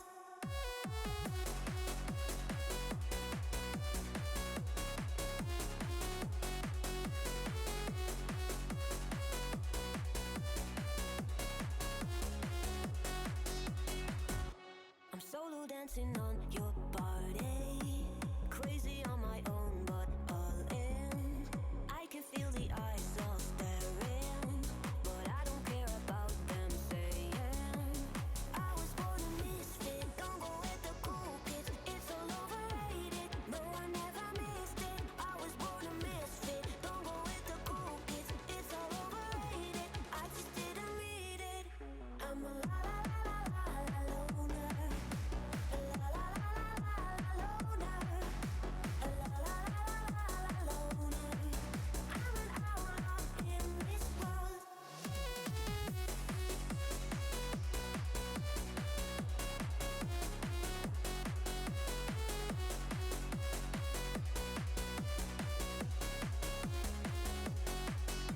a la la la la la loner. A la la la la la loner. A la la la la la loner. I'm an outlaw in this world.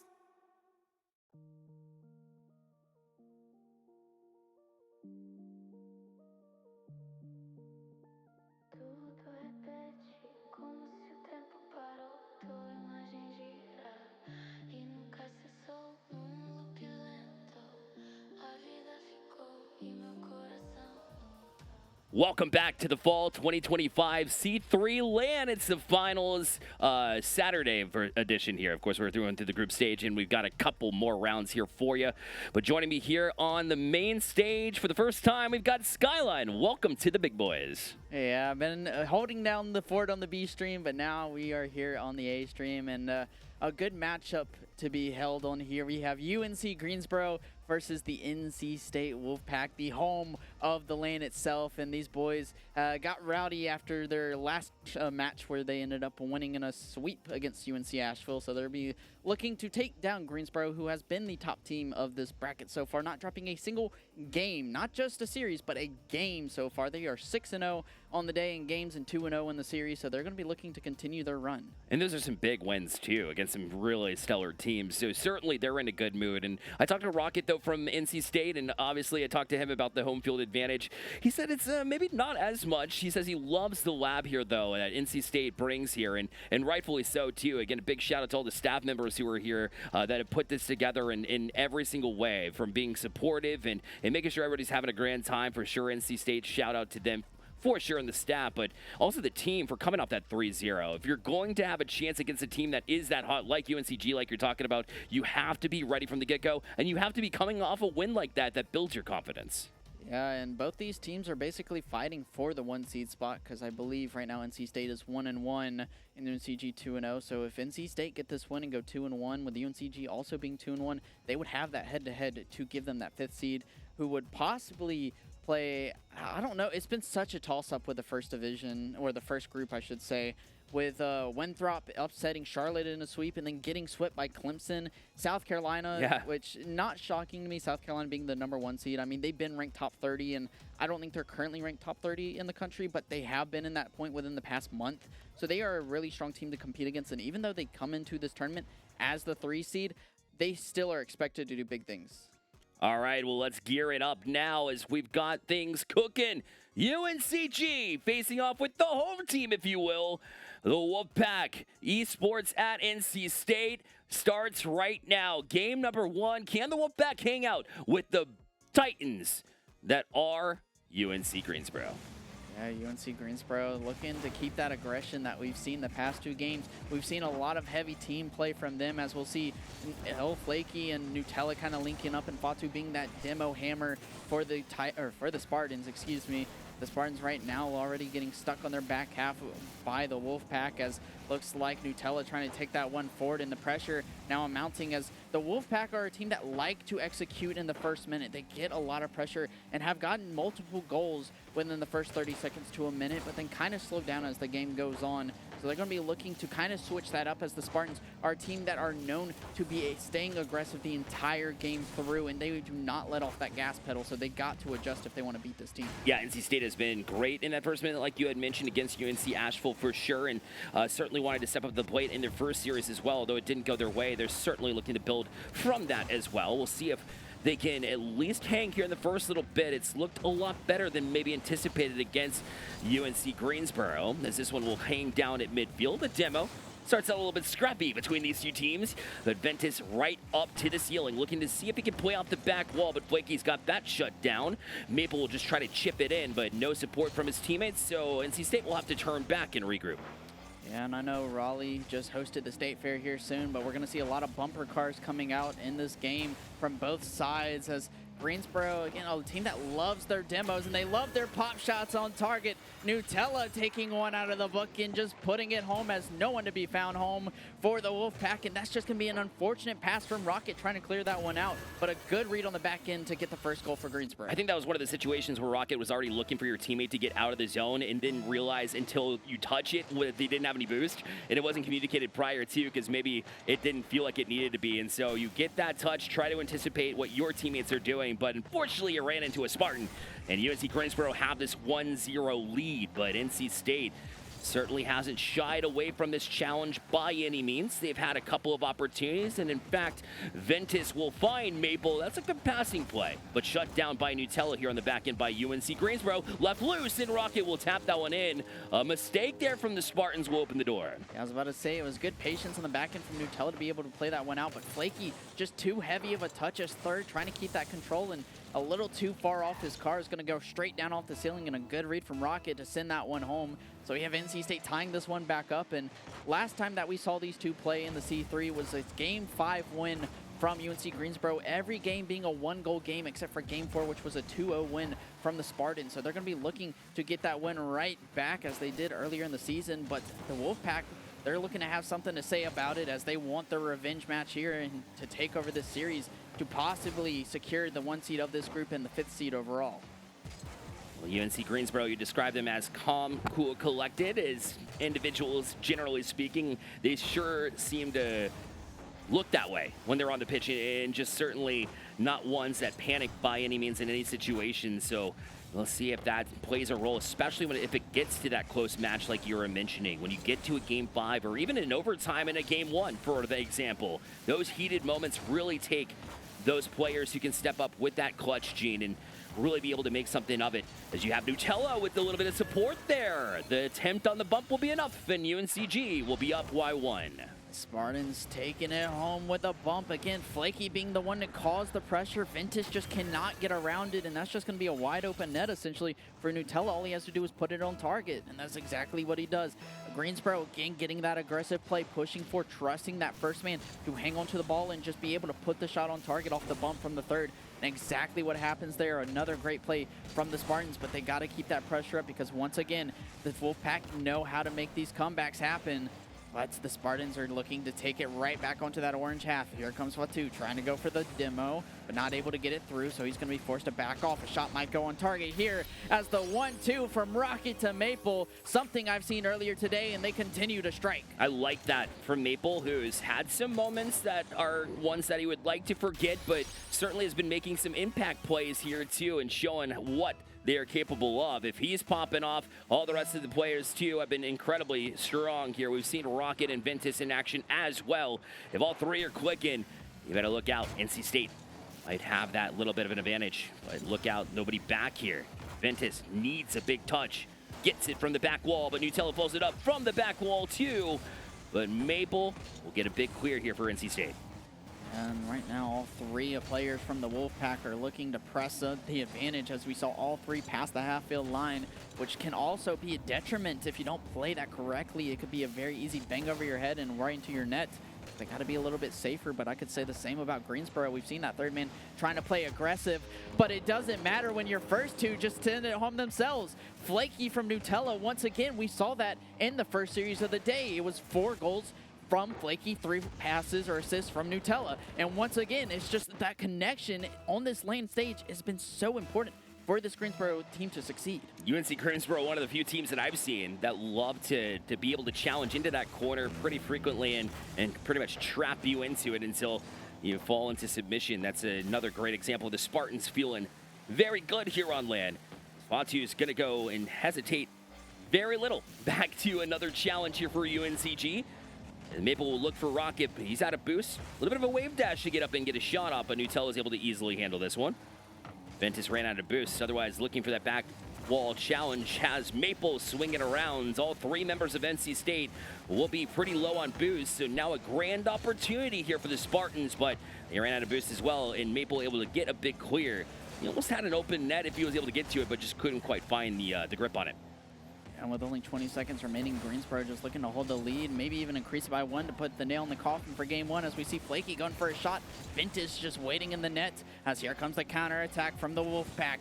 Looking to strike quick as Maple going for the demos upfield. Ventus gets the bump. Rocket last man whiffing the touch, and that might be an open net for Greensboro. All they have to do is put it down or put it in. Doesn't matter. That's going to be game number 1 for the Spartans, as the Wolfpack not able to hang on and get the comeback to send it to OT. And that's a little bit of difference that you have there. NC State has, traditionally been a team that's been starting off pretty quickly, although UNCG was the one to run out to that lead and was able to kind of hold them at bay. It's certainly as close as we anticipated being, and you see them just being able to find little opportunities when NC State leaves a little bit of openings. So, again, shutting the door would be good. And you've mentioned physicality as something that NC State could have really been playing last time, last series, even with the 3-0 win, maybe amp that up a little bit. So we'll see if they can kind of get back to that. But in my opinion, NC State, no red flags thrown up for me. I think they're going to be pretty close in this series. UNCG just a little bit better when it comes to those moments that they needed to shine in. Yeah, and like we said with how this went in the league play era of the scene,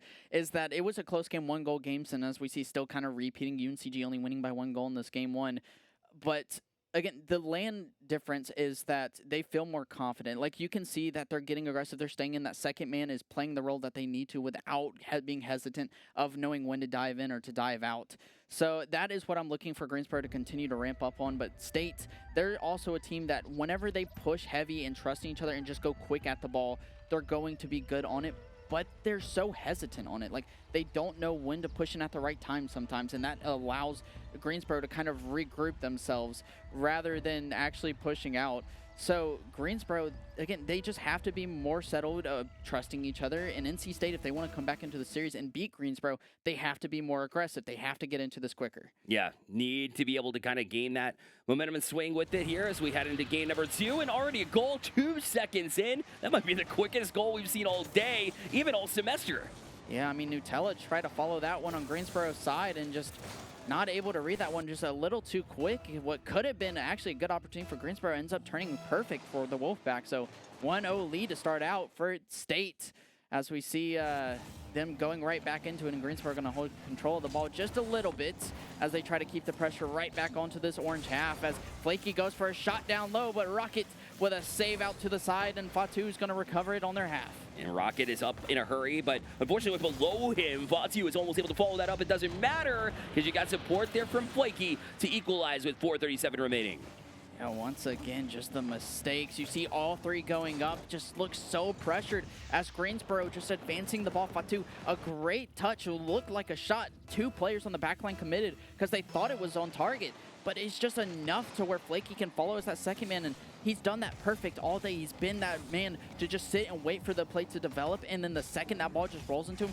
I talked to him about it earlier when we were out at lunch. It's like he feels like he's just sitting and getting like the easiest tap-ins of his life.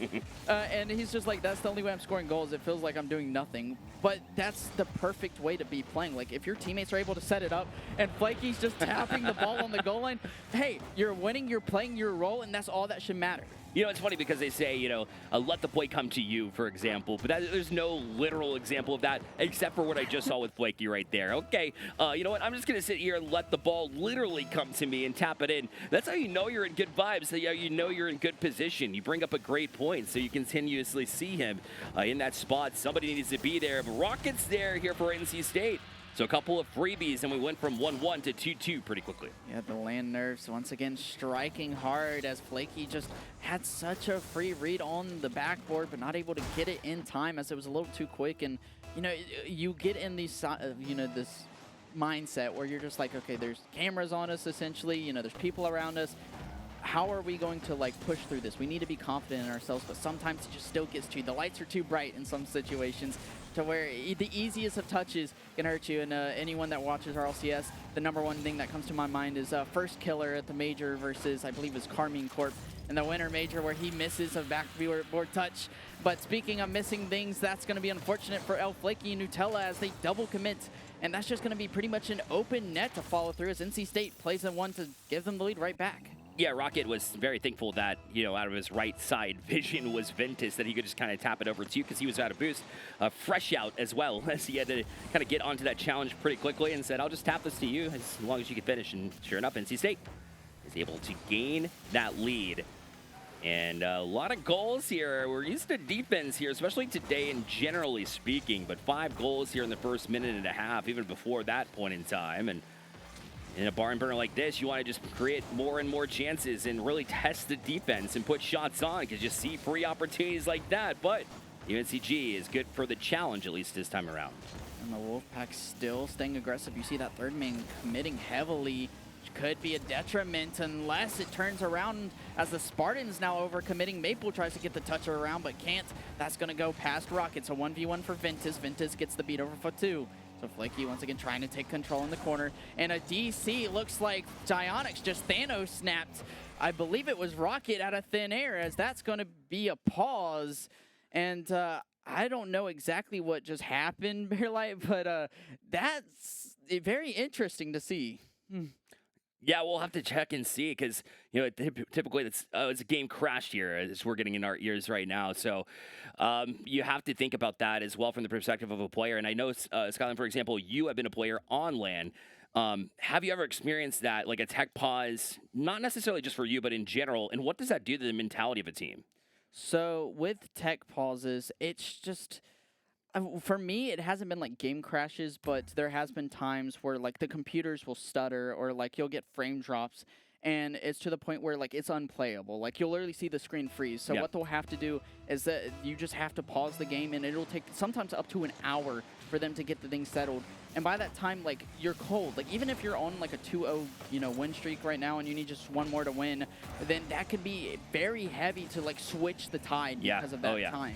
So they got to just lock back in, even if it's only for a couple seconds or if it's for an hour, they have to stay locked in if you're NC State or Greensboro. Yeah, and right now I know Rocket League's been going through it to some degree, so could be a Rocket League thing there. But either way, I mean, the quick turnaround on that fix, by the way. Big shout out to the NC State staff and C3 as well for working that through so quickly to get us right back here on the pitch and get things going again.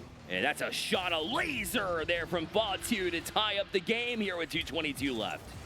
I mean, a great bump leading out from Flaky, just giving Nutella that little touch in the pass. And Fatu, I mean, that is a laser beam if I've ever seen one into the back of the net. A quick shot to give them a tie game even after that crash happened.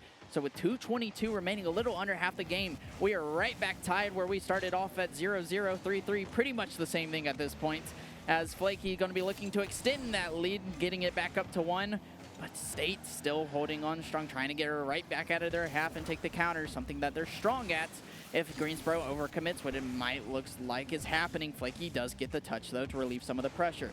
Rocket trying to keep it in with a 50, but a dunk coming out, and Nutella with no boost has to fake it. This might be an awkward spot for the Spartans, but able to recover is Fatu just in case. Flaky's in net, and once again, just shot after shot going on, but the defense holding strong even with low boost. That was a great play with low boost by Flaky. Was able to push it past one defender and actually forced a little bit of difficulty there from the NC State back line. So you love to see them not only creating play, but making it difficult for your opponents when you have 0 boost, plus Nutella a full tank, so he was able to jump in support as well. But they still find themselves here back in their own defensive zone. Nutella with the touch, trying to find his way across, shielded by Maple, but only temporary as Fatu's back on this ball. Got that extra touch, waiting for Flaky as well. But Rocket now is going to chase this one down. But luckily for Nutella, he got 100 boost before he got, well, thrown off the pitch here. And now NC State right back to it as well. Flaky, a big clear to touch it past one. Rocket waiting for it too, but a good 50-50 again from Fatu. I was about to say, Flaky looking a lot more confident on that back line. As I say that, that is the most caster curse thing I have ever seen in my life, because he ends up backflipping as the third man. Maple just puts a shot on target, and what comes a free save is now a free goal. I mean, that is just unfortunate if you're Greensboro, but you still have time to recover from it. Yeah, you still got just less than a minute, so some time. Mistakes have been few and far between. When they rear their head, Skyline, it's been a bit of a difficult time for these teams to really bring back, especially if it's going to be this close and this back and forth. And again, I mean, 30 seconds remaining, and these one-goal games are just so hard to, play through if you're a team on the opposing side, because obviously losing by a goal is a heartbreaking thing to go through, especially if it's an overtime. But right now they're going to be looking to try to tie this one up, and NC State going to be looking to try to double their lead, maybe. What a save on the back line from Flaky off the crossbar.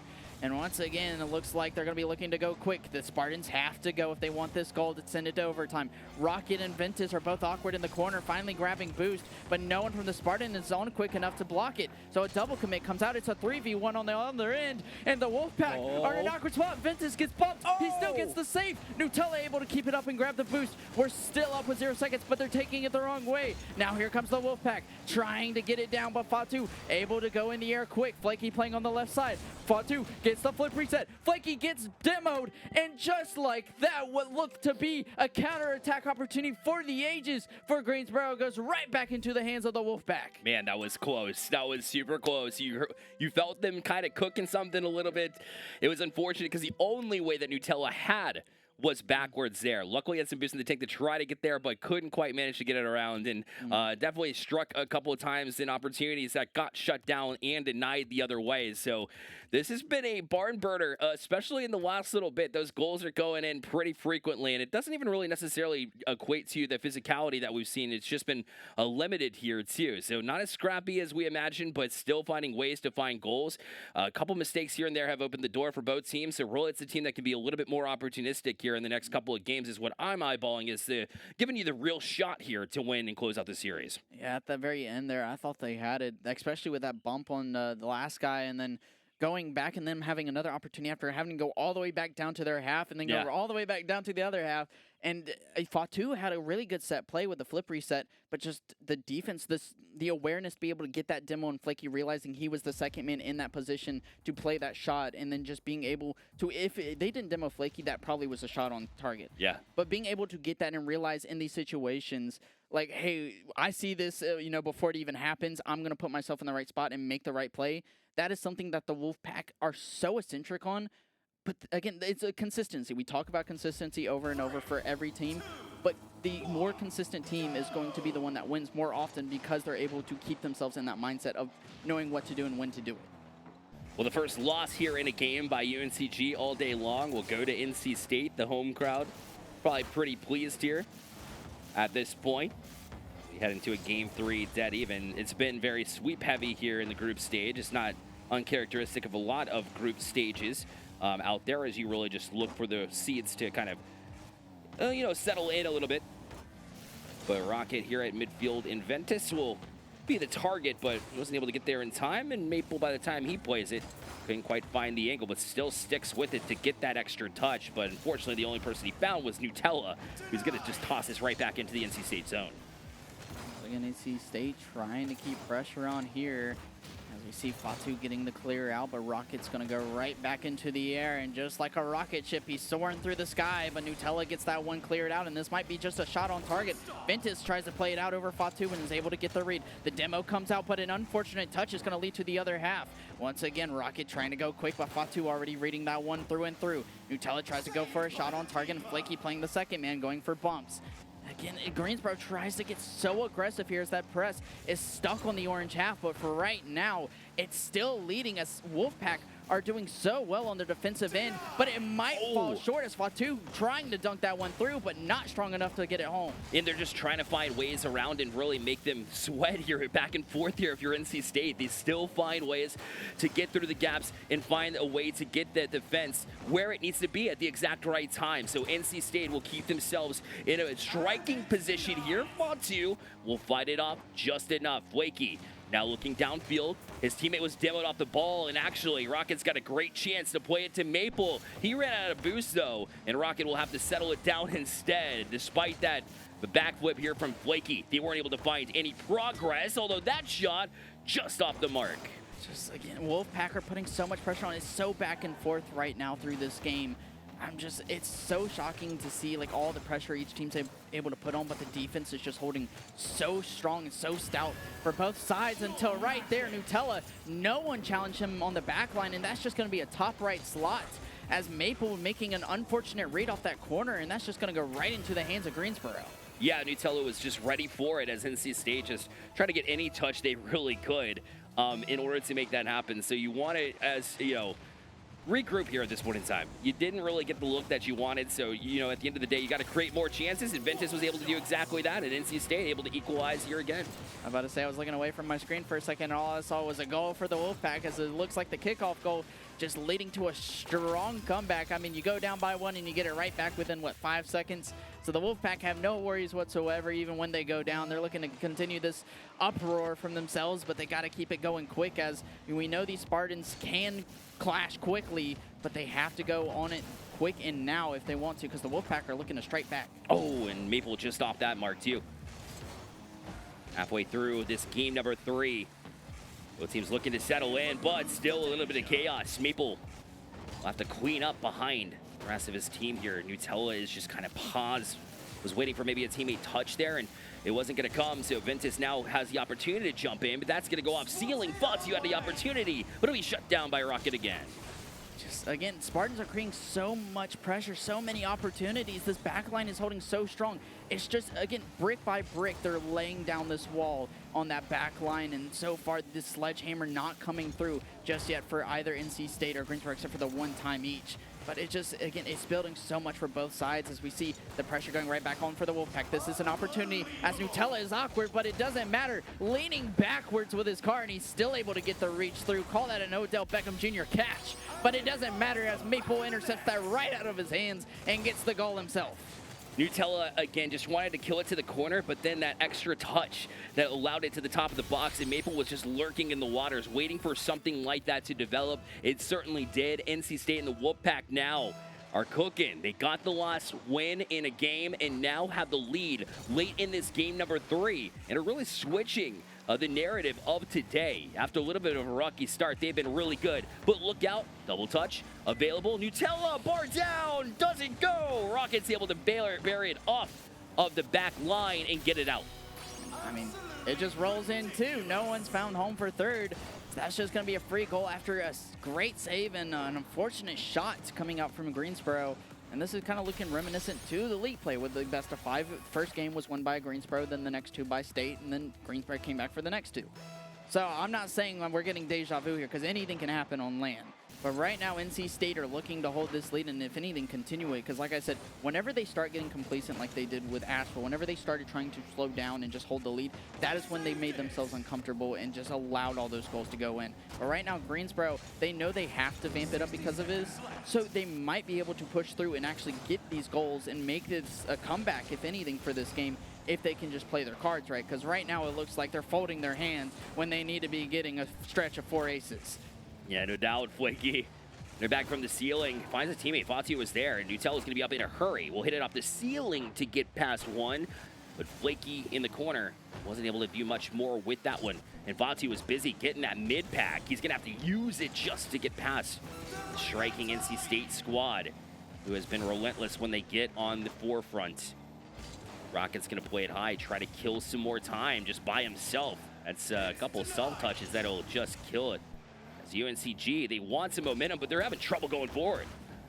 Yeah, they're so stuck on their back, and the Wolfpack are doing a great job at being able to keep this on the half of the blue side. And right now, unless the goal comes through here to set up a possible kickoff goal, this is going to go to the Wolfpack, and we see our first game of this series not separated by only one goal, as the NC State Wolfpack take it by 2 to go up 2-1 in this series. I guess NC State was looking for lunchtime, and afterwards when they came back, they're finding a whole lot of love right now and finding their game thoroughly here in this one. All 3 members contributing to the nth degree. Incredible work from all of these 3, being able to find one another when they need to, be able to establish pressure, play the trap game if they want to too, which can be very frustrating to go up against, especially at LAN. You look at your teammates, you're like, how do we even get through this front line that keeps coming at us? And sometimes it's just Rocket alone throwing it back and forth to himself, man. It's tough to deal with sometimes. Yeah, and like I said, mental is the biggest thing when it comes to the LAN stage. Being able to keep yourself in the right headset and headspace between not only yourself but your teammates, being like, okay, guys, look, this is what's happened. I know that we're down 2, even if it's 2-1, 2-0, whatever it is. I know we're down in this series. But what's more important is that we keep ourselves in this game and that we take it one game at a time rather than just being like, oh, well, series is already over. You know, they're on match point. Yeah.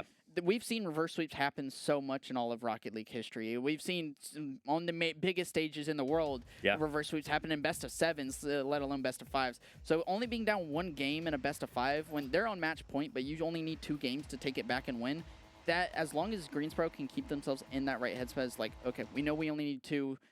We can win this. That's all they have to do, and just keep that pressure up, and they will overcome. But the Wolfpack looking scary right now. Will the Pack be able to close it out, or will the Spartans have something to say about it? They won game 1, but they've watched the 2 get away from them. NC State, the opportunity here. 5 minutes on the clock in game 4. Gonna be underway here. Fatu already trying to start off quick with the pressure. As we know the NC State just love to play that pressure right off the rip, but looks like Greensboro trying to play it right back onto their half.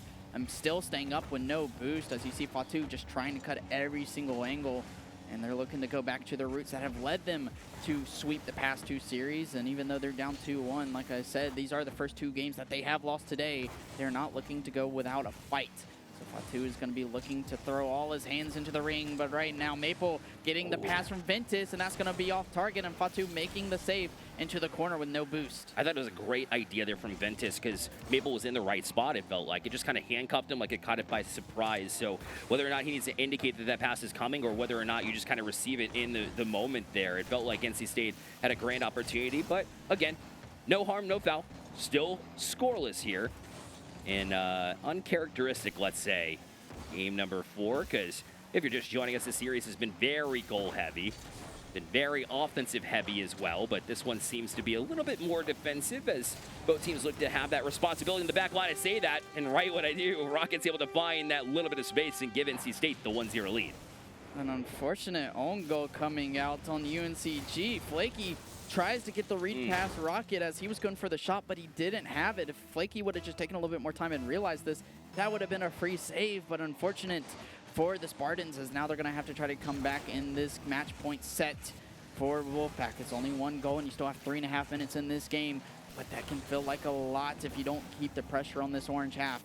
Flaky's looking for Fatu in the middle. He sees him lurking, but not able to get it past the first man. Nutella gets the touch. But again, the second man has been a lot slower for the Spartans than what we've seen in the past series. That is the main point that I've seen that has caused them to kind of collapse compared to this team, which the Wolfpack are doing a good job at keeping that press to ensure that they don't get too overconfident. They're trying to make them more timid and scared by keeping that second man back, by keeping the pressure on that blue half.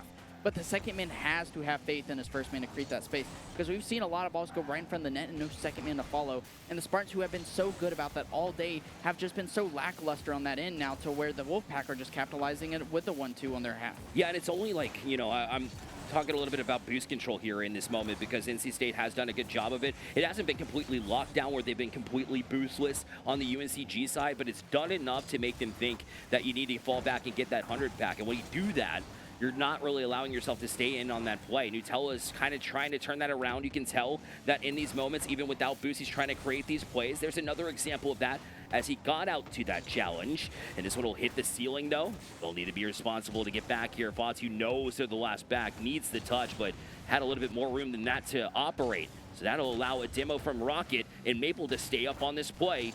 They're not able to break through the box. Eventually they will. Nutella's not able to get there either, but Fatu a great job to pull it to the chest and get it out of the zone. Once again, the Spartans just stuck. Even though it's in the midfield and looked like it was on the orange half for a second, they are just stuck on this line, just trying to find a way out. They're clawing their way through. So far, nothing has come to avail for them. As we see, once again, just going right back into the hands of NC State, as they've done a good job at just being patient on that back line and trying to wait as much as they can for that ball just to fall into their hands, because so far Greensboro has just been throwing the ball right at them. As we see there, it looked like they were trying to go for the quick pass, but instead it's just going to lead to a counter. A good read on that pass to block it through, and just having that first man trust the second off that bang, and it's a free net every time. And Flaky's trying to, you know, go the same spot to Fatu, and so it's been there before.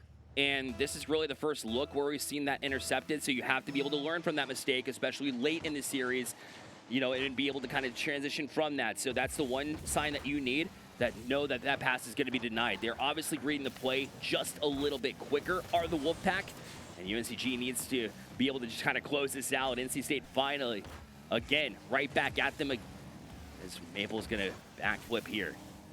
A little bit of an awkward scenario. Rockets trying to set up Maple, just trying to kill some time. Greensboro, I mean, they got a minute left to get 2 goals, something that's we've seen them do before. We know that they can get these quick goals, but with all the pressure that's mounting from the Wolfpack of them staying on the blue half, trying to ensure that even with it being on their half, they're able to get control right back onto that back wall. It's just such a tall task. It looked like the Spartans, who have been so dominant all day, are now just completely fumbling the bag, as we see a double commit coming out there from UNCG, and this might lead to another goal from the Wolfpack, as again, a great touch actually to cut that off, and this might be an awkward opportunity as Maple making the diving save. It's an open net with the demo, as Maple has no boost, but Flaky just playing too close to the play, forced to rotate all the way back and then cut into it. Another play where the second man just out of position, and the bump coming out on the team play. This might be a goal, though. It's wide open, and Flaky, even with all the miscues, still able to find one somehow.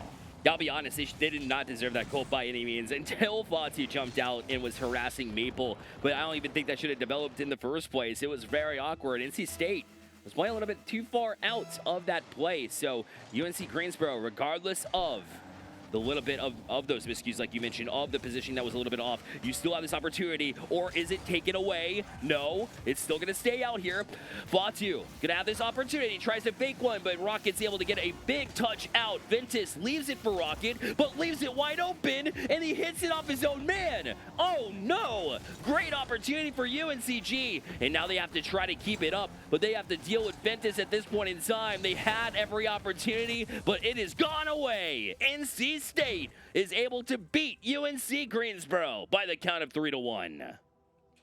I am shocked. Wow. I mean, what a series. It goes from back and forth, and it looked like Greensboro had so many opportunities there at the end, but it wasn't even NC State that collapsed and caused them to, you know, not be able to score. It was their own team. Greensboro, just the bumps were coming out on their own team players, and the second man just not trusting in the right spots, to where now they're collapsing on each other at the wrong times, and what leads to an open net now leads to a counterattack against them. The Spartans that have looked so well put together like an oiled machine all today, it looks like some screws got loose, because right now they're looking like they're falling apart. Yeah, and you have to start thinking about, you know, is this land fatigue to some degree? It's, you know, it's only a few matches, and I get that, and they're best of 5s, they're not best of 7s, but at the end of the day, you have to keep that sharp focus, and it looked like UNCG, they just, you're right, they collapsed. I think you used the word specifically, and I think you're actually pretty accurate there in that. Final thoughts on this series here, Skylar? I mean, it was going to be a close series nonetheless, because like we said with earlier, it's a best of 5, and if, you know, went to game 5, so I was expecting to stay close. I was hoping for 5 as well, But NC State coming in as the bottom seed of this tournament and now showing out, I believe they're going to take the #1 seed after this win with the head-to-head, unless by some miracle we can get some kind of switch up with like maybe Wilmington or something. But we will take it on to I believe a breaker Let's go. interview. What we're going to do, we're going to talk to Rocket again. I got to talk to him a little bit earlier. We're like, hey, let's go back to him. So, Rocket, we'll send it down to him for an interview. Colson, what you got, man? Hello, everyone, and welcome to the interview. Joining me today is Rocket QT, star player of the NC State roster. Rocket, how do you feel after that series against UNCG? I'm super pumped. I'm like still shaking, but I had so much fun. I was screaming the whole time. It was really awesome. Yeah, I really like the energy. I was actually casting the B stream at Esports at NC State on Twitch, so if you guys want to see more Rocket League, head over there as well. But I heard you guys, your team was getting loud. You look like you were having fun out there. What do you think was the difference maker in this series against such a strong roster? We kept energy, kept the momentum. We were just having fun the whole time. This guy played phenomenal. We were just linking. We fixed some stuff. This is Mori. We fixed some stuff backdoor, and it just snapped together and worked so well. I mean, it looked awesome. With such a talented roster, Mori, Ventus, and Rocket QT, y'all played phenomenal. I think UNCG had a lot of pressure, especially early on in the series. We have some fans from UNC Asheville in the background. You call them fans. But we're having fun here. If you guys can't tell, this has been awesome. I've had such a blast here, and I'm sure the players have as well. NC State taking it on top. Rocket, you have any shout-outs that you want to give before we close this interview out? My team, obviously, but also Jesus Christ. And my parents made it. Shout out to them. Also, my coach, and always shout out production and the casters. Well, thank you very much. I'm either sending it back to the desk or to a quick break, but don't go anywhere. We have some awesome Rocket League coming to you next. Well, thank you so much, Colton. Again, talking to Rocket, who is so effective in that series, and he loves, I mean, this is a guy that just is very selfless, loves to give some shout out to the rest of the team, and rightfully so. It was just a full team effort at the end of the day. Yeah, NC State able to pull that one out. So that's a huge win for them, especially to bring that morale up for the next day. But I also want to give a huge shout out to our sponsors as well. Visit Raleigh. You can visit them at visitraleigh.com if you ever plan coming around here. I mean, again, city is so beautiful. They have so much to do here sports wise. If you ever visit the NC State campus, beautiful campus. I have lived near Raleigh my entire life, and I have enjoyed every second of being here. So if you ever want to come down to Raleigh, like I said, visitraleigh.com is the place to visit because they just, I mean, they do it so well over here. Yeah, I've talked about the Hurricanes. I know you're tired of me talking about that, but I do want to give, like, they have, like, Boxcar Arcade. I don't know if you've been there. Yep. Incredible time. There's so much to do in Raleigh, and the only way that you figure out, you know, how you're going to be able to plan out your next trip, and it should be Raleigh, is to go to visitraleigh.com. Again, that's visitraleigh.com to check out all of those because they have been excellent as well. And a big shout out, of course, to the NC State staff that's behind the scenes making this all possible, because without their support, I mean, it would just be, you know, C3. First of all, we wouldn't have a venue, which is this is a beautiful venue. I mean, it is. You got to check out the studio now. What do you think? I mean, this is top tier studio. Like, I've been in some top tier ones, but this one definitely takes the cake. Like, the way it's so professional, the way that they hold this with, I mean, everything that's happened with all the other lanes I've been to. This is definitely one of, if not the most professional lane I've ever been to. So huge shout out to NC State with the way that they run things here because it is so beautiful. Like I said, campus wise, it's beautiful, and everything that they're doing here is just amazing. Yeah, and they set everybody up for success here, and you can tell that everybody's just having an incredible time. And hope you are at home as well if you're watching, or if you're just in the stream and here at NC State. What's up? Come say hello. What are you doing? Come say hello and hang out with us. We're going to take a quick break. We also have a break interview to happen during that break, and then we'll load up some next matches for you. The tail end of the group stage coming up after this. Don't go anywhere.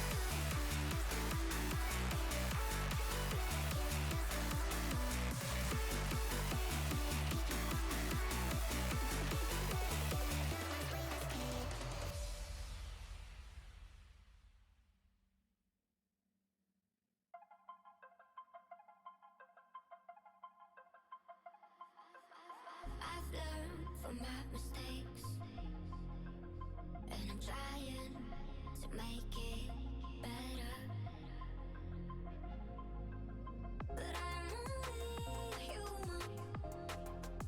Some days it's hard to move on, so I keep fighting every day. I don't blame myself.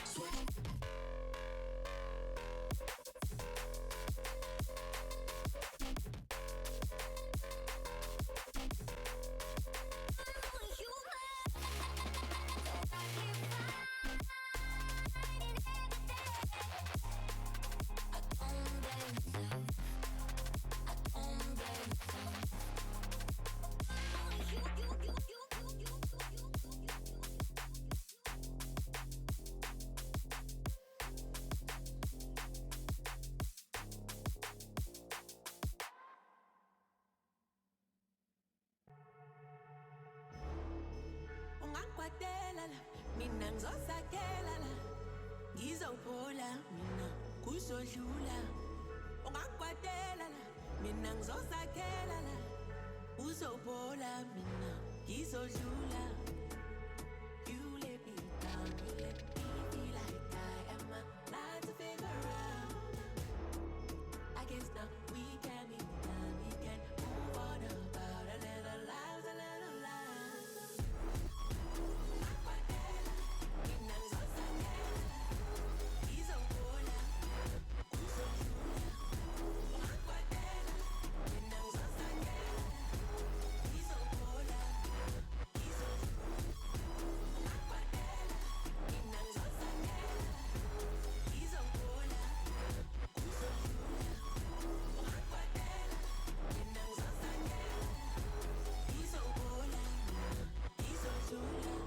you let me down, down, down, la, da, da. Without a sound, sound, sound. You let me down, down, down, la, da, da. Without a sound, sound, sound. Ungakwatela la, mina ngizosakhela la. Ngizophola mina kuzodlula. Ungakwatela la, mina ngizosakhela la. Uzophola mina ngizodlula. You let me down, you let me feel like I am alive to figure out.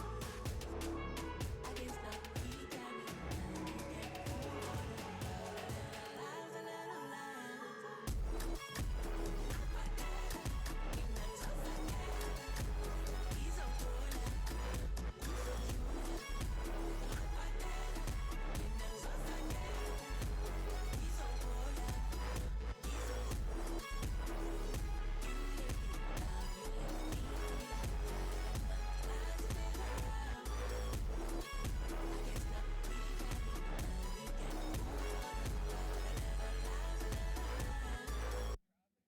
You take my mouth, raise my sins.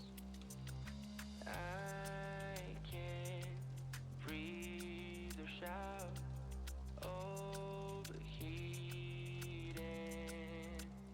Oh, I don't know what to say. I don't know where to start.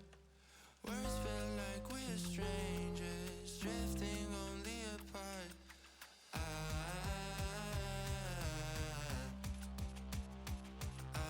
overheating.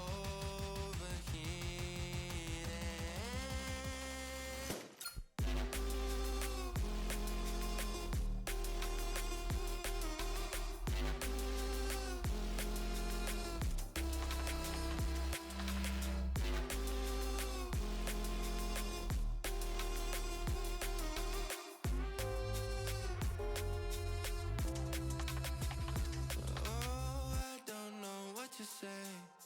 I don't know where to start. Words feel like we're strangers, drifting only apart.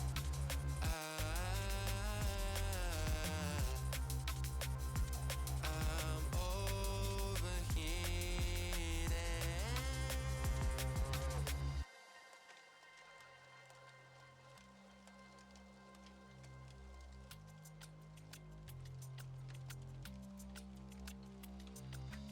Stuck in the same old feeling, feel so detached. My vocal cords are bleeding, overreact.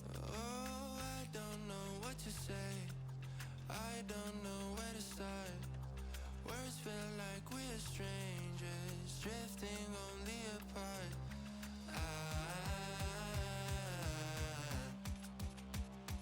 I'm overheating.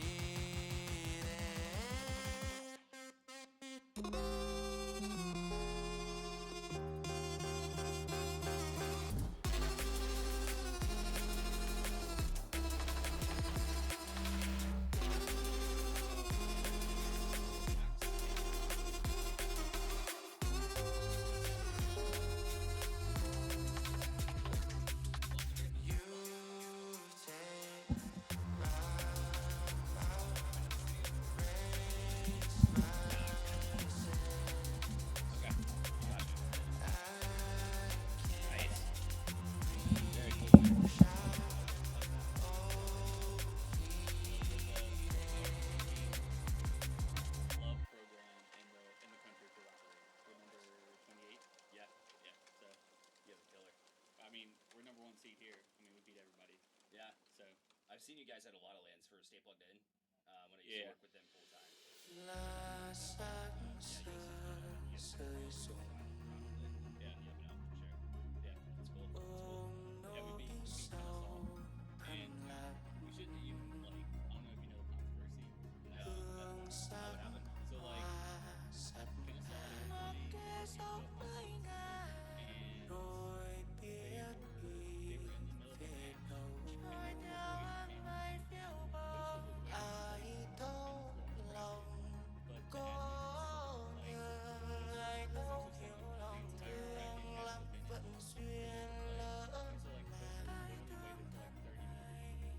để có ngước lên trời cao dang rộng cánh tay, từng cánh chim bay lạc nơi nhưng nào ai hay. Chờ mùa xuân tới thân này chơi vơi, chờ khắp thế gian im lặng. Hòa vào ánh mắt chuộc lòng nhân gian. Ôi à, phần tơ duyên sao xa.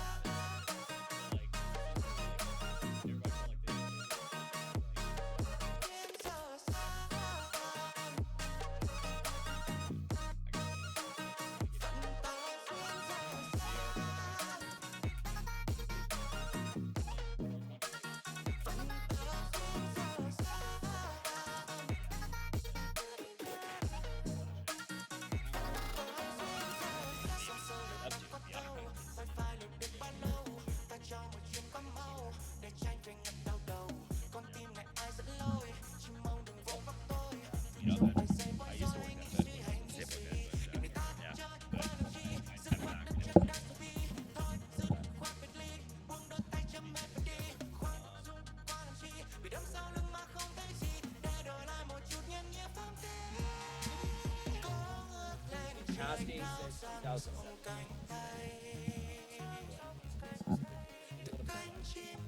2007. Even before that point in time, I was doing some personal streams too, and just like really casting that. Then that's when I got the call for my first call for World of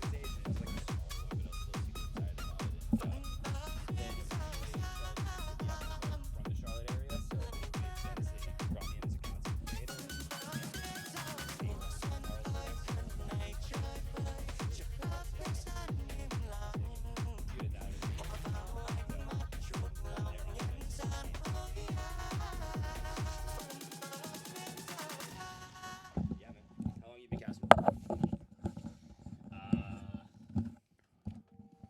I think like 2 years maybe. Yeah. But like this is like my first year as like casting streams regularly. Gotcha. But this is like my first like event like on like a mainstream broadcast. I casted at Florence for a couple games.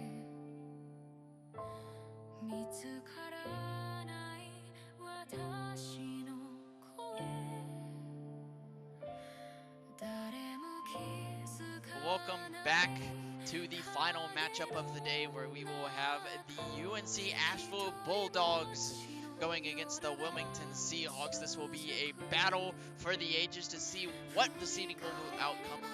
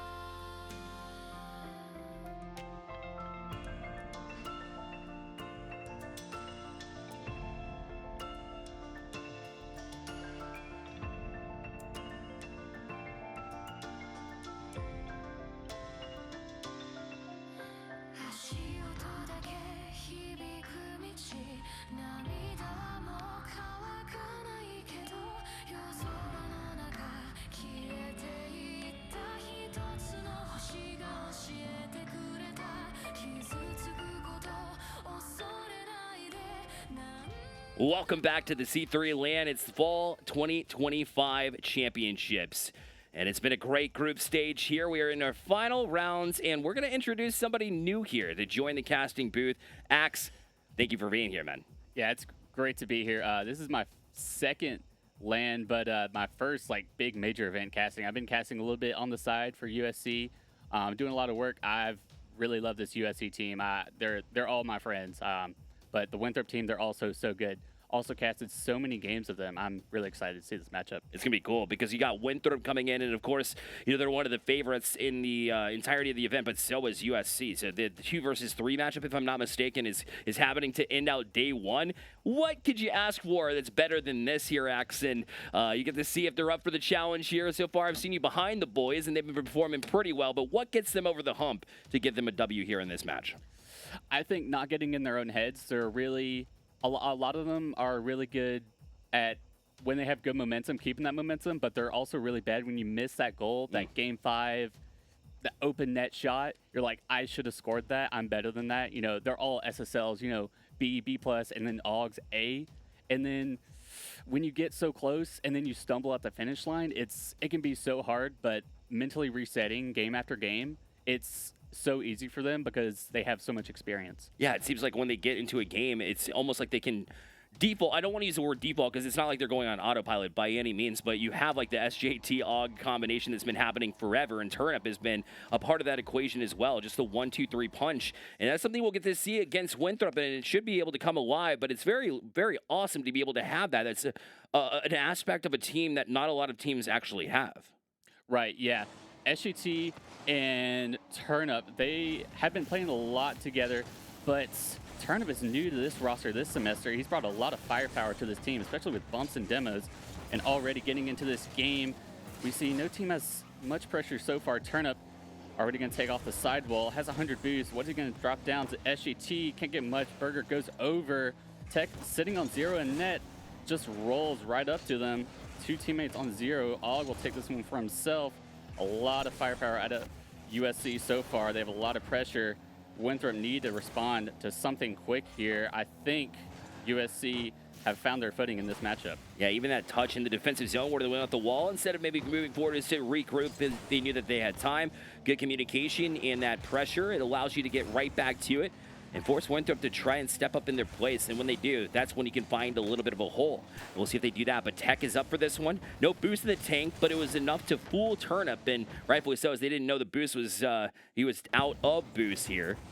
So we just wanted to reiterate what match we're looking at right now. But hey, listen, we're back as Phantom will take this shot, but Turnip a good save, and here's that transition game that we know and love from USC. Not able to convert this time, although Burger out of boost. This shot going to be handled, though, on the defensive side.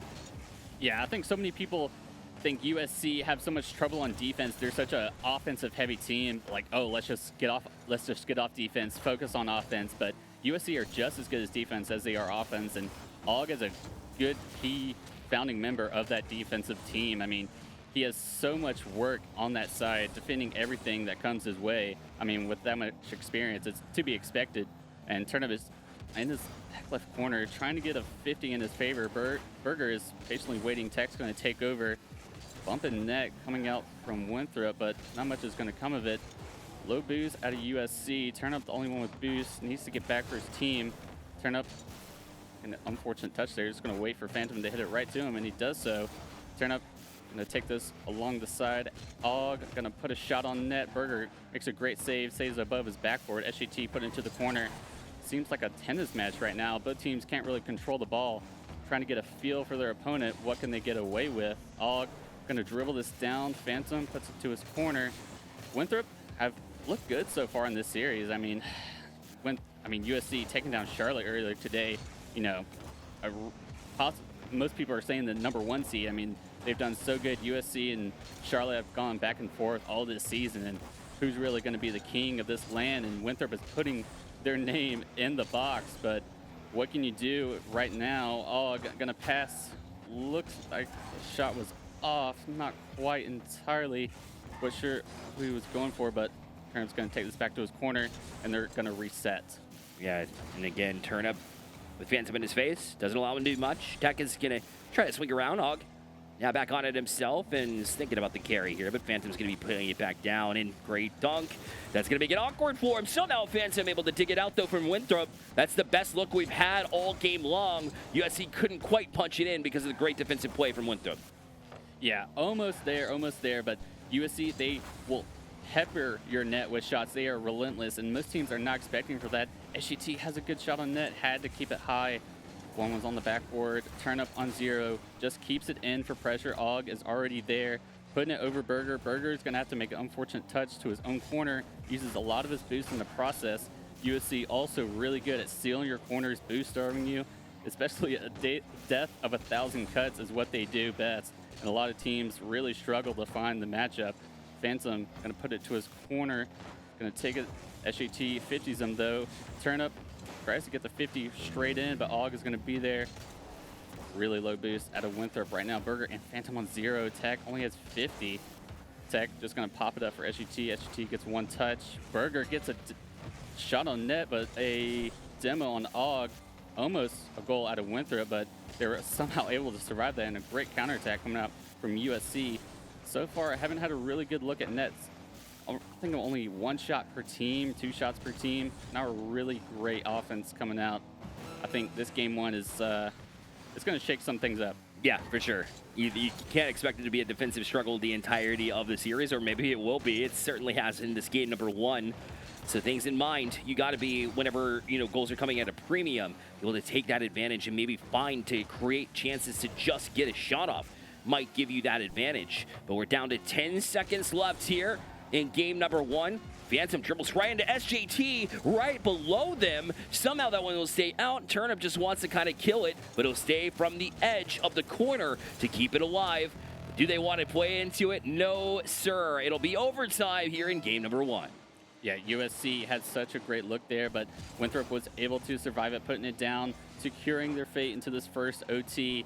And hopefully most OT as many. This game 1 is already exhilarating. Both teams are showing so much skill, so much patience. I have to say, they're not overextending themselves. They're playing boost. They're playing for their teammates. But Turnip right now can make this all change in an instant. Doesn't get that double touch off the ceiling. SGT is going to have to get back. Og has 0 boost, just going to pop it down to him. SGT gets bumped out of the way. Turnip, can he make a skim attempt? Burger has it all under control. Og is sitting like a rock on the floor with 0 boost. SGT will put it down to Turnip. Passing between their team, always good. Tech going to get a great 50 out to Burger, but Burger has 0. Can't really do much there. SGT around mid. Burger going to get a 50 with Og. SGT looking to make something happen. Og backflips, unfortunate. Turnip, haven't seen a lot of demos out of him this game. USC are notorious for their aggressive play style, their demos. You could be comparable to Kofor if you ever seen RLCS. Oh, yeah. I remember Kofor quite well. Being able to go up against some of the teams that I've seen. That's a great opportunity, but Phantom shuts them down instantly, as there was a decent look, but nobody there from USC to be able to challenge into it, and Winthrop was ready for it, so they're able to cut in time before USC can get there. But they'll clear all the way down to the length of the pitch.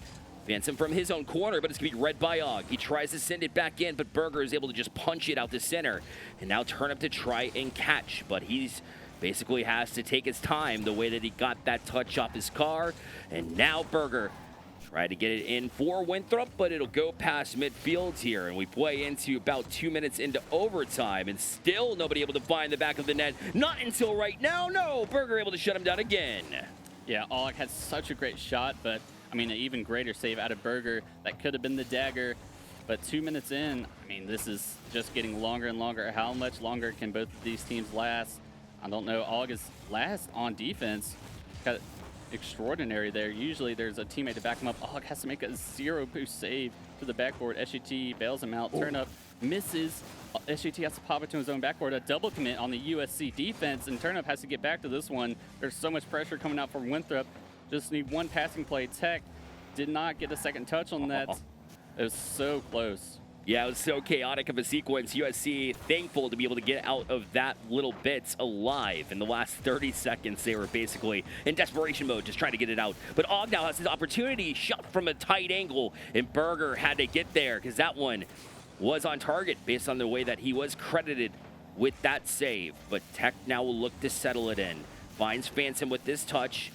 It'll be Tech to chase, but didn't like the look and realized he didn't have any boost, so he'll swing around. And once again, this conservative nature of both teams is showcasing itself. 3 minutes into overtime, the pinch, but Phantom able to shut that one down too.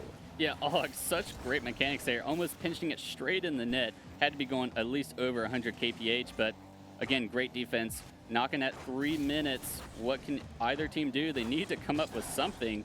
Pull a rabbit out of the hat here. They have done yet nothing on offense and defense. Both teams, essentially, what I've said earlier, tennis match, they've just been rocketing the ball back and forth. Very little control, but when there is control, they always have that first man immediately challenge. I mean, in this rank, you expect that to happen. The first man is going to immediately challenge, get pressure off the ball, or force the ball for the second man.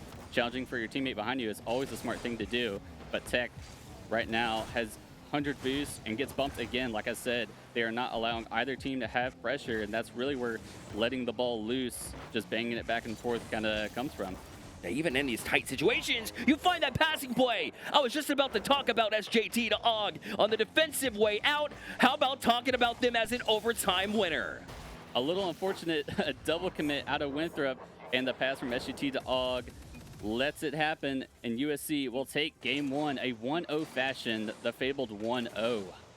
Yes, I mean, that was the battle that we want to see. When you know that you're going up against two of the top teams at LAN, you know that it's going to be a shutdown situation. That I threw out the word conservative, and I would kind of ease back on that. I want to take a step back from it because there's still some plays that were aggressive, but they were met with that same aggression. So it was almost like an ebb and flow type of situation where if you're going to put on pressure, we're going to kind of toss it right back at you.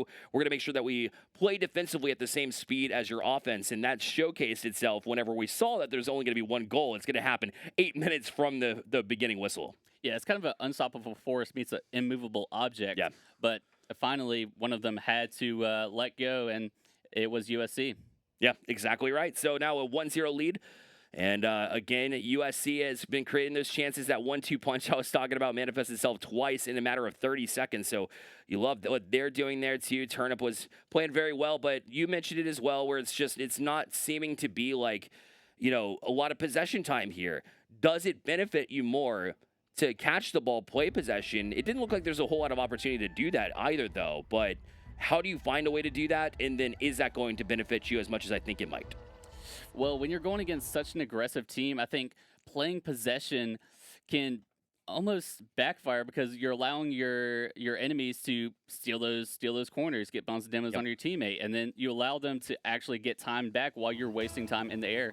But when you're playing that tennis match, you're not allowing them, so it's kind of you have to fight fire with fire essentially. And in this game too, what can Winthrop do to put out the fire with this USC offense? Turnip has boost, puts it almost around Phantom, but SGT just bangs it across. Again, not a lot of control here, but it's good pressure. Phantom has boost. Someone needs to challenge. Turnip does so good on 0 boost, but Og is going to take it back to his corner, buy time for his teammates, and already Winthrop looking a little bit stronger, looking a bit smarter, taking their decisions not lightly, trying to get around this USC defense. Yeah, it was a big demo there from Og as well as Winthrop had the third man looking to attack into that moment, but now Phantom had the opportunity, a wide open net, unfortunately shot it a little bit wide. It was a top angle at the end of the day, and Tech with the follow-up chance too. But a big stand on the defensive line here from USC. And man, 1 goal through all this time played. Another minute, another scoreless one. But SJT here from the corner wants to be able to create something here out of the zone from USC. But once again, it's been kind of play back and forth type of situation. The reads have been so strong defensively, it's been crazy. Yeah, when you look at teams in RLCS like NRG, you see they don't score a lot, but they also don't give up a lot of goals, and that can be comparable to these type of teams where they don't score a lot, but when they do score, they're not going to give up another goal for the rest of the game. They have such great defense, playing the best foundational threes that you can think of, not overcommitting, not going for too many bumps and demos, not going crazy with mechanics, but I mean, all these players have insane mechanics for this level. It's just really great foundational threes, and these teams execute both so well. Have been polished, some would say. I totally agree. Now back wall opportunity. The shot is going to be bouncing just a little bit too sharp of an angle downwards, where it went above the net on the way back up. SJT still on it though, but the waterfall down will find Phantom and nobody in the area for USC. So the Gamecocks will now have to kind of swing around and wait for their next opportunity. Or will they? Turnip was right there causing some chaos. They're not able to get back to it. As JT now will pop it, looking for Og. He's able to get past them. But once again, on the back wall challenge there from Winthrop. Nobody giving an inch again, as this one will be played in. Phantom plays it high. Og shot taken. Another great read, this time on the offensive side of the ball for USC. Yeah, great pass from SJT to Og. Og, always that sharpshooter. He's always willing to put it in the net. The best shooter on the team by far, and the most experienced. Nothing new out of him, just the same old, same old. Now listen, if it ain't broke, don't fix it. Get back to it. Og is going to steal a boost, too. And a grand spot finds Turnip and finds another goal. And once the dam breaks, suddenly the water flows through. USC has back-to-back goals. Certainly the quickest back-to-back goals we've seen in less than 15 seconds. Yeah, I think after that game one, when you go so long without scoring, and it's still scoreless out of Winthrop, you just start to get impatient and you start to force things that aren't there, and that starts to lead to more goals, and you get more impatient, and it's just a vicious cycle. I think Winthrop really needs to mentally reset here and start thinking about what are they going to do in this game, because there's still 2 minutes left. There's still plenty of time to come back, and USC are just endlessly barraging with bumps, demos, stealing your boost, and I've noticed third man has been sitting a lot further back, positioned a lot behind that midfield line, and it's been really helping out USC, positioning them allowed to make those counterattacks and make those such offensive deep struggles, and Winthrop hasn't been able to do anything about it. But so far, Winthrop are having the offense of their own. Tech has to get a great touch on this, but SGT interrupts them in the moment. Phantom doesn't have a lot of boost to shoot that on target. Og escapes and Burger puts it bottom right. And now USC has to be cautious for sure, because the floodgates could work both ways, because Winthrop hadn't had a goal until this point. That was 8 minutes of the first game because of overtime. Now another 3 minutes and 20 seconds for a total of 11 minutes before they actually got their first goal on the board. But now, because you do that, you start to see a little bit of confidence and the boost out of the tank from Og. But Turnip so quick in support here. Winthrop has cut the lead in half now in game 2, but a shot taken from USC, trying to keep them at bay. And I like this. I like the offensive pressure, especially when you just surrendered a goal. You should not back up, and that's what USC has been doing. Yeah, I think Winthrop needs to find their confidence. They need to find their flow state, because once they do, this is going to be a lot closer series. Winthrop are a really good team. Both of these teams are all top 3 teams, in my opinion, and they have the firepower. They have the confidence to put these teams to rest, and they have been doing all season. And that ball from Tech escapes them. Nobody's in net. Yeah, I'm not sure what happened here. It looked like they just like a tap down, and were they being attacked here? No, Og and Turnip, they tripped over one another. Unfortunate play there, and it'll happen. You know, you have this situation where the ball is kind of equidistant from both of you. You're both trying to chop at it, and, well, there's one to forget for sure. Winthrop will take it. And suddenly we're back equal with under a minute left here, as USC gets a good luck, but shut down from Tech, and of course it's going to come down to the wire. Yeah, I think when that team bump happens, you need to mentally reset. It's just, okay, let's go next. You know, fist bump. I mean, go on kickoff, and already Burger shoots it over SJT. What a top rope! Oh my goodness, that one had some serious meat on it. The Burger did. It's a double. And he went top bends too. Not even that it mattered, because the net was free. It was just for style points here. Maybe a little bit of confidence as well from Winthrop, who were scoreless for such a long time. Suddenly they got 3 within 2 minutes and are looking to just kind of ride this one out. And despite the lack of goal scoring, have a real opportunity to be able to equalize if they can hold off USC for the last 30 seconds. Yeah, the Gamecocks versus the Eagles. Which one is going to fly above the other in this game 2? And Winthrop, I think they've kind of found their footing in this matchup. They understand what they can do now, and USC have not been able to adjust to Winthrop's new game plan. But already Og is just going to bang this off the corner. Can he get a great read? And he does, but it's saved by Burger. SJT puts it top shelf. Wow. Another great passing lane was available. Og takes his shot, keeps him at bay, and then comes down and places his car in the perfect spot to, you guessed it, find SJT again. Those two are on a whole different level mentally as far as the connection goes, and ties the game with 7 seconds left. Yeah, I think they're both in each other's brain. They can understand what the other one is thinking. Those two players, SJT and Og, see the game differently. 2 games, 2 overtimes. Here we go again. As the kickoff will be ever so important if you can find some traction there, but no team able to do so. So we settle back in here as Og will play from center. This is Phantom and Burger both up. A bit of a double commit here as Turnip has an opportunity to, well, turn it back up to their side of the pitch here. So go off that back wall. Og in position for it. Realizing there's 2 in net, was just trying to play it over to the side and keep possession.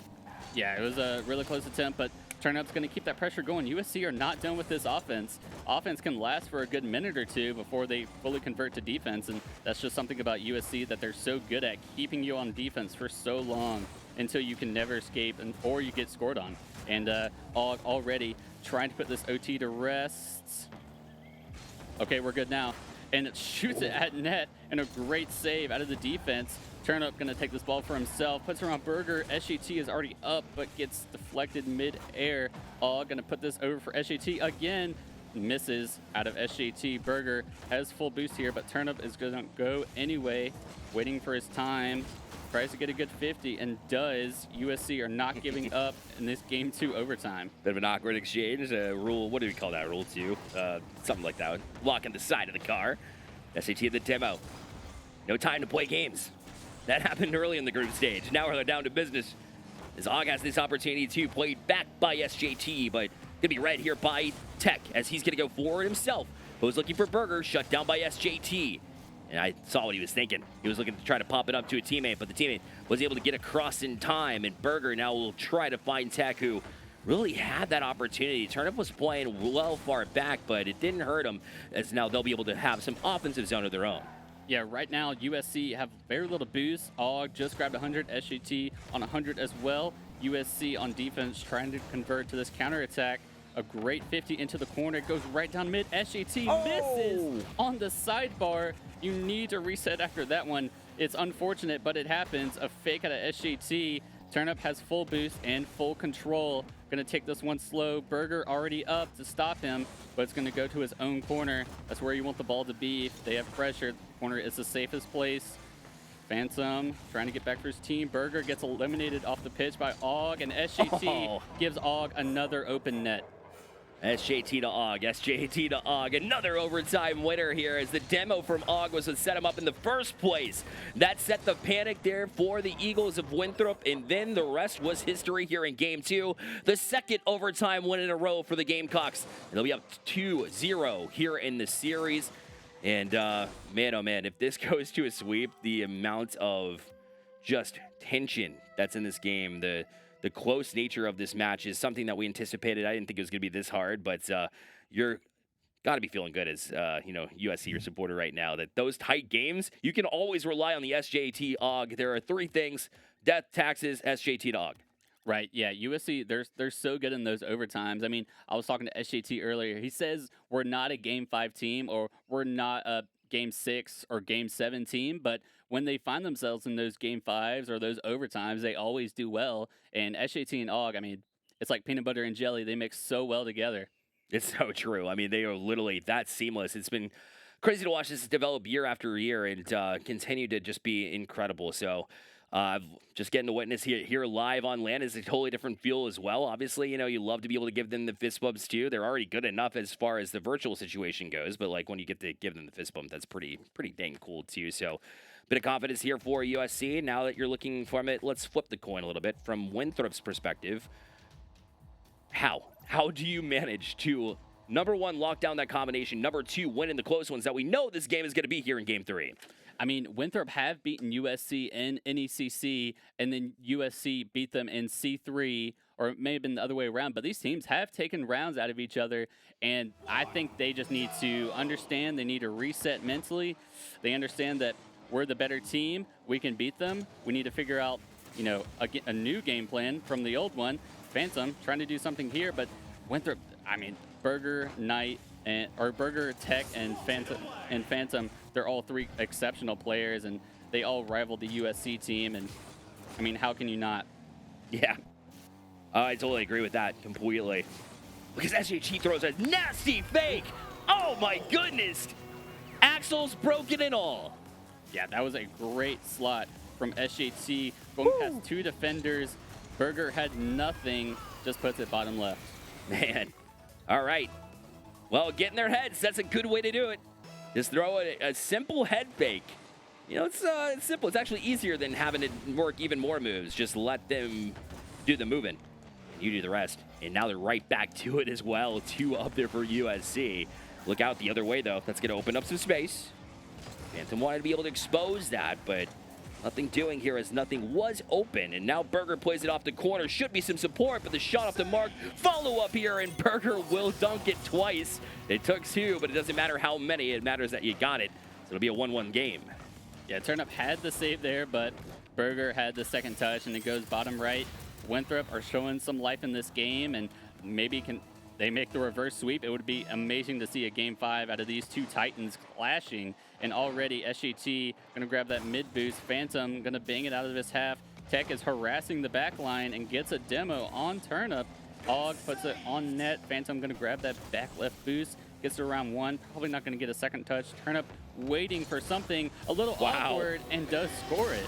So I like this approach that Winthrop has here, starting all the way back from Phantom, where there's a situation where you just want to be able to kind of control it, and the way that you do it is tap it to yourself rather than advancing downfield and then allowing the play to develop and then using that corner and just being in the right place, right time, and hit a nasty corner. Apparently, that's how you got to beat USC, it appears. Yeah, Turnip was super awkward in that scenario, and there wasn't much he could do, but Phantom just had the better shot and was just a better player in that situation. USC said, don't glaze us too hard, but I know. How can I do against my own team? But I will not be biased as a caster. I love both these teams. I literally live 10 minutes from Winthrop, so I've grown up around Winthrop. They're such a great program, but already Phantom is going to have something of his own, a great 50 for USC in their favor. Nobody's up quite yet. SGT will take possession. Rockets towards the ball, but Tech is waiting for him, calculated. Og on 0, going to grab that corner. Burger trying to create some pressure, trying to get it out.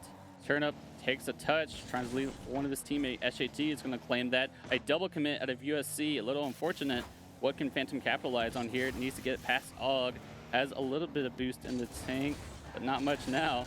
Both of his teammates sitting on 100, waiting for the counterattack. Og sitting on the sidelines, can't do much there.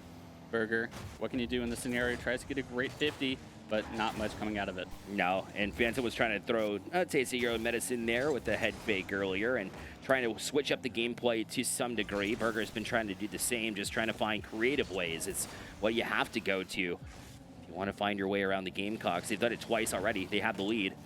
Can they hold on to it here at this point in time?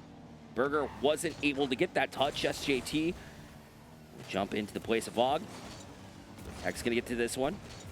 Turn up backwards. Wanted to get it back to Og and reestablish possession here. Was running out of boost and saw Burger in front of him. This will be right back down. Phantom trying to find some traction. A demo in midfield should be able to free it up for USC, and sure enough, they're out of the zone. Yeah, both of these teams, it seems like they've not been using the middle of the field as much for dribbling the ball. They've been using the sides of the field because that feels like where the pressure is, but Og just scores it bottom right from SJT again. Og and SJT. Man. Oh, yeah, exactly. Name a better duo, you cannot. And just pressing in the corner, too. It's knowing not only that a pass is coming, but it's also that he's going to win this 50-50, or he's going to win this challenge. It's going to go off the wall in this direction. I mean, the anticipation is unreal. Now a tie game. That might even disappear, too, as Turnip was on it. And Phantom lost control, but it actually worked out. Looked like he was being tracked down by the waterfall. SJT, you want to talk about creativity. That was an interesting touch, to say the least. He got in the vicinity of Og, but not much further than that. And an unfortunate 50 out of Turnip, and Phantom scores it. SJT could not get the save. Everybody on defense was a little bit awkward. Thought that touch was going to go somewhere else. And I'm surprised Phantom got back to it midair and was able to get that touch at all. That's what caught me by surprise. I was like, hey, I'll just toss it over to Axe. And then I was like, oh, wait, he's got that extra touch, so Phantom's going to score this here. And sure enough, opportunistic are the Eagles. But off the kickoff, Phantom again.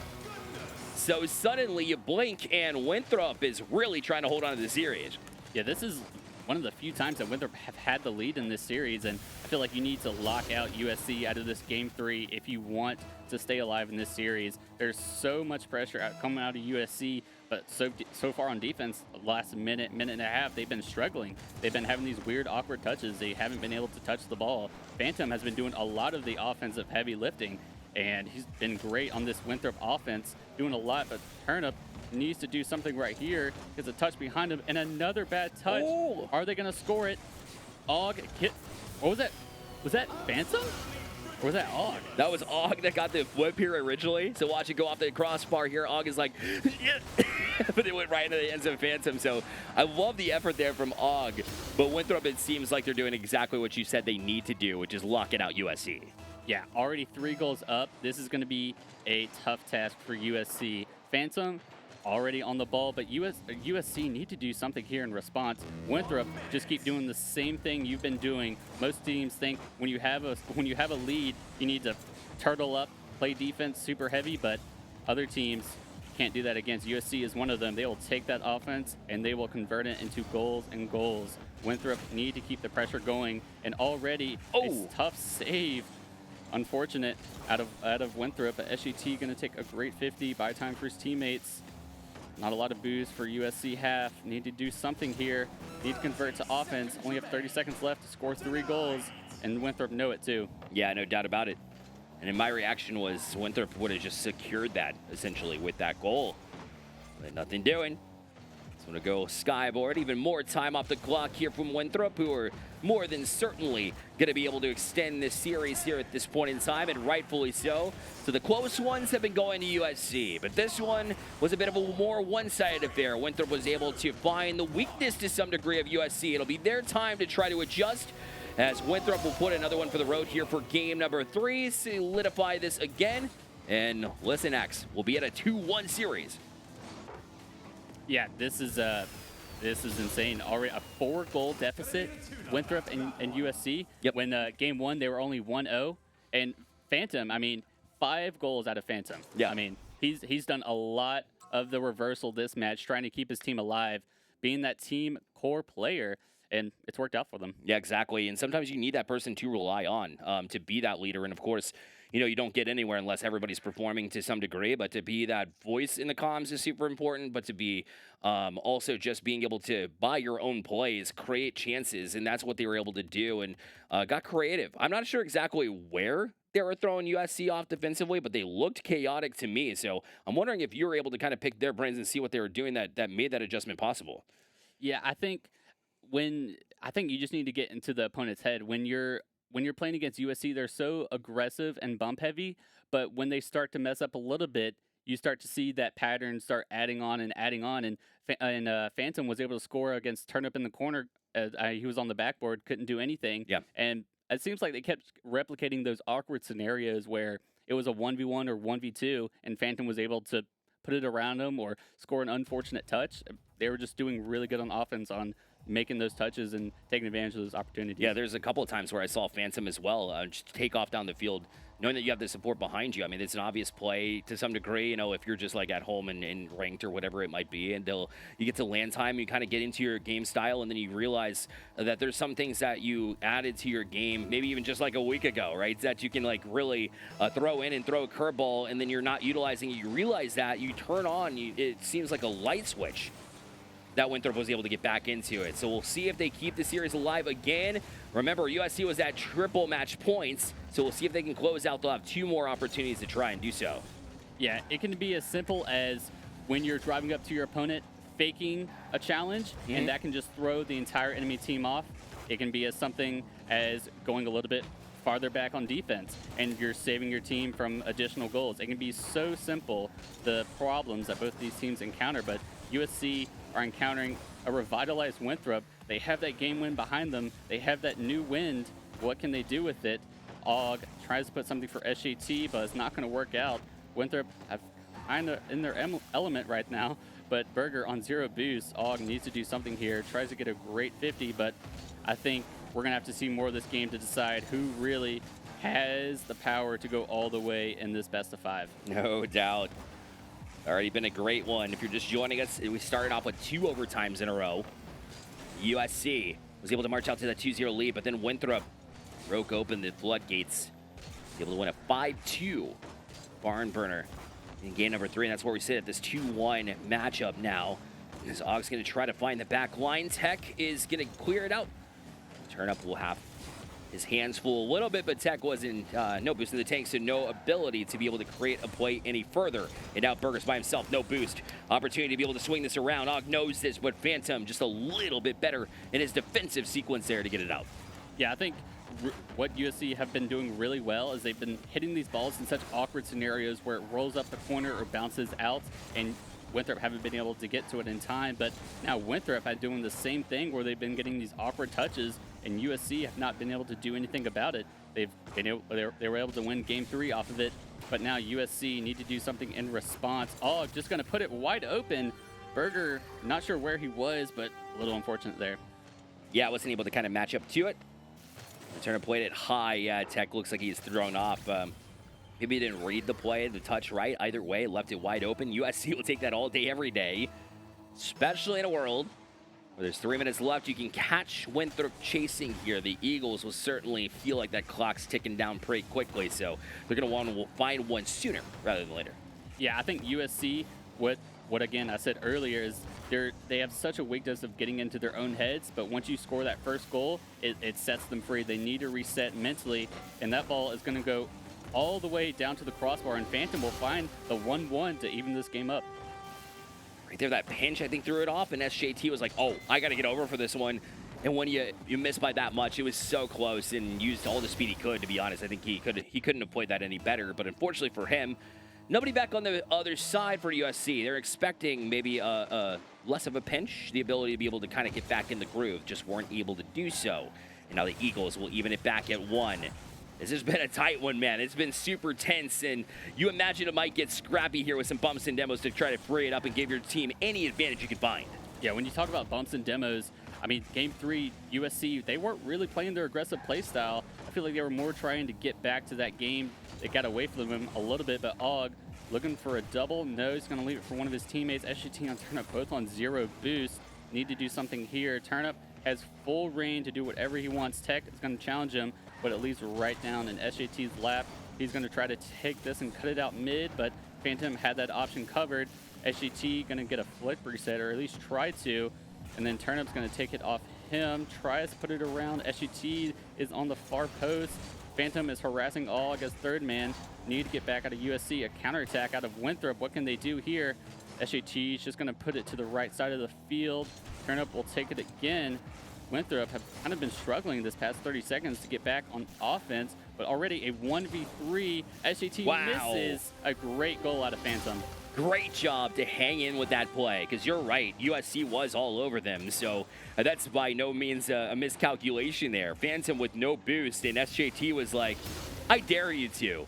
And not many times a lot of players will be able to do that, you know, to that degree. I mean, that was a crazy flick with no boost. So to his degree, I think he calculated everything in his head. SJT, a little bit of that risk calculator, was like, I'm not so sure he can manage this, and well, got it the best of him, and the Eagles will take the lead because of it.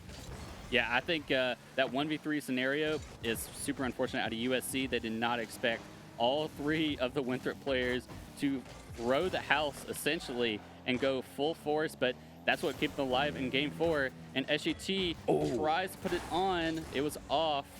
Tech tries to do something with 0 boost. Going to fake his way to do so. Berger going to try to get this, but SGT has it all under control. Can he get a flip reset, put it over 1? But Tech is just going to take it off his hands. Turnup almost doubling in his own net, and it goes in.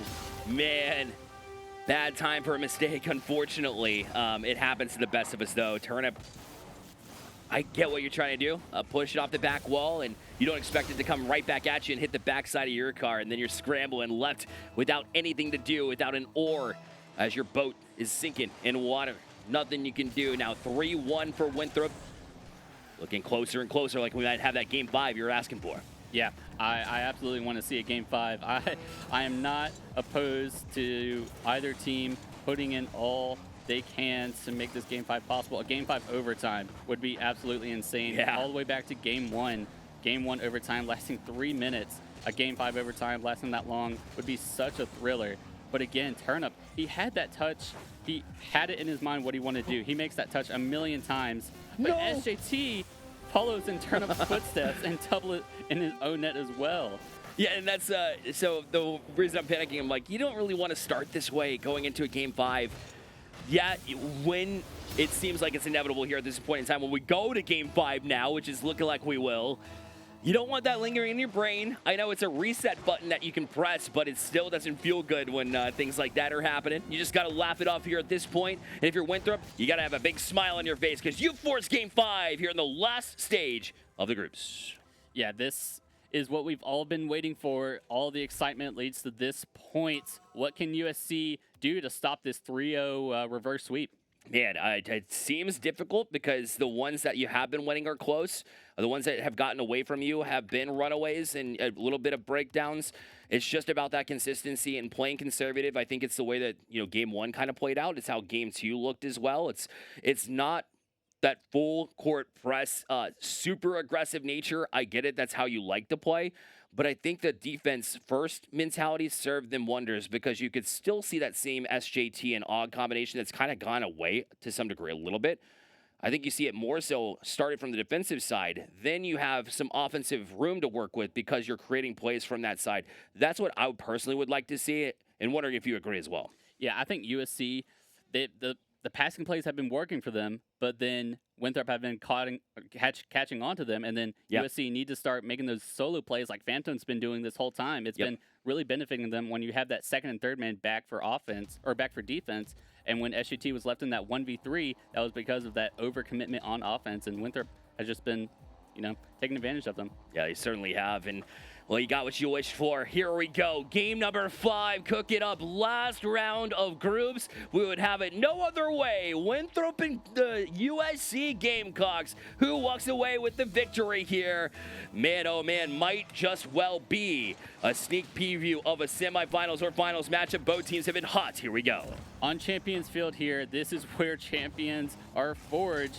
Turnip not having much, but Burger is all over this. SGT is going to cut him off in the air. Tech going to try to get a good 50 out of that as well. Phantom in his own corner gets an unfortunate touch.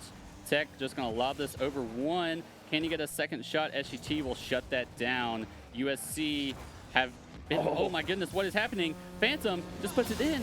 Where was the third man? I'm not sure. It seemed like that was way more free than it needed to be.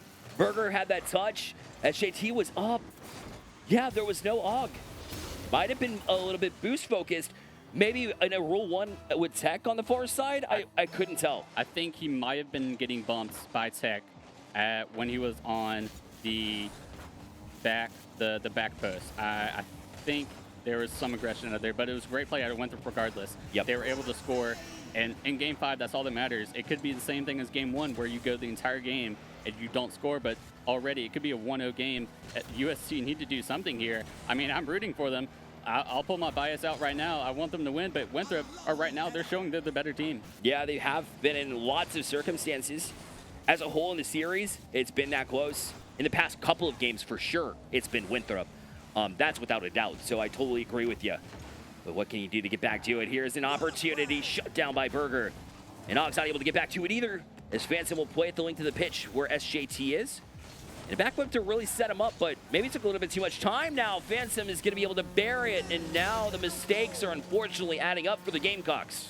Yeah, I think the Gamecocks, they haven't scored in at least 5 minutes since Game 4. This is starting to get away from them. That the snowball is starting to form, and it's getting bigger and bigger with every missed touch. Even if it's not a goal, if the ball hits your net and you save it, it feels like you're losing in a sense that they're still having pressure. You're not able to convert to offense. It just keeps going on. And already, I'm so grateful that that ball bounced up for Turnip there. Og able to put it across. Not a lot of boost for USC. They need to get this ball out of their half, and they do so well. Og needs to do something here. Tries to put it to SGT. A forced second man touch, but it may have been unfortunate. Yeah, but here they come. I love this look now. It's a chance from SJT, and he'll put it in from the top corner. A big, much-needed goal here for USC. Yeah, USC finally score after it seems, 5 minutes including the last game, Man, yeah. slots it in the top right corner. I think they need to start coming back right now. Yeah, 100%. Here right now, you have to be able to ride that little bit of momentum. They give you an inch, you got to be able to take a mile, and we've seen that from USC before in the past, so they're no strangers to it, but they have to make sure they don't leave the back door open. That's been part of the problem. They're getting a bump from Turnip. There's a flick from SJT, but Phantom able to shut that one down as well. Yeah, right there, that was such a great momentum revitalizer. Turnip going for those bumps and demos that he does so well. Getting those aggression tactics fully turned on, and a pass from Og to SGT. Oh my goodness. The follow-up, SGT needs to put this one in, and he does. A great goal out of SGT. Oh my goodness. Right what you needed, that relentless pressure. And Turnip just kept with it. There is a moment where you're like, all right, we're leaving the back door open. Like Bearlight said, we don't want to do that. But when you have them on their heels, that's when you want to press. And now we said that about getting the first goal into the second one. And now they've got a real prime opportunity as we're back even. But look out, Winthrop is trying to answer this back. And it's going to be a back and forth from here on out. I have a feeling, quite the feeling, that it might be a barn burner here. That goals are going to come as we see them constantly. This rivalry will not die here. These teams are fighting for every inch, and they are not giving one either. Both teams so much pressure. Og needs to make the save. Tech puts it bottom right, but SGT makes another great save. Winthrop are super overcommitted here. They need to get back for defense. Turnip has the ball. He's going to do something with it. Going to expect a bump out of him. SGT puts it around the corner. Can't get much out of it. Og there to relieve him. Has 0 boost. Can't get another flip into it. Turnip gets a great 50 into the corner. By time for USC to get back on boost. Og going to take this one for his back right corner. A great demo out of Turnip onto Phantom. Og gets a really weird touch, allows him to stay on the ball for a little bit longer. Turnip needs to get a really safe touch here. No more double taps in your own net. And Turnip right now has 0 boost. What can he do? What can he do? Burger just going to 15 right off. The pressure is building. 1 minute and 30 seconds left. This is a real thriller. It really is. And you can tell, you know, you played your hand, a big dunk though, and Phantom will strike through. Winthrop with the lead with 1:21 remaining. That's super unfortunate. Og is on the backboard. Burger just completely destroys him. Turnip is going for a squishy save, not prepared for it. 2-3, 1:21 on the clock. And tough one to swallow for sure for USC. Plenty of time left on the clock though for them. And off the kickoff, we'll see what they draw up here. As Og is able to get boost here. Nobody able to challenge that one for Winthrop there on that side. That one looked dangerous too, but SJT read that one in an instant. Now has some space to work with too. Flicked it high, was looking for Og, but was not able to find him. But now a miscue. Og's gonna find a wide open net. A freebie here at this point in stage is crazy. But you know what? The Gamecocks will take it. It seems that the ball just fell into your lap. A golden parachute for USC, and it goes 3-3, not 19 seconds later. This is amazing. What to see these teams can do in this Game 5. Are they going to go to that fabled Game 5 OT? This is essentially a grand final in my eyes. Doesn't get much better than this. Turnip tries to do something here, but Phantom already has pressure. All going to steal it off of him, just bangs it down to the corner. Tech needs to do something. Burger gonna get a touch. Oh my goodness, a miss out of SAT. That is so unfortunate. So unfortunate. He was that close to edging that one in and getting the bounce necessary in order to get the job done. But we tick down to the final leg here. SJT's got space, got the bump out in front, and the dunk! A super strong play from SJT will make it 4-3 Gamecocks. And the SJT Turnip link up finally happens. SJT just buries it straight in. Turnip leads the charge, clearing anybody in his way. Turnip, a great proprietor of the Kofor method of destroying everybody on the field and leaving no one standing. 26 seconds remains. Here's Turnip just killing some more time here at this point. Able to at least get the touch away. Og will do the same. They just want to follow suit one after another and don't allow the chance for Winthrop to get back, but this is going to go to the back wall here too. SJT chops at it. An opportunity. A demo will fray it up though. Winthrop and Phantom specifically need to stay on this one, but a bit clear there from Og. Now Tech is going to turn it right back in. Phantom wants to challenge SJT as he'll tap it away. Now it's Burger with possession. He'll try to go across, shielded by SJT, and it hits the ground. Wow, what a series, but USC is able to hold off and get the victory in Game 5. Yeah, I think USC on paper, they expected that matchup to go a lot more in their favor. They played against Charlotte, a really strong opponent. Yeah. Brought on the game 5. They think Winthrop is a little, worse than them, but, Winthrop pulled their own weight a game 5. But USC are able to prevail. A great showing out of both teams. What an incredible journey that was through a series that we knew was going to be super close here in this one. And, we said it from the get-go. How does USC win the series? By winning close games. Once again, holding it down to the wire. The first couple of overtime wins, that literally, if one of them shifted, if one of those two first games shifted into a win for Winthrop, this would have been series over already in favor of Winthrop instead. Yeah, and Winthrop, they had so much momentum. Game 3, they were able to bring it back. And Game 4, they kept momentum. A 6-2 defeat, or a 6-2 win for Winthrop. And USC, 2 double taps, own goals, and your own net. You have to think they're in their own heads. But Game 5, they mentally reset. Like I said, SJT said we are not a Game 5 team, but we are in those Game 5s. We always deliver. And they did. They delivered something special here, and certainly had to find their way through that one, do a little soul searching between a couple of games there, because it was looking pretty grim there in games 3 and 4 there for USC for a minute. I mean, Winthrop was absolutely nuts there as far as being able to hold them off. I mean, I think they were outscored by the count of I think it was 10-4. I forgot what the exact count was for those last two. But we do have an interview. Of course we do, because that was an incredible performance from USC. We toss it down to the one, the only Nate Dogg for that interview. Nate, take it away.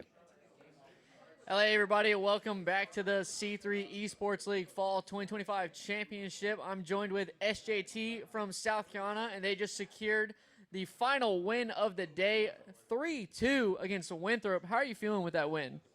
A little nervous, I'm going to be honest. We had what we thought was going to be a sweep and just completely started choking. So I think, hey, we got it done in Game 5, though. That's all that matters. That's all that matters? That's all that matters. We get the job done.